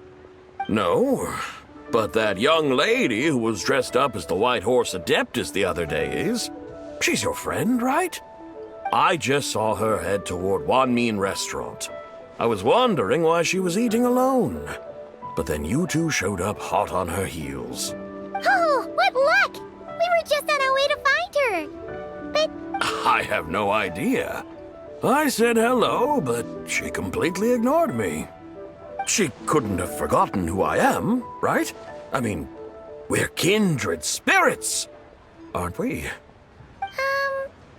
maybe she's still half asleep, but her brain might be a little fuzzy. Oh, that makes sense.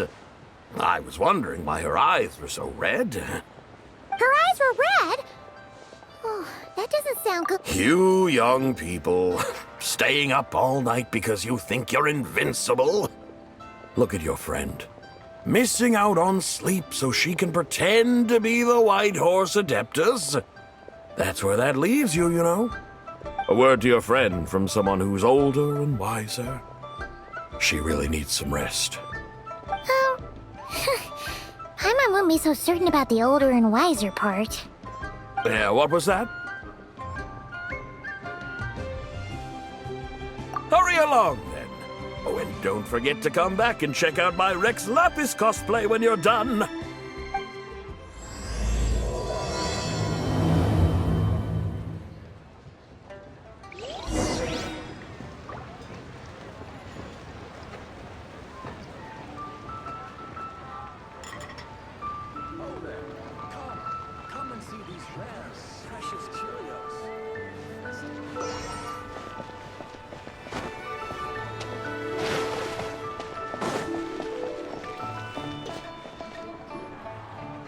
Where's the proprietor? Come out and see me at once!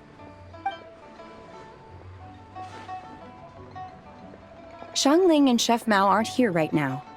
What can I help you with? And who might you be? My name is Shenhe. I work here at Wan Min Restaurant. Shenhe. Shenhe. Are you that crane adeptus who loves planting mint? It's been a few days. Have you improved your gardening skills? Did you manage to cover the slopes with mint? Mint? I don't know anything about mint. But I am familiar with Qingshen and glaze lilies. Ha! Already casting mint from your mind. How can a practitioner of self-cultivation be so fickle, chasing after every new plant that catches their eye? I'm not sure I get what you mean. Are you delirious from hunger? Would you like something to eat? Shenhe! White Horse Zabai! So this is where everyone is! Traveler, Paimon. It's been a long time. Happy Lantern Rite.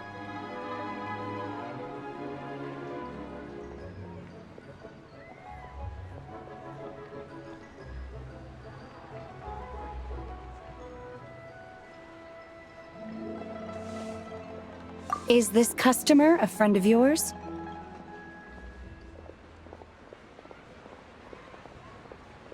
Don't mind her, Shenhe. She's just a little cranky because, she didn't sleep well last night and she's only just woken up. Look how red her eyes are. I see. In that case, Miss Zabai, I have a tonic here infused with Qingshen. It's cool and soothing when applied to the eyes. Would you like to try a few drops? Stop right there! Who are you two noisy children? Hey! Have you forgotten about us already?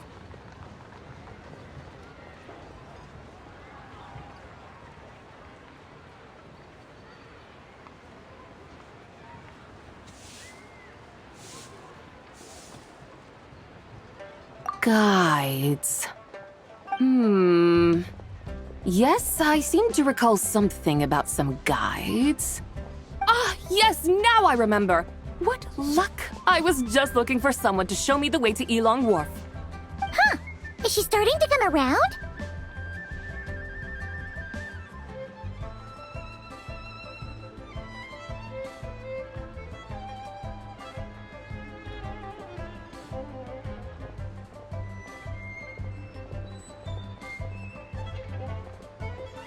Someone requested my help in purchasing some tea leaves. I was informed they have discounted prices during the festival and that I shall get a good deal there. Tea leaves? This sounds like Zhang Li's doing. He sure knows how to get people running errands for him.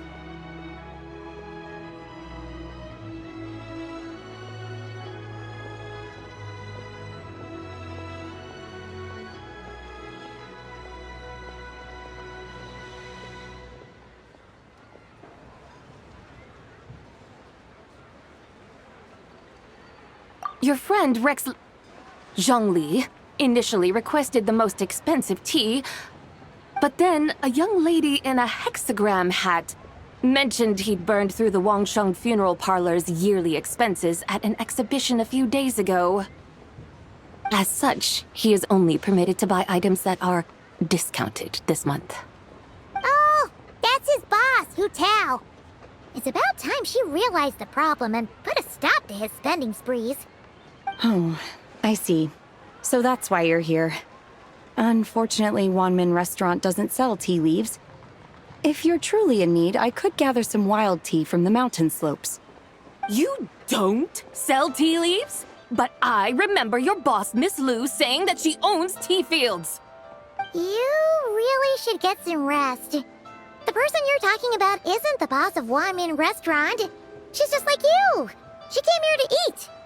Is that so? Life really is full of surprises. What surprises? Your brain really is as gooey as a pack of slimes. I can't believe Zhang Li entrusted you with going all the way to Yilong Wharf and buying tea.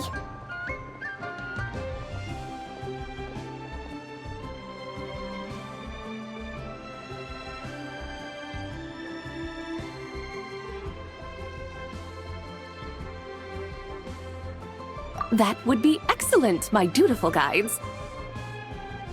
Ah, yes, Miss Crane. I apologize profusely for my improper behavior just now. I completely understand. Master often says that the human body is like a mechanism in need of regular maintenance.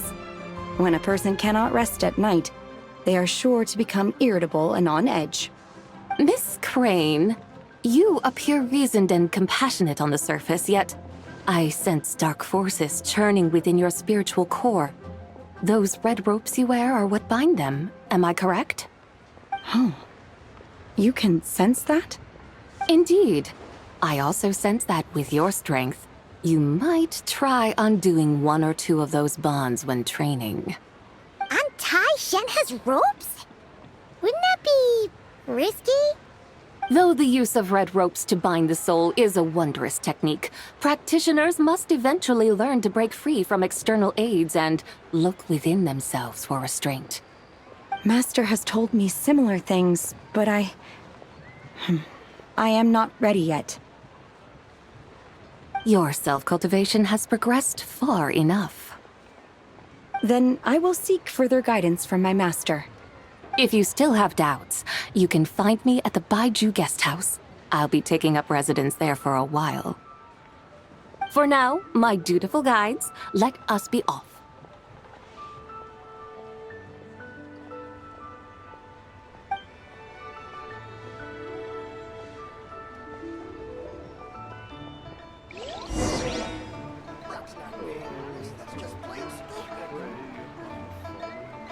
Wow. Leo's really got a lot going for it. Cheap and tasty.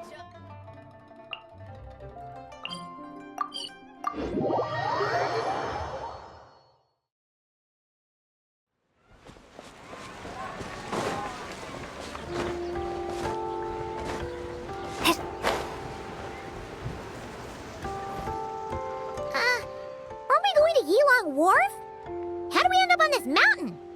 Is that small town over there not Yilong Wharf? I sense a familiar scent wafting through the air. You're right! Except for the smell part. Paimon doesn't smell anything. That is because this scent is the essence of jade, which can nourish the spirit. Oh, yeah! Chenyu Vale does have a lot of jade, but Paimon didn't think jade smelled like, anything. Naturally. This has reminded me of something. Hmm? And what's that? A few simple tricks for mastering one's power.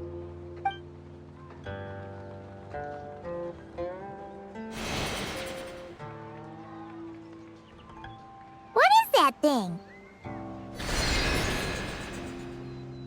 I'm sure you've been to Elong Wharf many times before, but I wonder if you've done so while cruising through the air. You've been such dutiful, dedicated guides, so allow me to offer this fresh experience as recompense. Please step in.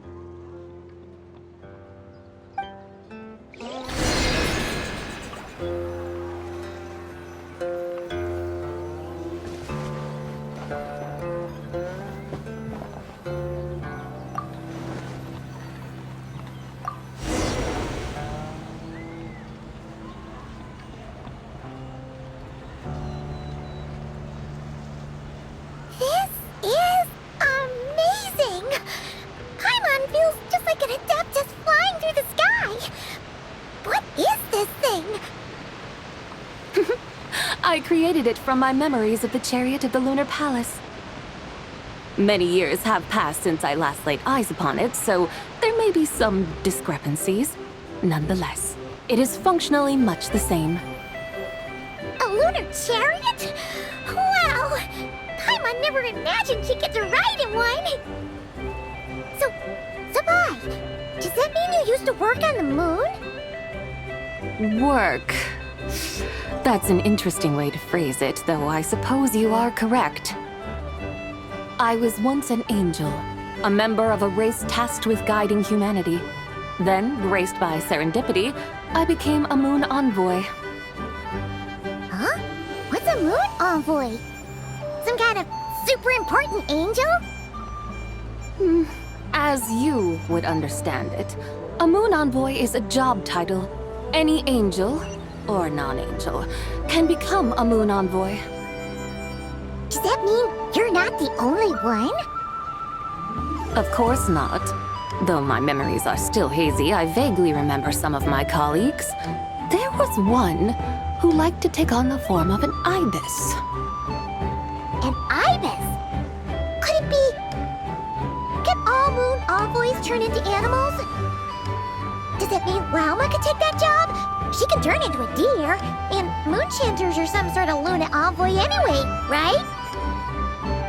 Moon chanter? I have no idea what those are. Oh, okay then.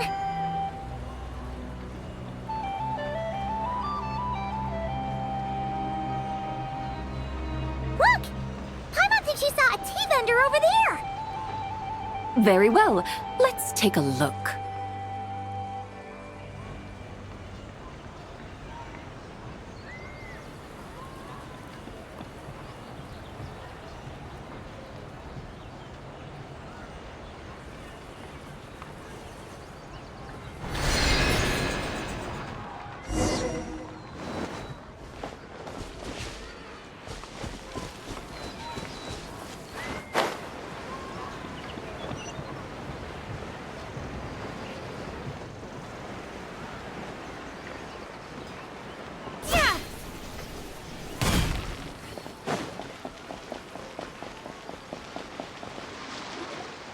Welcome, please have a look around. We only sell teas of the finest quality sourced directly from Chaoying Village. Right now we're offering a special discount for Lantern Rite. Look over there! Discounted tea!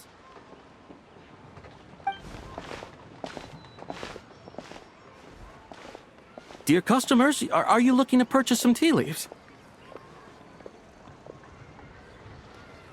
I can see from your bearing that you are no ordinary customers. My humble shop has some exquisite teas that should satisfy your more refined tastes. We're not here for quality. We're looking for a discount. A discount? Well, that's a coincidence. Our Sungla tea is on sale right now. A special festive offer. Something about the name of that tea sounds familiar to Paimon. Buy 3 boxes of Sungla tea during the festival to get 10% off. Buy 4, get 20% off. Buy 10, but... That's right! 10 boxes at half price. Have you been to our shop before by any chance? Oh, Paimon's definitely heard this spiel before. 3, 4, 10, 10, 20, 50. Zabai, what are you muttering about? When purchasing 3, 4, or 10 boxes, the corresponding discounts are 10, 20, and 50%. The intervals between the two sets of numbers are 1 and 6, and 10 and 30. Look! Her eyes turned blue! That's gotta be a first! If the differences between intervals remain equal, the interval after 6 should be 6 plus the difference between 6 and 1, which is 11. Similarly, after 30, the next interval should be 50. Therefore, extrapolating upward, the next two numbers in each set should be 21 and 100. You're making Paimon's head spin! Those numbers, what do they mean? They mean that if we buy 21 boxes of Songlot tea, we should get a 100% discount! 100% discount? You mean we'll get them for free? Oh, there was a pattern to the discounts. Is that right? The pattern we speak of is mathematics, little one. A pattern that is always right. That's amazing! You're a shopping genius, Zabai. Oh, wait. Something feels off here. I had no idea our shop's discounts were tied to the laws of nature. I've learned so much from you, dear customer. No need to thank me. Now, please give us our 21 boxes of free tea. Wait! What's the matter? Paimon just realized what it is that's not right. It took you long enough. We got the short end of the stick! Think about it. If we don't have to pay when buying 21 boxes, then if we buy even more, the vendor should be paying us money instead, right? Huh? Hey, Zabai, work this one out. If we buy 100 boxes, we'd make loads of money, wouldn't we? It stands to reason. Wait a moment, dear customers. Don't you think you're haggling a little too hard? You are the one dictating the discounts. We're simply extrapolating the numerical patterns within. As such, we are hardly haggling. You have a point. However, that's right. I'm so sorry. I just remembered. My supplier didn't come today, so we don't have any tea after all. Such a shame. Terribly sorry about this. Awful luck. Where can we find your supplier? Well... Not to fret. We'll save you the effort and go straight to the source ourselves. Well, you see, dear client, the supplier's discount isn't as generous as ours. You won't be able to get the same price from them. Huh? Does that mean they won't pay us for taking their tea? They might not even offer you a 100% discount. How very unfortunate. Nevertheless, as the original supplier, they must offer some sort of discount. Besides, we're not looking to make money. We just want a good deal. Well, that's great. My suppliers are all tea farmers from Chaoying Village. You can go ask around the village, but please don't say I sent you. Do not worry, we appreciate your generosity. Referring customers to your business partners, even choosing to remain anonymous, the demeanor of a true gentleman indeed. Your business will surely prosper. I hope you're right. Then let us head to Chaoying Village. Do you know the way, my guides? Of course! Just follow us!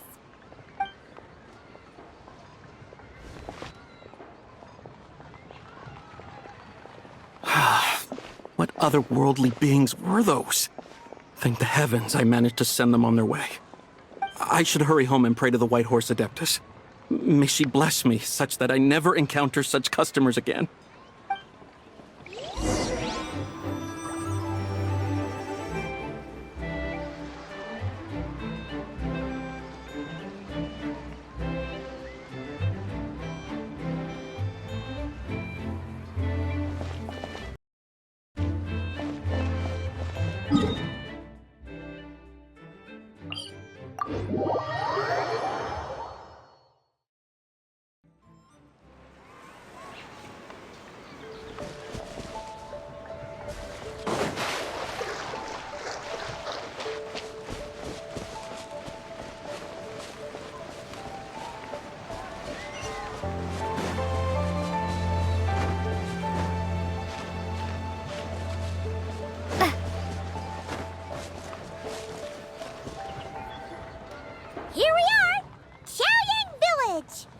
The mountains and waters are pristine.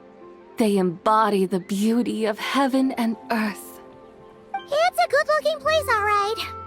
But it's hard to enjoy the scenery when Paimon can't stop thinking about all that tea-buying Mora we're missing out on. Should fate dictate, Mora will find its way to you sooner or later. Well, Morak certainly finds us often enough. He even sought us out in person this lantern rite. For now, let's look around and see if any tea farmers are selling their crop. We'll be able to see more clearly from up high. Let's take to the sky and enjoy the beautiful scenery while we're at it.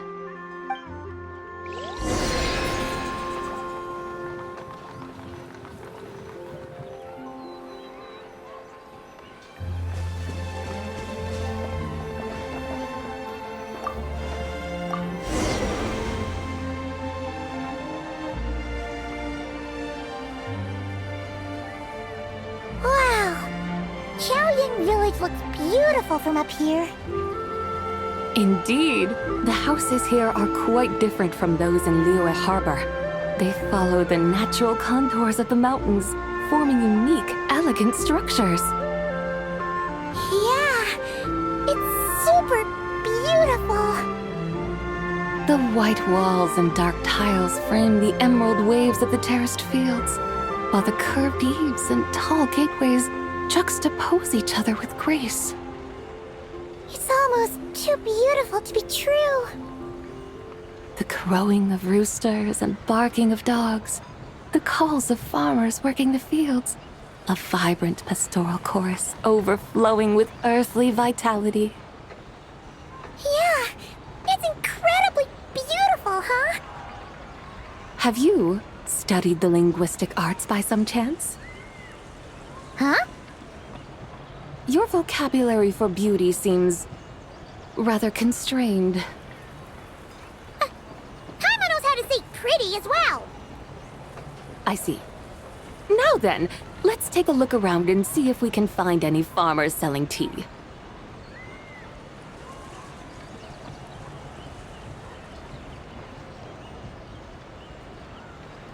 Look! There's someone in that tea field! And they look kind of familiar. Wait, is that Lu Xiangxiang? And who is that? Oh, you'll remember her once you see her up close. Hey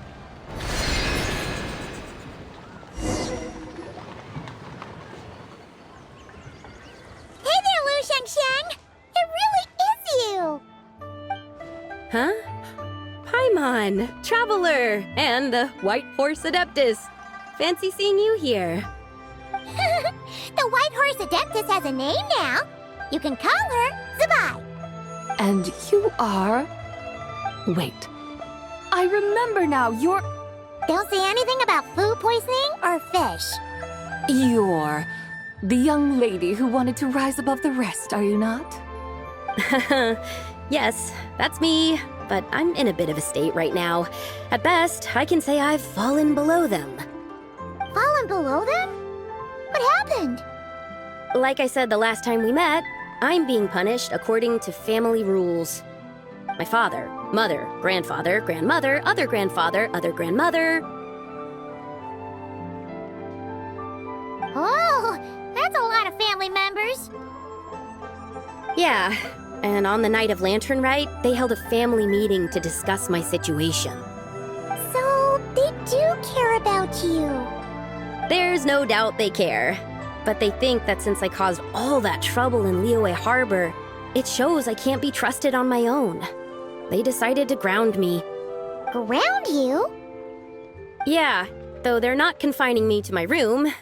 Instead, I have to personally nurture a tea seedling until it grows big enough to be sold at market. Aw, a tiny little tea baby. Do they want you to experience what it's like to be a parent? It's supposed to cultivate my character and temperament. They say this will help me calm down and reflect on my issues. What happened in Liyue Harbor really wasn't your fault. Oh well, at least this punishment doesn't sound too harsh. So, how long will it take for the little tea baby to grow? Actually, I don't know. I've never grown a tea tree before. It usually takes 2 or 3 years. 2 or 3 years? Yes, the tea in this garden requires 2 or 3 years to mature. That long? Sabai, you're not making this up, are you? How do you know so much about growing tea? When the plants thrive and grow, that is the meaning of my name. I can tell at a glance when their season of ripening will come. Do I really have to waste 2 or 3 years here? Why is this happening to me? I'd only just found my direction in life.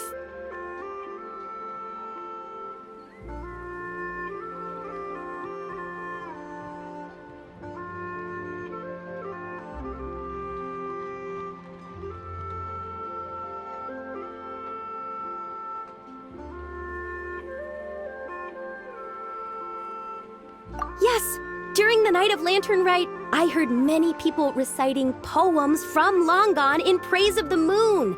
In that moment, I suddenly felt a great sense of pride. I mean, I helped excavate cultural artifacts from Long Gone, so I contributed to the revival of these poems too, right? So I decided to stay with the archaeological team.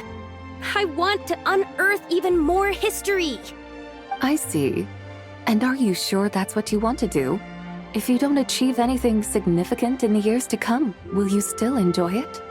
Yes, because archaeology gives me that boom shakalaka feeling. Wait, did Xiangling teach you that?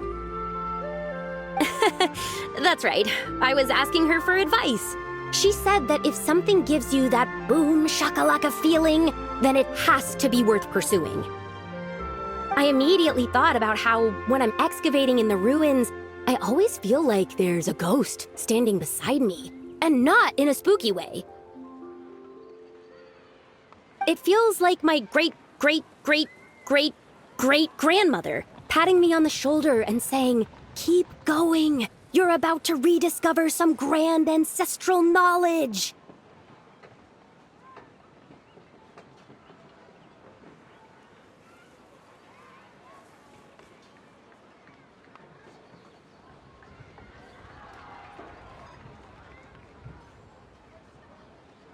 Right? It feels like I've made some kind of connection with my ancestors.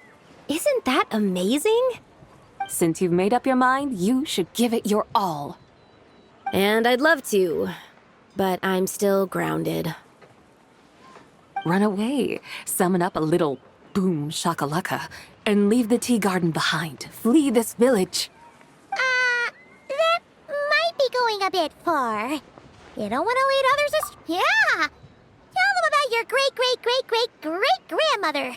She must be the most super-duper ancestor to have ever risen above the rest, right? I'd be better off telling them about the White Horse Adeptus. After all, she's the supreme riser above the rest who saved my great-great-great-great-great-grandmother. Then it's settled. Tell your family that your decision has my blessing. Thank you, Tsubai, but I don't think cosplay is going to work on them. They won't listen. They don't need to listen. You need only follow the rules they've set out for you. What do you mean? As I'm sure you know, some ancient texts refer to the White Horse Adeptus as the Daughter of Time. My family history contains such records, but what of it? If the White Horse Adeptus were to manipulate time to make your tea seedling grow overnight, then you'd be free, correct? Is that how it works? If the White Horse Adeptus were to really get involved, my grandfather would let me leave right away, but who really believes that she'd show up and help? It's not as if you have any other options. Why not try calling out for help? It won't cost you any more. Guess I might as well. I've got no better ideas anyway. White Horse Adeptus, if you can hear me, please save me from my predicament!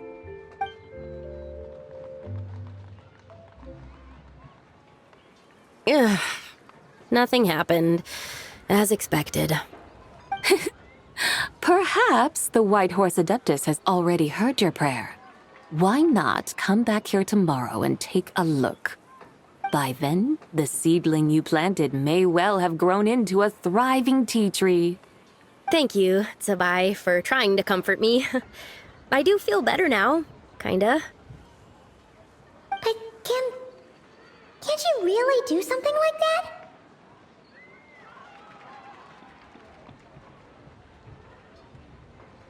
Oh, it's getting late. Why don't you all stay at my house tonight? My family may be strict with me, but they're always welcoming to guests. That sounds great! Let's get some sleep and then come back here tomorrow to see if our tea baby has grown.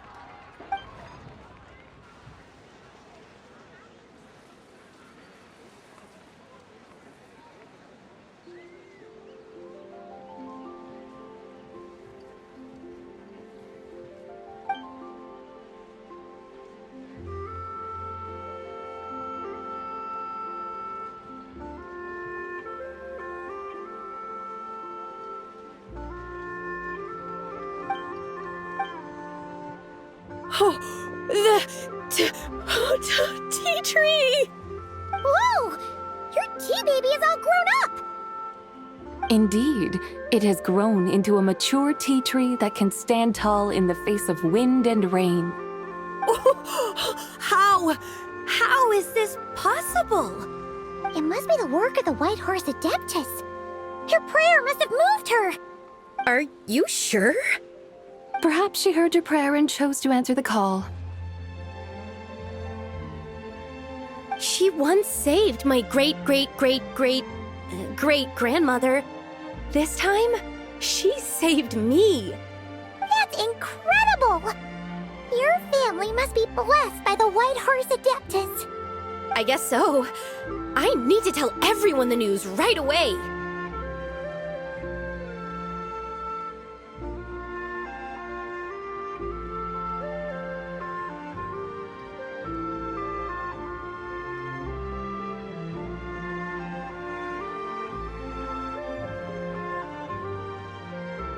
They'd better. Since this is the will of the White Horse Adeptus, I don't see how they could object. Go! And if you run into any more trouble, call out to the White Horse Adeptus just like yesterday. Thank you so much! Paimon really thought you were going to use Adeptal energy to make the tea baby grow, Zabai. When an Adeptus exerts effort, consuming their energy, is that not using Adeptal energy?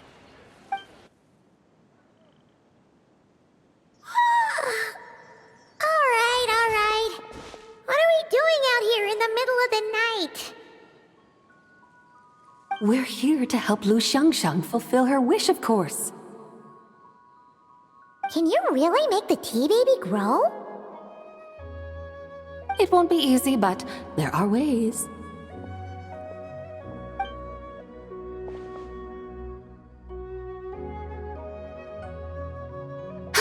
There, it's grown. Hey! You just transplanted a tea tree from over there! So, there's a mature tea tree here now, yes? Oh, yeah, but... And am I not the White Horse Adeptus? Well, yeah. Is this tea tree then not a manifestation of the White Horse Adeptus's will? You're not wrong. Then again, there's something not quite right about this. Maybe this will become another mystical Adepti tale recorded in their family history. That would be marvelous. Paimon thinks so too. Hey, Traveler! Sabai seems to be doing much better now, don't you think?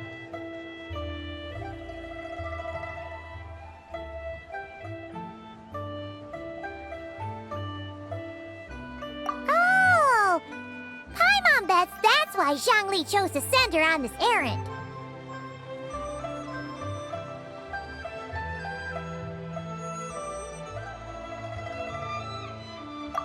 That's a great idea! We've already shown her Liyue Harbor, Yulong Wharf, and Xiaoying Village. How about we head to Qingce Village next? Qingce. That name sounds familiar. The scenery there is really beautiful. Pretty, too. It's the perfect sightseeing spot. How about we show you around? I must say, I have been mightily impressed by the mountains and waters of Liyue. Please lead the way, my dutiful guides. All right, let's go!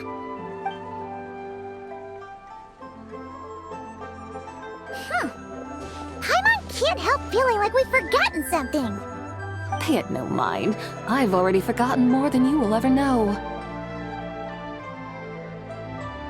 All right. If we forgot something, it can't have been that important to begin with. Qingce Village, here we come!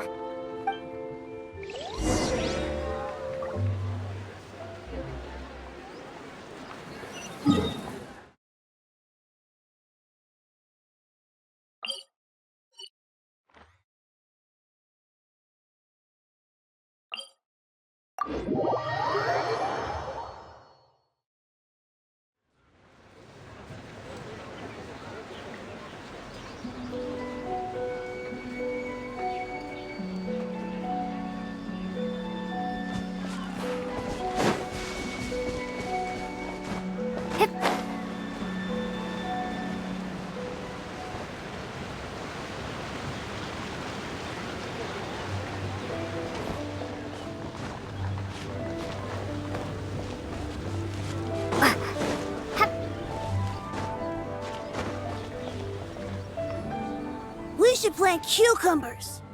We should plant canolas. We should plant cucumbers. They're easy to sow.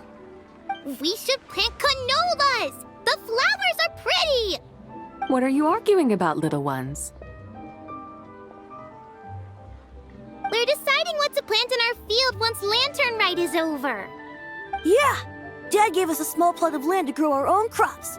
He said we can keep all the more we get from selling them. We should plant cucumbers, right? Dad plants cucumbers every year. We should plant canolas. We can press the seeds for oil. It smells good and sells for a good price. Ah, an agricultural debate.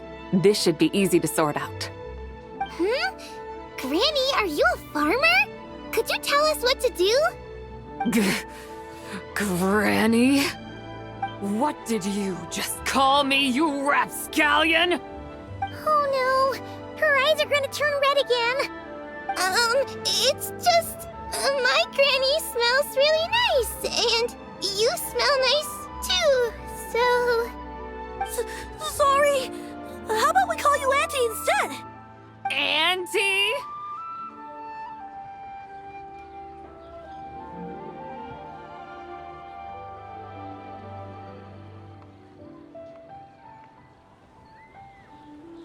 Oh, all right.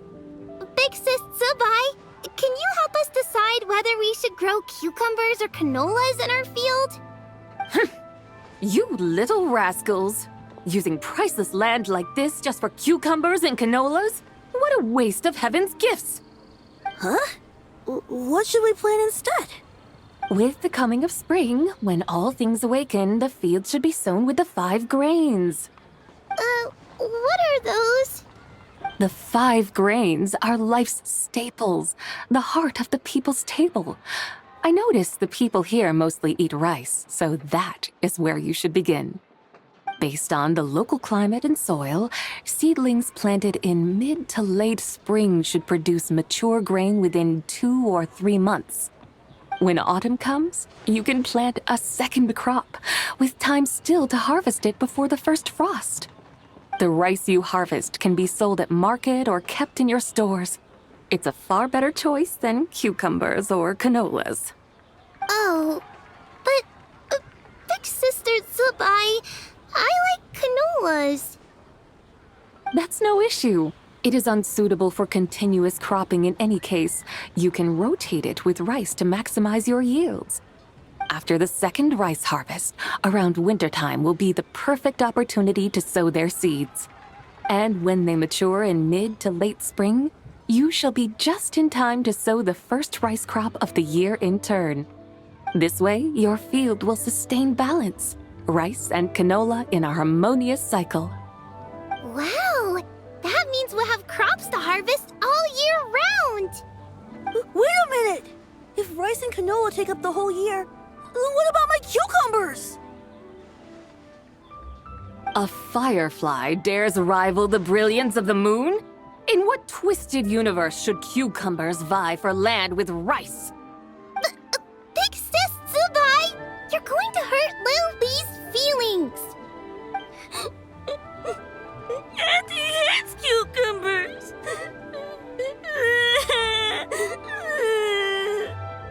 Stop crying this instant! I meant that cucumbers are simple enough to grow. There's no need to devote a whole field to them. Just find an empty corner of your yard, scatter some cucumber seeds in the earth, and before you know it, you'll have a thriving patch of vines. Cucumbers delight in sunlight and moisture, but they suffer in cold weather. If you wish to plant them this early in the year, you should make sure they're protected from frost. Wow. Is it really that simple? Let's hurry home and get started right away! Are you really in that much of a rush? Well, thanks, Big Sis Tsubai, who's fierce but really good at farming. We gotta go! Thanks, Big Sis Tsubai! See you around! Paimon never imagined you'd know so much about farming. What's so strange about that? The people of Longon called me the god of soil and grain. Are the fields not made of soil? Is rice not one of the 5 grains? Huh. That's true. So, if the god of soil and grain is a farming god, that means the White Horse Adeptus must be a farming adeptus, right?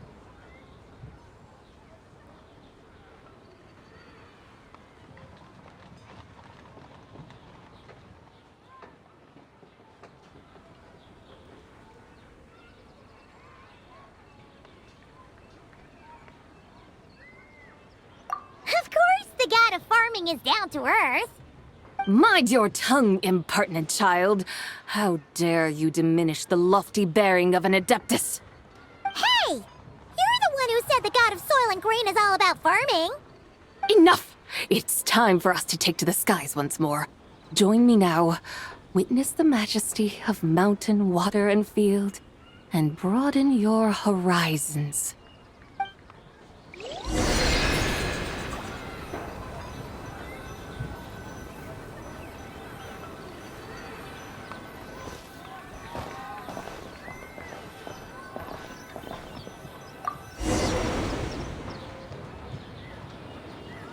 Wow! The terraces look so pretty from up here. The mountains tower like pagodas, the hills coiling at their feet like shells. Layers built upon layers, rising and falling in harmony. A truly unique and mesmerizing sight. Thinking about it, you have a special connection to this place, you know. A special connection? Yeah! There's a local legend about a white horse leaping from a pure spring to follow Rex Lapis into battle. Don't you remember? You must have been living in seclusion around here. That does sound somewhat familiar. Oh, and if we keep going up this way, we'll reach a super duper spooky spot. You might have a connection to that place too. There's an ancient array that seals away the remains of a fallen god. A god's remains? Yeah! The people of Liyue turned that story into an opera called The Sanctification of Tao Do. Does that ring any bells? Tao Do. The 7 and 8 gates array. That's right, that's right! You do remember! Buna, the god of the underworld, who could pacify the forces of life and death. Huh? So, Tao Do had another name? Let's go take a look.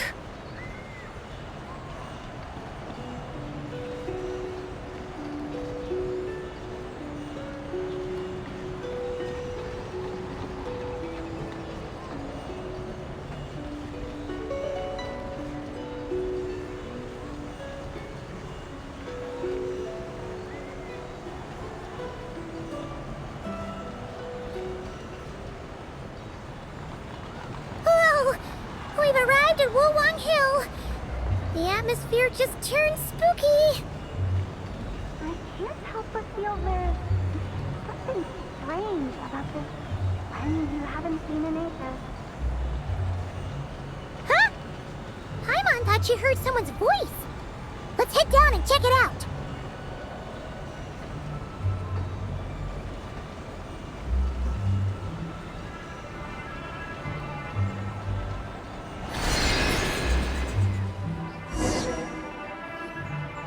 I can't help but feel there's something strange about this friend you haven't seen in ages. Strange? Whatever do you mean? Her strangeness defies description. This Miss Zabai is a full-blown enigma, don't you think? I'm afraid I have no idea what you're talking about. Aren't you worried about sending her all the way to Yilong Wharf on her own to buy tea? What if she gets lost? Where there are people, there are paths. Now I'm the one with no clue what you're saying. She can ask for directions. And then what? She will meet strangers in unfamiliar lands, build friendships, part ways. Hers will be a long journey indeed. The further the journey, the more footprints one leaves behind. The deeper those footprints, the harder it is for time to erase them. Ah, so you want her to make new friends? I see. But from what you say, it sounds as though she's not from Liyue.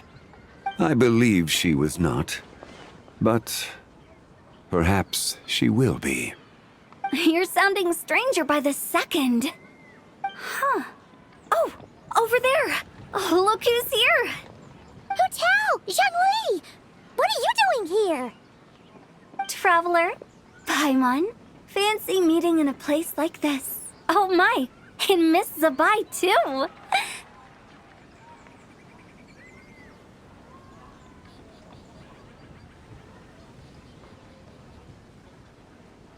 Sounds like fate to me.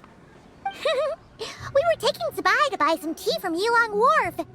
Zhongli sent her there, though she didn't even know the way, and... Oh, drat! We forgot the tea! Oh, Paimon knew we were forgetting something! Why didn't you say so earlier?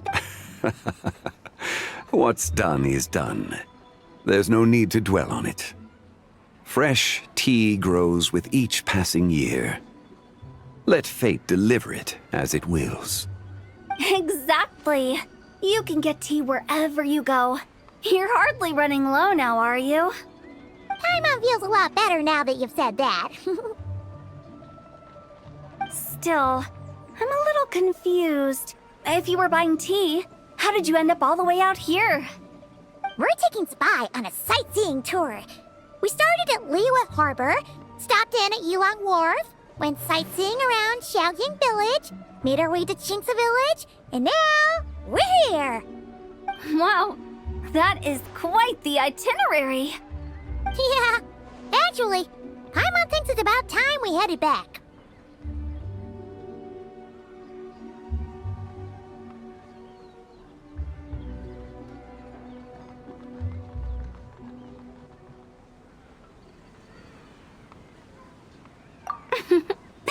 I'm here to pay my respects to my ancestors.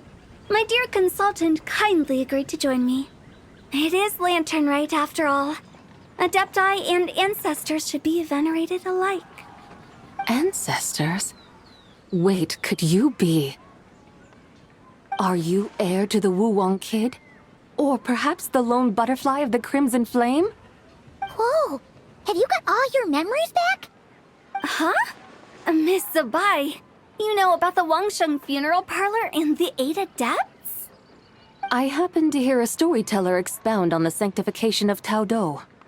Lots of people know that story, sure, but very few can discern my family lineage from just a glance. Well, Zhongli, your friend here really is quite something.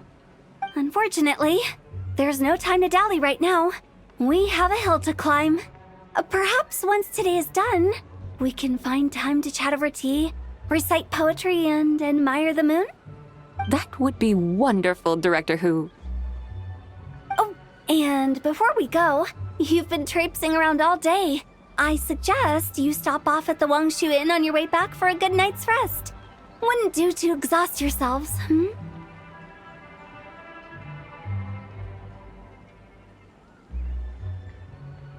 Don't mention it. All right, we'll take our leave now. See you later. Hotel's so thoughtful. Why don't we follow her advice and stay at the Wangshu Inn tonight? Sabai, you can see the whole of Dihua Marsh from up there. The view's amazing. Plus, you can sample Smiley Yinshao's cooking. Wangshu. An intriguing name. It couldn't hurt to check it out. Awesome! Let's go!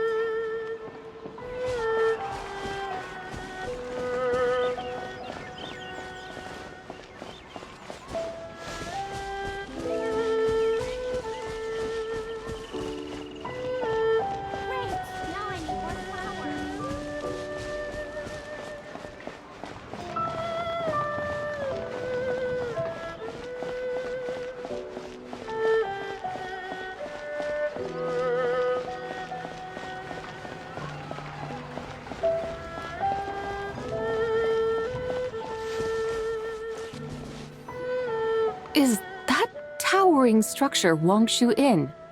Sure is. We can take the lift up from over there.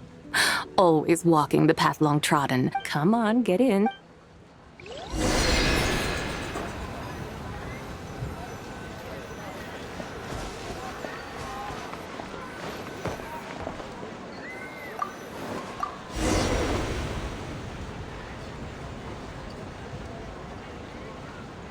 Are we really going to fly up to Wangshu Inn? Isn't that a bit showy? All the guests are going to see us. Is that a bad thing? To be able to witness an Adeptus.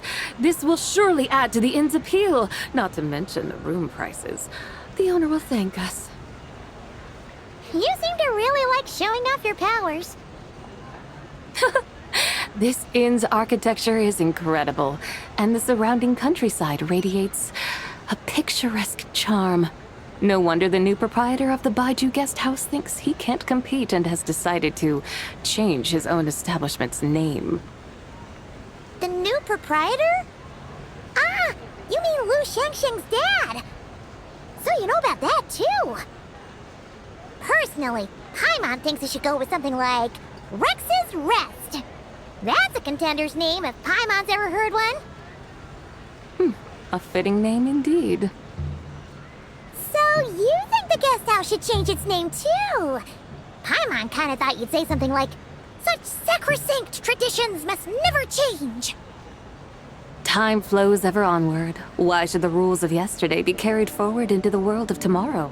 The people of today should determine what is to be kept. Huh. You're not as old-fashioned and stuffy as Paimon thought. The years ebb and flow, seas recede to reveal fields. In the vastness of time, I am but a wild horse in a boundless sea of dust. Even Rex Lapis, having waded through the waters of the river of time, is not quite the same as before. Zhongli? What was he like before? That is another story for another time.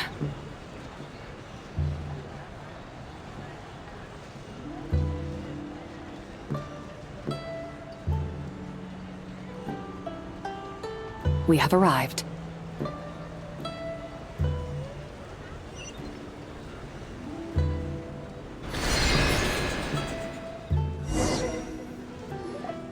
Whew. This is the first time Paimon's ever flown up to Wangshu Inn on a chariot. Everything's so different when you're up high. Wangshu. Like moon lanterns and Shao lanterns. Might it all be a coincidence? What's a coincidence? Do you not know what Wangshu means? Not bad. You're clearly much sharper than your diminutive companion. Wangshu can refer to the moon, but its original meaning is actually...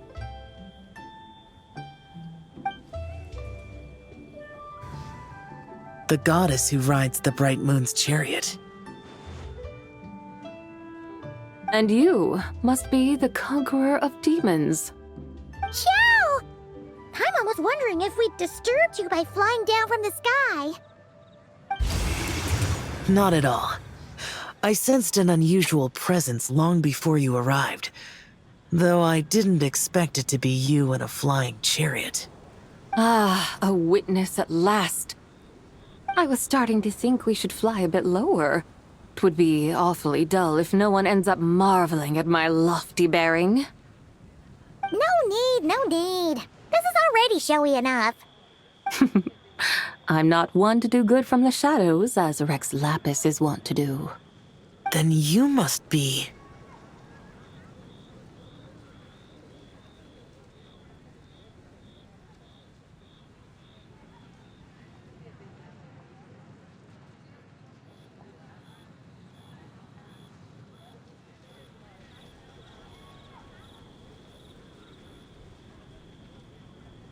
Oh, nay, I'm only cosplaying as the White Horse Adeptus, in truth. Cosplaying? What's that? Ugh, ignore her nonsense. She's a genuine article. The one and only, completely authentic White Horse Adeptus. It's just... Xiao, did Zhongli say anything about her being a teensy bit... not quite right? Mental instability, perhaps? Did Zhongli tell you that? No, this is my own speculation. Oh, you pretty much hit the nail on the head. It's like her brain's filled with a bunch of slimes right now. All gloopy and messy. There's a hot-tempered pyro slime, a math-obsessed hydro slime, and a mischievous little animal slime. But don't tell her Paimon said that, or she'll come and tell us all off. You white-haired rascal! Do you think I can't hear you? Uh-oh! We're in for it now! White Horse Adeptus. You must be weary from your journey. Why not take a rest? Oh, yes! You must be hungry, right, Sabai? How about we get some food? The chef here is incredible!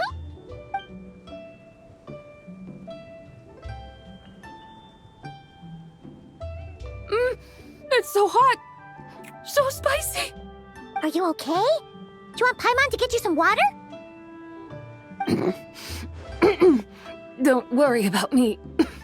I just need to pace myself.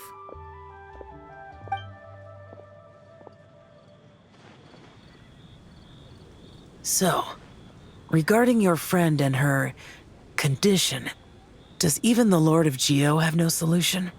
Zhongli said we should wait and she'll get better on her own. But who knows how long that's gonna take.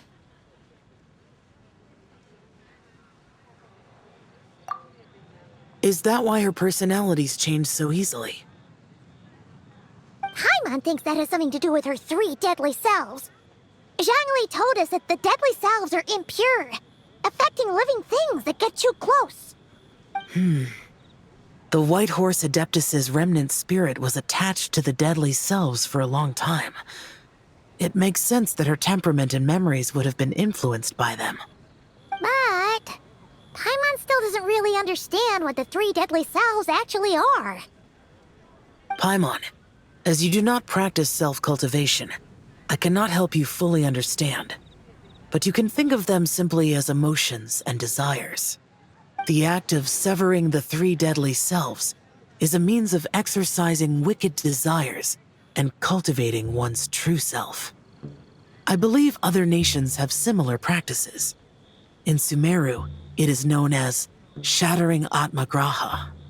Oh, so it's about emotions, desires, and attachments, that sort of thing. It includes those. I wonder, does she still remember what happened in the past? Some of it, but right now, it's like she was suddenly awakened. Like she's still half dreaming. The half that's still dreaming might remember things, but the half that's awake doesn't quite get it. Conqueror of demons, are you looking to learn about Rex Lapis's past from me? You are an old friend of his, so please, call me by my name. But Conqueror of Demons sounds so much more imposing.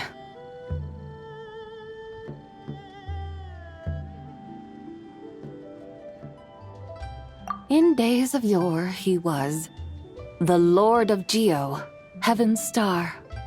Huh? You said the same thing the day you came back! But what does it mean? I'm afraid I can't remember. Hey! Did you really forget? Or are you just pretending so you don't have to tell? Why not ask Rex Lapis himself? Whether I've forgotten might be up for debate, but I am certain he remembers. He must have his reasons for not raising the past, and you likely have similar concerns. I shouldn't have asked. An answer that suits your style, General Elatis. Now that we're on the subject, though, I suddenly remembered something. Which is? In the distant past, there was a feast, which I attended. I faintly recall the Lord of Geo also being present that day. Oh! And then? What happened? Among the dishes served, there was one that could be found in every household throughout Langan at the start of spring. A dish called Flavor of Spring. I suddenly remembered the recipe for this dish. Is that it? Yes! Since it's Lantern Rite here in Liyue.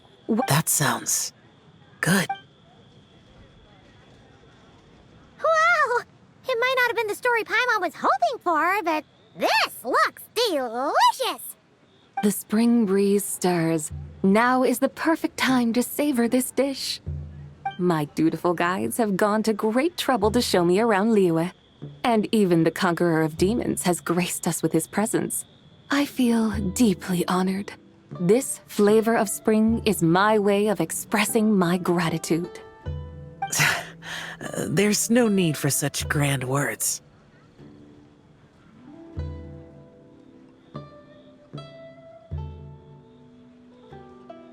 What's this? Hey! It's that broken jade token from the Antiques exhibition!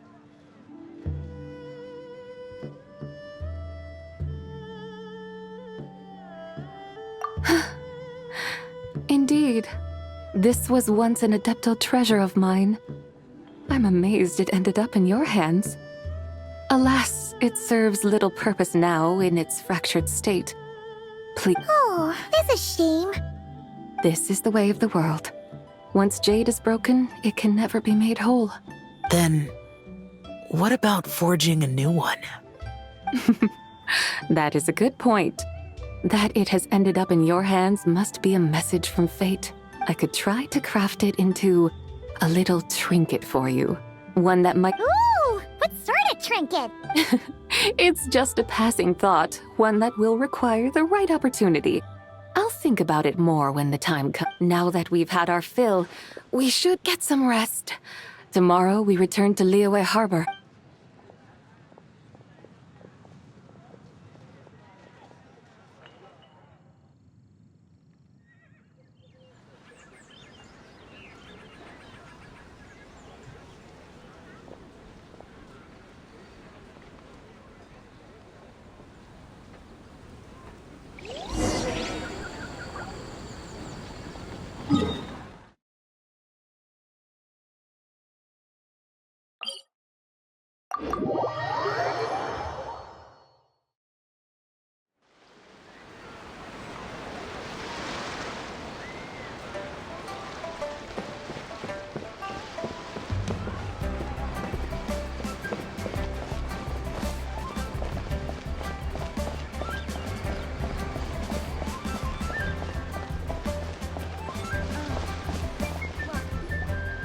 Chi-Chi, the lantern rite is almost over.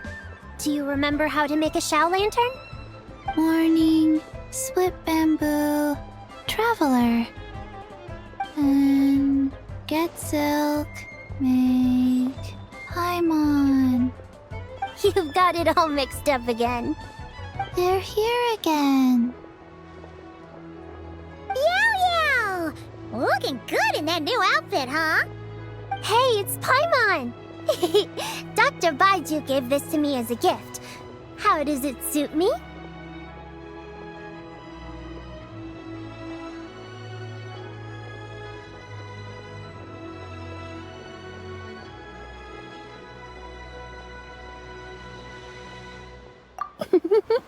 Thank you. Wow! What happened for Baiju to suddenly give you a brand new outfit, Yao Yao? Dr. Baiju is thanking Yao Yao for teaching me to make Xiao lanterns. Chi-Chi and I were just playing together. Dr. Baiju's too kind. Oh, yeah, take a look at this. Dr. Baiju gave me these clothes, but it was Chi-Chi who wove this little basket. Wow! It's beautiful! When did you become so good with your hands, Chi-Chi? I learned to make Xiao lanterns, thanks to Yao Yao. I also made a wish. What do I always say? The White Horse Adeptus answers prayers. Come, help this old man make an offering in thanks. Huh? Mr. Liu? What did you pray for? For my idiot son to finally come to his senses and not change Baiju Guest House's name, which he has. Huh? He's keeping the old name? Listen to this. My granddaughter planted a tea seedling in our village just a few days ago. She made a prayer to the White Horse Adeptus to help it grow. Overnight, her seedling flourished into a mature tea tree. Oh, that sure does sound like a miracle. Could the White Horse Adeptus really have helped it grow? Of course she did. Oh, White Horse Adeptus, how blessed is our family over whom you keep watch. Truly, this is an extraordinary miracle. You must record it in your family history without delay. Of course. Huh? Is that you, Miss Zibai? Indeed. I have a long-term booking at your guest house. Yes, I recall. Mr. Zhongli said to charge your expenses to the Wangsheng funeral parlor, if I remember correctly. That's Young Li. Always making trouble for poor Hu Tao. I noticed when you were here last that you bear a striking resemblance to the pictures of the White Horse Adeptus in my family history. You both have golden eyes. Perhaps fate has had a hand in our meeting. And a glad meeting it is, Miss Zabai. Now, why don't I gift you some tea from my garden to celebrate this encounter? We grow Sunghua tea there, and it has quite the reputation throughout Yilong Wharf. I hope you will accept it. Oh! Sunghua, buy 10 boxes, get half off teas. Back on the menu. Buy 10 boxes, get half off? Don't be silly. This is a gift. It's free. Woohoo! Nice! Thank you so much, Boss Liu. There's no need to thank me. You're a visitor from out of town, which makes you an honored guest. Make yourself at home. Lantern Rite may have ended, but the streets are still bustling with activity. Make sure to take everything in, meet some new friends, and enjoy your time here. And that goes for you kids as well. Happy Lantern Rite. Got it, Mr. Liu. Happy Lantern Rite. Yeah! Happy Lantern Rite, everyone! Happy Lantern Rite indeed.